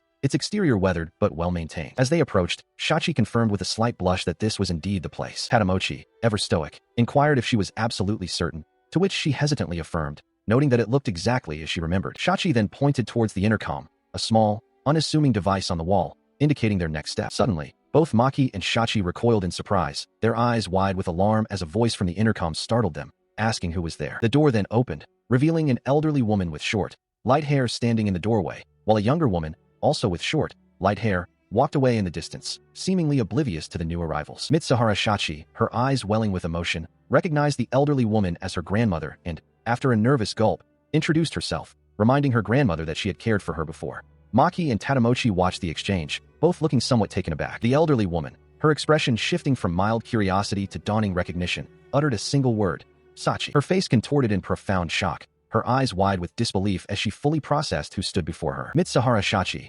mirroring her grandmother's astonishment, let out a small gasp, her own eyes wide with a mixture of surprise and perhaps a hint of fear. The elderly woman, her grandmother, greeted her with a warm smile, remarking that she hadn't seen her face before and asking if she had just moved into the area. She then formally introduced herself, saying, "Nice to meet you, Sachi-chan." Her eyes widened in profound shock, the grandmother's words echoing the devastating realization that she was not recognized. She could only manage a small, shaky sound, her composure completely shattered, while the grandmother, noticing her distress, looked on with a puzzled expression. Meanwhile, Funetsuji's father addressed Maki, confirming his presence by his side. He simply acknowledged the instruction with a concise, "Got it." His expression focused. A woman with glasses spoke, her voice carrying a note of caution as she mentioned the possibility of failure. Her demeanor shifted abruptly, a wide, unsettling smile spreading across her face as she addressed a young girl, asking where such a cute young girl might be from. She continued, explaining that if one were to lose the ability to perceive vagrants due to fluctuations, even the memory of ever having seen them could vanish entirely. The dark-haired girl listening could only manage a small, surprised sound in response to this unsettling revelation. The mysterious woman pressed on, detailing a grim scenario. Even if the girl's grandmother were to forget everything about her, and even if the girl herself could assume a human form, her face became shrouded in shadow, her eyes glowing ominously as she complimented a cute ribbon, asserting that it truly suited the girl. Her eyes widened further, reflecting a growing sense of shock and apprehension. Elsewhere, a short-haired girl sat on the floor, looking intently at a fluffy creature, a silent question hanging in the air.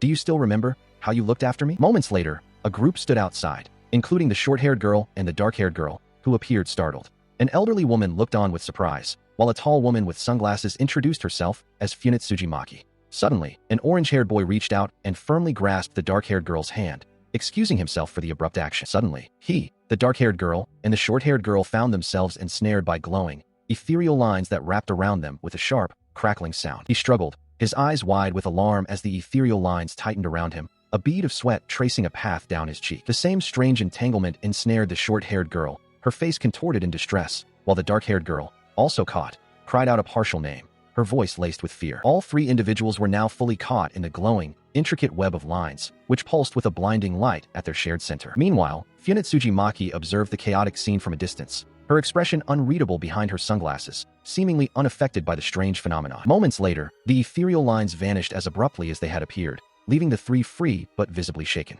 The elderly woman then gently led the short-haired girl away, leaving the orange-haired boy and the dark-haired girl to process what had just occurred. The dark-haired girl, still bewildered, turned to the orange-haired boy, questioning what he had just done. He responded by gently reaching out and touching the ribbon in her hair, a gesture that seemed to hold a deeper meaning. From a short distance, the short-haired girl, now with the elderly woman, looked back with a distressed expression, calling out a single name, Sachi. The dark-haired girl's eyes widened in recognition, a blush spreading across her cheeks as she whispered, asking if it was truly Sachi. With a warm, knowing smile, he confirmed her realization. Tears streamed down the dark-haired girl's face as she uttered her grandmother's name, a profound recognition dawning upon her. He announced his return home, standing alongside Funetsuji Maki, as the short-haired woman greeted them with a warm smile. The quiet domesticity of the home was evident in the kitchen, where everyday items and hanging clothes suggested a lived-in space. Meanwhile, the dark-haired girl knelt before a small altar, a framed photograph of an elderly man and a ceremonial pot before her, lost in a moment of quiet reverence. She smiled, confirming her grandpa's happiness, as the short-haired woman expressed her relief that the girls seemed to be doing well, acknowledging the many events that had transpired. Elsewhere, Funetsuji Maki requested assistance with some items, while Sachi apologized for the sudden imposition of their stay. The short-haired woman, however, graciously assured him that any friend of Sachi was a welcome guest. Later, the dark-haired girl inquired about an energy source, prompting the short-haired woman to ponder, suggesting she might possess some clues. However, the woman admitted with regret that she could barely recall anything of the sort, leaving the dark-haired girl with a look of disappointment. Despite her memory's limitations, the short-haired woman recalled a detail. When the dark-haired girl's grandpa had picked her up, he had mentioned that the things that were with her had completely vanished. Yet, in their place, a massive imprint remained on the sandy beach, suggesting something gigantic had been dragged away. The elderly woman, her face etched with weariness, concluded her fragmented recollection, admitting that her memory offered little more than what she had already shared. The dark-haired girl listened intently, her expression a mix of understanding and lingering questions. Meanwhile, in the kitchen, the orange-haired boy, Sachi, rummaged through items, while Funetsuji Maki, ever composed, informed him there was still more to be done. Sachi, acknowledging the effort, offered his thanks to the grandmother. As the dark-haired girl prepared to leave, her grandmother offered a warm, heartfelt farewell, urging her to stay safe and continue to grow. She nodded, accepting the loving advice. The elderly woman then turned to Funetsuji, expressing her gratitude for his unwavering support of Sachi, causing the boy to blush slightly in embarrassment. Funetsuji Maki, still engaged in the task, acknowledged the need for continued assistance, requesting Tadamochi-san's help with the heavy lifting for a while longer. Later, the coastal town stretched out beneath a clear sky, its houses clustered along the shore, leading to a vast, open beach. On that very beach, the dark-haired girl and Sachi walked side by side, her voice breaking the silence as she called out to him. He then turned to her, his expression serious, and inquired if the strange sensation from earlier had been a manifestation of her seedling power. She confirmed his suspicion with a simple affirmation. She elaborated, explaining that in that moment, she had suddenly felt an inexplicable pull, as if being drawn directly towards Funetsuji. He listened intently, then added a crucial observation. Her unique scent had grown even stronger during that experience. He considered the techniques Tadamochi-san had taught him, just in case, his eyes wide with a mix of apprehension and resolve. He then explained that while using the power of the seedling implanted within him would make it a bit bigger, it was far from a minor change. He could, however, use this power to allow those who could no longer perceive vagrants to see them once more. She reacted with a look of concern, affirming that the change was indeed significant, not just a little. He looked startled, a realization dawning on him as he began to utter a familiar address. She completed his thought, her wide eyes fixed on him as she spoke the word, senpai. Moments later, they stood before a colossal, organic structure, resembling a nest or a cave, intricately woven from roots and foliage, which had seemingly materialized out of nowhere. She exclaimed that she knew it was a nest, while he, still bewildered, questioned if it was a cave, noting that the spot had been empty until their arrival. He internally speculated that the structure must have appeared because Funetsuji was present at that very location. Her attention then shifted to a distinct imprint on the ground, and she called out to him, pointing it out. She wondered if this imprint had also been hidden, and if it was what her grandpa had spoken about. He, equally surprised, questioned if it had been there all along. She declared that she could distinctly smell something, her gaze fixed and intent. He confirmed her observation, acknowledging the scent and addressing her as senpai. Following the scent, they advanced towards the massive organic structure, which emitted a soft, creaking sound as they approached. They ventured deeper into the cavernous interior of the nest, their path illuminated only by the light they carried, revealing the dark, winding passages around them. As they explored, he pondered aloud, questioning the purpose of the nest if no vagrants resided within it. She agreed, confirming that no such inhabitants were present. Their feet trod upon the soft, organic ground, surrounded by numerous small, bulbous growths that dotted the floor of the nest. Deeper within the structure, they discovered a colossal, pulsating organic mass, its presence dominating the space. He reacted with a gasp of shock, recognizing the mass as something connected to his senpai, and expressed disbelief that they had come all this way only to find this. As he stared in stunned realization, she clenched her fist, her expression resolute as she confirmed, "This is it." She then revealed her internal thought.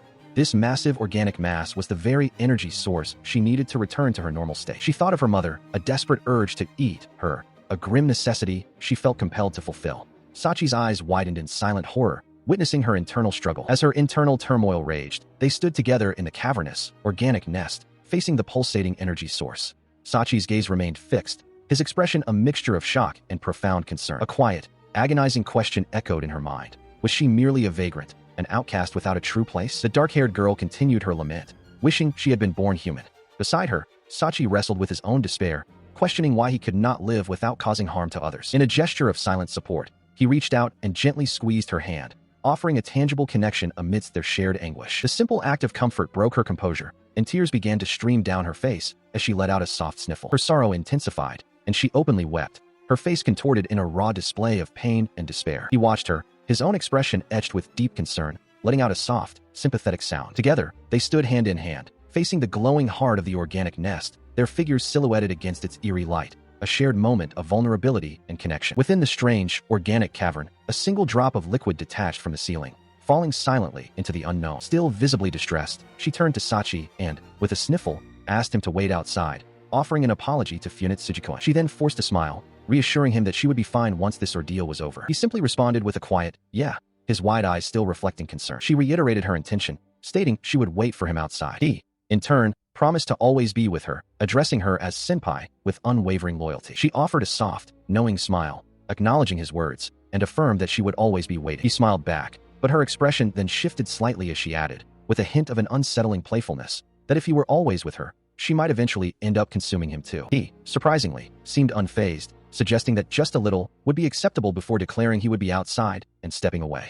She watched him go, a faint blush spreading across her cheeks. He was left intensely flustered, his face flushed, as the implications of her words settled in. She, meanwhile, touched her own cheek, a blush still present, and wondered aloud what that strange interaction had just been. Under the cover of night, a shrine stood silent as a figure with long white hair and rabbit-like ears, Hakuja, emerged. She greeted the newly arrived group with a menacing smile, warning them to be careful, or they might just die. Hakuja continued her taunts, leaping playfully as she mocked them for bringing a human along, calling him a burden and suggesting he was meant to be an offering. Her laughter echoed with a chilling delight. The orange-haired boy, Sachi, looked on in horror, his mind fixated on the whereabouts of Izumi-chan. Meanwhile, the dark-haired girl, standing beside him, calmly questioned if they should continue their previous greeting. Hakuja, still in her playful demeanor, responded with a drawn-out sigh, confirming she was indeed referring to the little charming girl they saw. With a sickening sound, Hakuja revealed Izumi-chan, now reduced to a grotesque pile of fluffy white material, confirming her presence right there. Sachi stared in utter shock, his eyes wide with disbelief. Hakuja, observing his reaction, clarified that she hadn't eaten all of her yet, only making her smaller. As Sachi stammered Izumi-chan's name, Hakuja, holding a severed arm, offered a chilling proposition. If they could satisfy her, she would be content with only eating that arm. The horror of the situation was palpable. Maki, the woman with sunglasses, calmly stated that she could still sense Izumi-chan's presence, noting the strong charm and the possibility of saving her. Sachi, desperate, called out her name, but she remained resolute. Hakuja found their eagerness amusing, doubting that even their full recovery would be enough to satiate her. The dark-haired girl, Mitsuhara, stepped forward, warning both Sachi and Maki to stay back, preparing for a confrontation. Having stepped forward to confront the entity, she watched as Hakuja, with a guttural chorp, lunged. Its form, already grotesque, seemed to distort further as it attacked, leaving a trail of dark, viscous material. Sachi, witnessing the assault, recoiled in shock, while Hakuja's thoughts lingered on the charming girl it had consumed. The attack continued, Hakuja's body morphing into a more monstrous shape, its limbs elongating and hardening into sharp, bone-like protrusions. A sickening glop sound accompanied the transformation as it lashed out. Hakuja's face contorted into a wide, predatory grin, revealing rows of sharp teeth. Its hand, still dripping with the viscous substance, bubbled and reformed with a grotesque blorp sound, showcasing its regenerative and transformative abilities. The entity then launched itself into the air, its form now resembling a massive, dark whale-like creature with sharp teeth, its white hair flowing wildly as it descended upon its target with immense force. As Hakuja continued its relentless assault, it taunted its opponents, calling out Izumi's name and questioning if they wanted to know why it found her an easy win. Sachi, narrowly dodging a blow, could only watch as the creature's attacks crashed around him. Hakuja, finding amusement in their struggle, declared it would reveal its secret. With a triumphant cry, Hakuja boasted of its overwhelming strength, proclaiming itself so much stronger than Izumi. The creature continued its frenzied attack, its laughter echoing as it struck with immense power, the impact creating a violent smack that sent shockwaves through the air. Sachi, observing the relentless assault, realized the core of the problem, Hakuja's incredible regenerative capabilities. Maki, standing beside him, confirmed his observation, explaining that the vagrant entity constantly regenerated, consuming a massive amount of energy to do so. Sachi, his eyes wide with understanding, grasped the implication. Maki elaborated, stating that Izumi's attacks likely couldn't keep pace with Hakuja's rapid regeneration, which was why she had been defeated.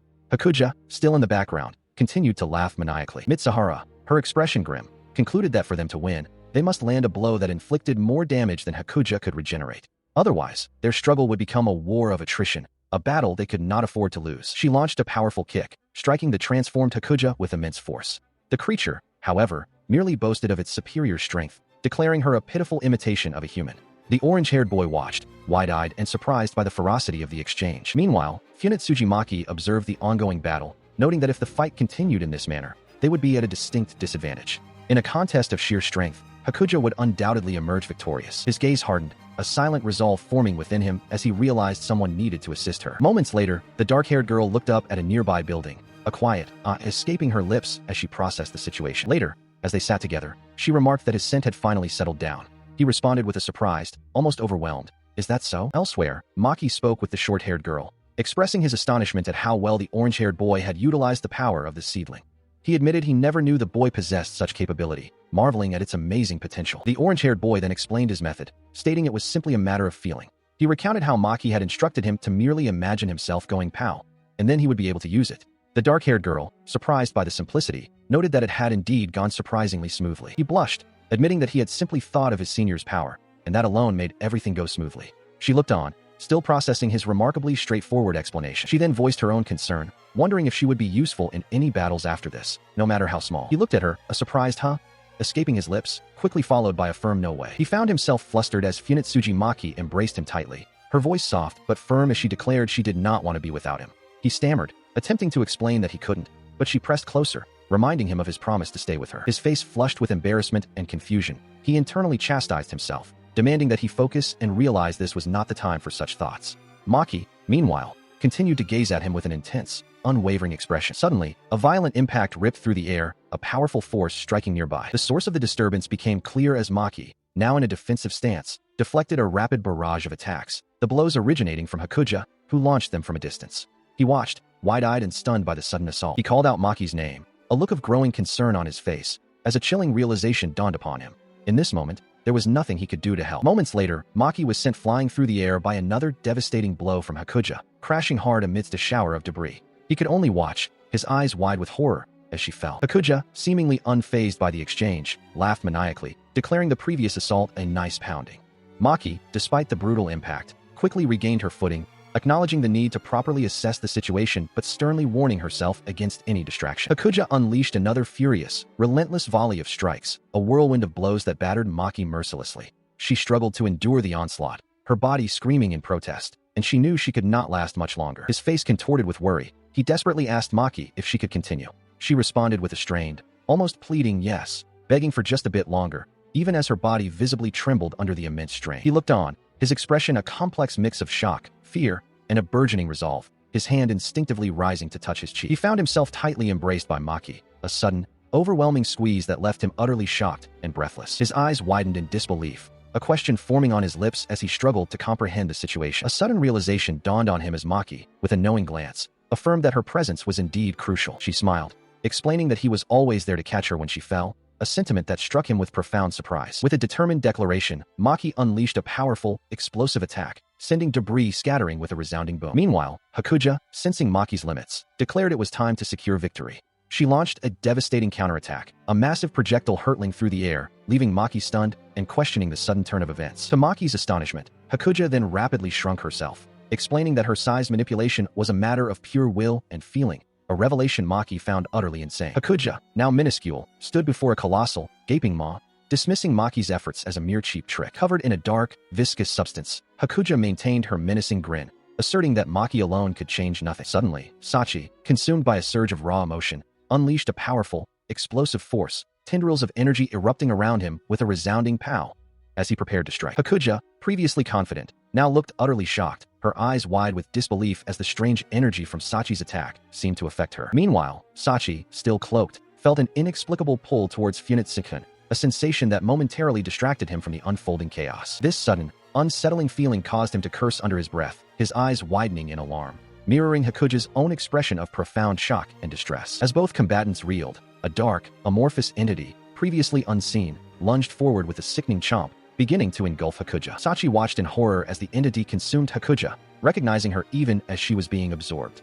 He noted with a gasp that her right arm, despite the engulfment, still seemed to be intact. The entity continued its relentless consumption, expanding rapidly with a loud whomp, its form twisting and stretching as it swallowed Hakuja whole. Sachi could only stare, his eyes wide with a mixture of fear and disbelief, as the monstrous form continued to grow, leaving him utterly stunned by the sudden turn of events. Despite being almost entirely absorbed, Hakuja's voice echoed from within the entity, proclaiming her immense strength and her readiness to strike at the perfect moment, even as the last vestiges of her form were consumed. Hakuja, confident in her power, declared that this would be an easy victory. Meanwhile, from within the monstrous, multi-limbed creature, Izumi-chan defiantly proclaimed that she would never, ever be defeated, despite the creature's bubbling, unstable form. She continued to taunt Izumi-chan, remarking that even if she had finally realized her predicament, it was far too late to do anything about it, laughing mockingly. Izumi-chan, still encased, acknowledged Hakuja's words with a pained expression, noting that her charming self was being cut to ribbons, and wondered if she was nearing her limit. She then internally questioned her own state, asking if she was truly okay and if she could continue,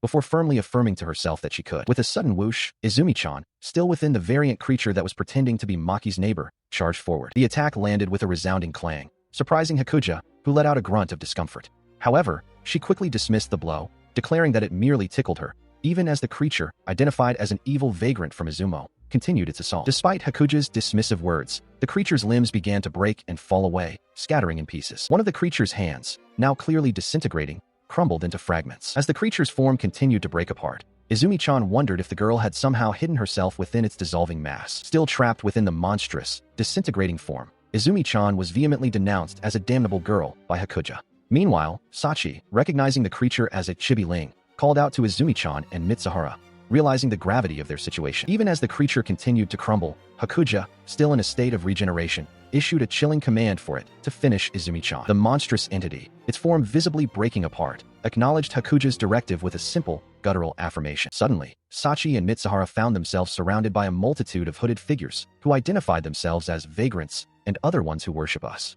They bowed low, pleading for mercy. Amidst the sudden appearance of these new figures, Sachi questioned if the central, Hakuja-like figure was indeed Hakuja. The individual, however, introduced herself as Hako, apologizing for the aggression and requesting an opportunity to explain their presence. Hako then revealed the true purpose behind their arrival, stating unequivocally that it was for Mitsuhara Sachi. Sachi, taken aback, asked if she meant him, rather than Funit Tsujikuen, to which Hako confirmed his assumption. Before Hako could elaborate further, the monstrous creature Izumi-chan was trapped within began to violently bloat and burst, rapidly disintegrating into nothingness. As the creature exploded, Hakuja reappeared with a triumphant laugh, declaring her return and mocking Hako, whom she referred to as Ne-san, implying a familial bond. Hakuja then urged them to continue their confrontation. Hako, visibly shocked and defeated by Hakuja's sudden reappearance and declaration, could only manage a pained gasp as Hakuja proclaimed her victory. She stood triumphantly over the defeated Hako, the hooded figures still present, as Sachi watched, his expression a mix of shock and confusion. He questioned her actions, asking if it was truly that easy, to which she simply confirmed it was so, her gaze distant. He accepted her words with a quiet hum. But then, his thoughts turned to Izumi-chan, realizing the girl was still trapped within the remnants of the disintegrated creature. He urgently reminded Hakuja not to forget her. She turned her attention to him, calling him a little buddy, and assured him she would take care of it. He looked puzzled, asking what she meant by take care of it. She then declared her intention to restore Izumi-chan, admitting she had considered tearing the girl apart, but ultimately decided to put this thing into a backup. Sachi stared, utterly dumbfounded. From the ground, Hako, still subdued, expressed her astonishment at Hakuja's apparent cluelessness regarding the concept of a backup. Hakuja, visibly irritated, dismissed Hako's protests with a frustrated grunt, emphatically stating that she could, de facto, return Izumi-chan to her previous state, as a faint energy crackled around her. Moments later, Izumi-chan stood before them, fully restored and seemingly unharmed. A small, fluffy creature perched on her shoulder.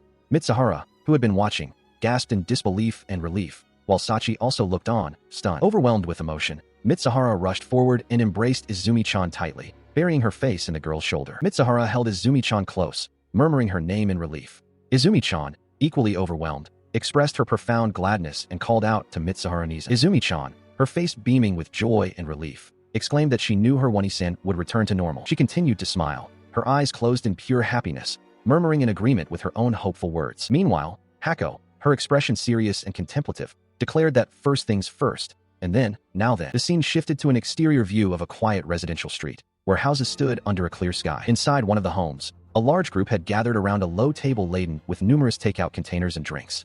Izumi-chan, now fully restored and lively, suggested it was time for lunch. The short-haired woman, observing the unexpected crowd, looked on with a surprised expression, uttering a soft, "Oh dear." As Izumi-chan and Mitsuhara sat at the table, the short-haired woman remarked that they hadn't hosted so many guests since her grandfather's funeral. Sachi, along with the fluffy creature, offered apologies to the short-haired woman for the sudden intrusion, explaining they had nowhere else to go. She graciously dismissed their concerns, assuring them it was fine as she had no prior plans. Hako, standing alongside Hakuja and the hooded figures, then formally introduced her group, stating they were vagrants who have endured since long before these lands existed, and that they called themselves the White Ones. Her gaze sharpened, a close-up revealing the intensity in her eye as she added, "But first," leaving her next action hanging in the air. She apologized for her sister's exceptionally violent greeting, but Hakuja, with a wide grin, dismissed it as an excellent display of hospitality, leaving Sachi and Mitsuhara bewildered. Hako then questioned Hakuja, asking why she had not intervened despite observing them the entire time. Hakuja, casually eating a burger, simply asked why she should have. Hako explained that they had been observing Mitsuhara Sachi-sama,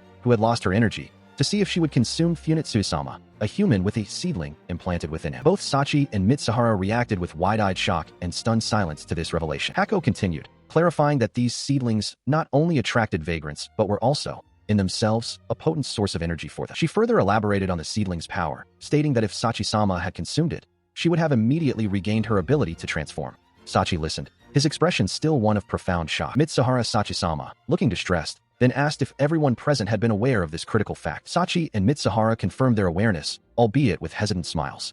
Then, a woman with glasses stated plainly that the solution was for Mitsuhara Sachi to simply eat Funitsuji-kun. Mitsuhara and Sachi quickly expressed their reluctance, explaining that they had not wanted to resort to such a measure in the first place, which was why they had traveled so far.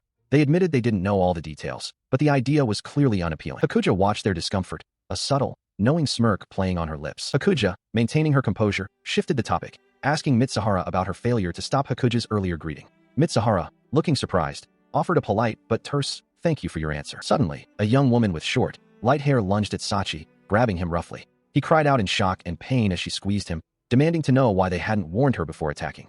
Hakuja and Hako watched the chaotic scene unfold. Mitsuhara, caught off guard, tried to protest, her dignity as a resident of the land feeling violated by the sudden aggression. She questioned the necessity of such a direct, face-to-face confrontation. The short-haired woman, still distressed, acknowledged the situation as troubling, but expressed relief that everyone was safe for now, a small talk sound accompanying her words. Hako, observing the scene, then directly addressed the short-haired woman, inquiring about her true intentions regarding Sachi, given the length she had gone to. Hako then turned her attention to Mitsuhara, explaining that Sachi, like themselves, was a vagrant who had washed ashore. As one of the white ones, they wished to invite him to join their brethren. Maki, sipping from a cup, echoed the word brethren with a hint of surprise, while Sachi's eyes widened in shock at the implication. Hakuja, with the white one creature nearby, clarified that the purpose of her earlier greeting and their subsequent waiting was to test Sachi, to see if he was fit to join their brethren.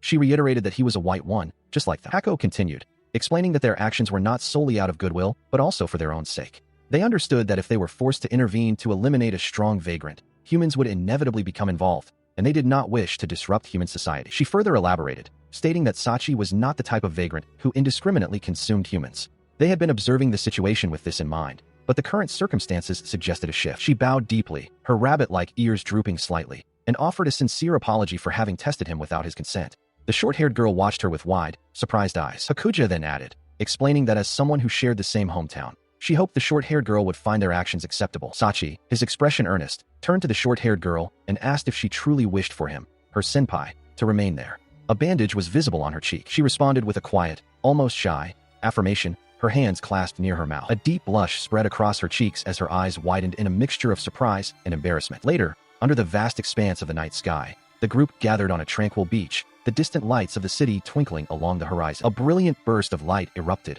momentarily illuminating the darkness. Sachi, the short-haired girl, Hakuja, Hako, and Maki, along with several hooded figures, all held sparklers, their faces alight with smiles as they enjoyed the simple pleasure of the crackling lights. As Sachi gently massaged her shoulders, the short-haired girl closed her eyes in contentment, sighing that it felt incredibly nice. She mused aloud that she never thought she would see the day she would receive a shoulder massage from Sachi, who blushed slightly at her words. He continued to massage the elderly woman's shoulders, though the short-haired girl playfully remarked that his grip was weak. The elderly woman, however, seemed to be holding a great deal of tension in her shoulders, prompting the short-haired girl to observe, "Grandma's shoulders are super tense."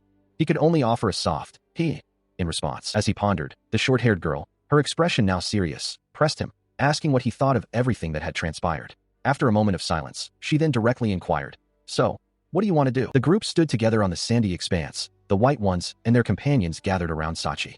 The short-haired girl, observing the scene, reflected internally that what she had wished for had already come true, hinting at a profound sense of fulfillment regarding their collective future. Suddenly, the tranquility shattered as Sachi recoiled in shock, his eyes wide with alarm.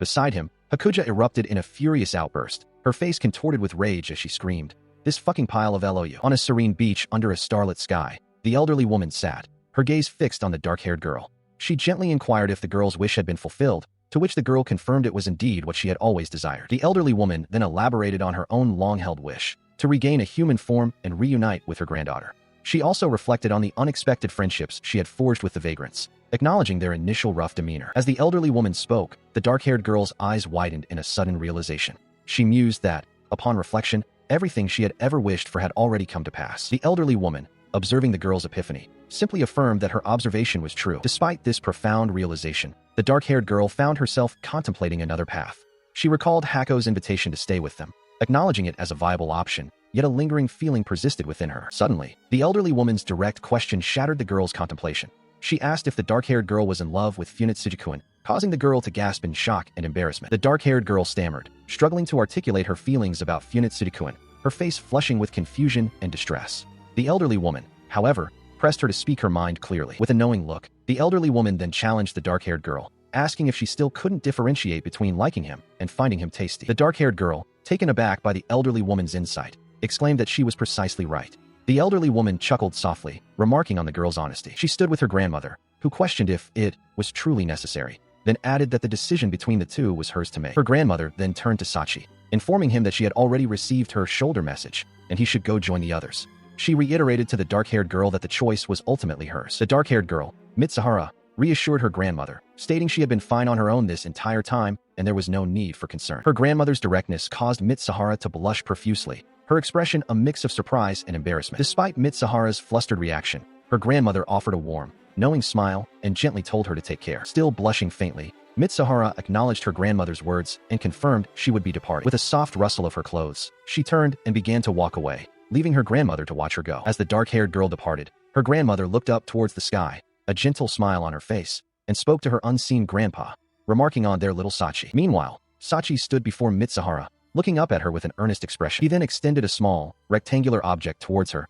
his face showing a hint of a smile, while she regarded it with a slight blush. She watched as Hakuja, full of playful menace, ignited sparklers, their light momentarily illuminating the scene. Hako stood nearby, observing the spectacle. Her ear, adorned with a small earring, was visible as she turned slightly, perhaps listening intently to the crackling of the sparklers or the hushed words exchanged. Later that night, a serene beach lay under a starlit sky, a single distant light source piercing the darkness, hinting at the quiet world beyond their immediate concerns. The next day dawned over the quiet village, its houses nestled against a tree-covered hill, power lines crisscrossing the sky, signaling a return to ordinary life. She prepared to depart, her backpack slung over her shoulders, and with a quiet resolve, she affirmed her readiness, murmuring, "All right." As she made her farewells, Mitsuhara thanked Maki, Sachi, and the short-haired girl for everything, bidding them goodbye. Maki, a vagrant from Izumo, had insisted on being paid for their stay, a detail noted by the chronicler. Meanwhile, Hako, unlike her older sister, appeared more serious as she wished Mitsuhara safe travels.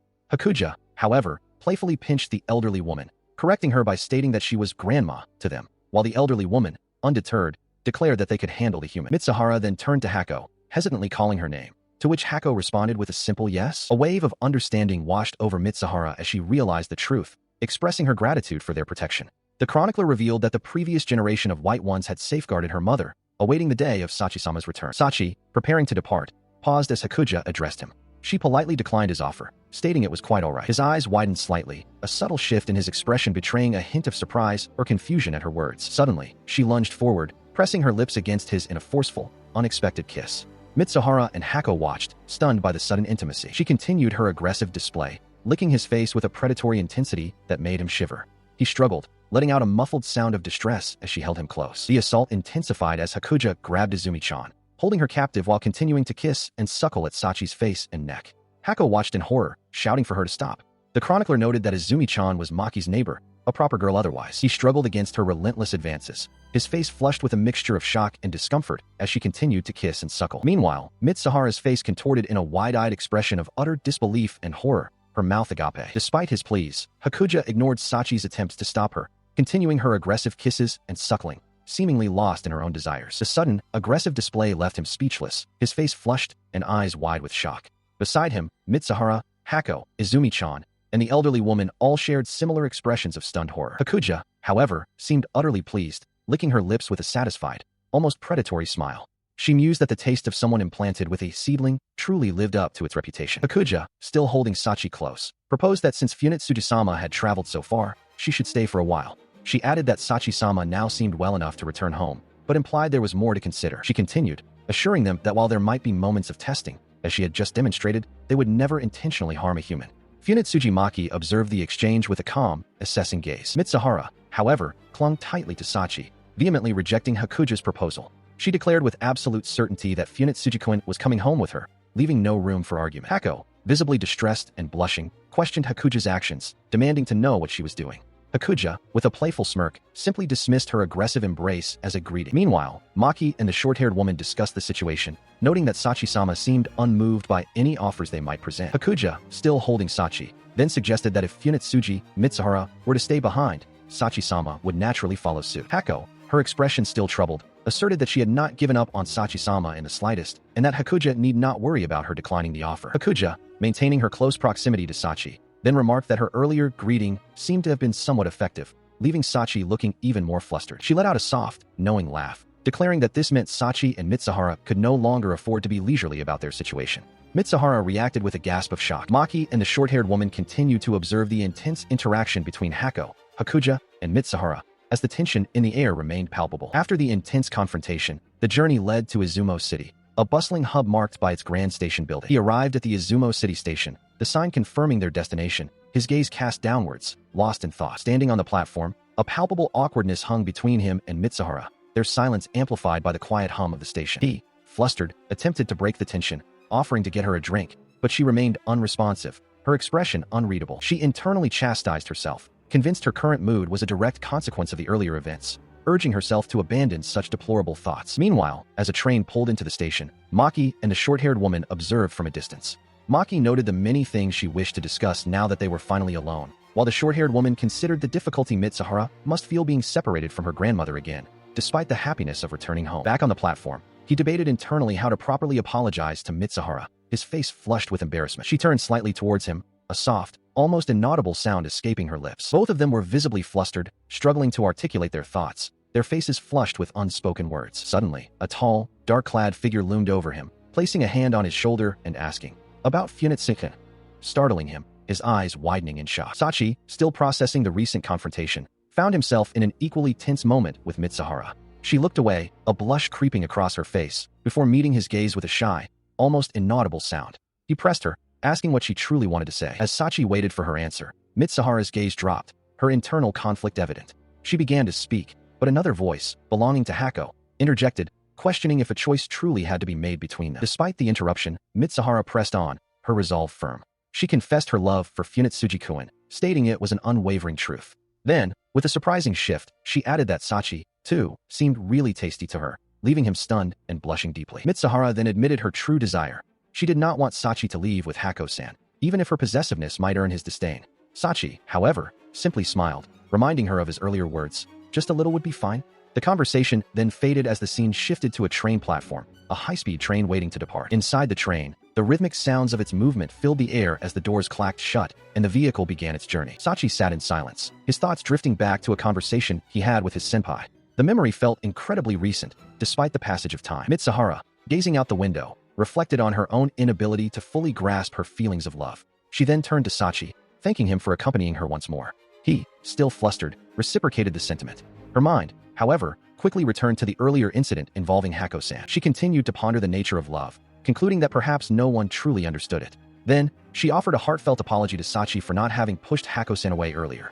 He reacted with surprise, attempting to interject. As the train sped past a quiet, rural landscape, Mitsuhara, still wrestling with her emotions, tentatively posed a new question to Sachi, wondering if something would be acceptable. She then gently took Sachi's hand, her thoughts revealing a desire for him to repeat the intimate act he had shared with Hako-san, but with more tenderness and restraint. Sachi, overwhelmed, could only manage a pained sound. Mitsuhara, having just expressed a desire for intimacy, leaned in close to Sachi. He hesitated, but she confirmed her feelings, her hand resting gently on his chest. She closed the distance, pressing her lips against his in a tender kiss, a moment she wished to share, even if fleeting. Both Sachi and Mitsuhara blushed deeply, their faces alight with shared joy and affection, confirming the mutual feelings between them. His hand reached out, intertwining with hers, a silent affirmation of their connection, a gesture he found truly comforting. The train journey, which had carried them through these profound moments, finally concluded as the landscape outside the window gave way to their destination. They arrived back home, the familiar sight of the house a stark contrast to the emotional journey they had just completed. A boisterous welcoming party awaited them, with several familiar faces and some new ones,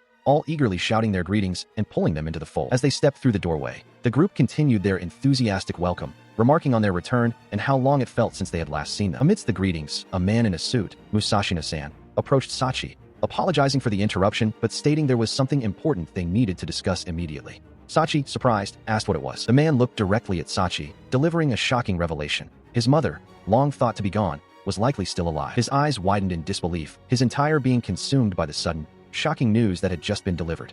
The revelation of his mother's survival, after so long, left him utterly stunned, his expression shifting to one of profound distress as the weight of the information settled upon him.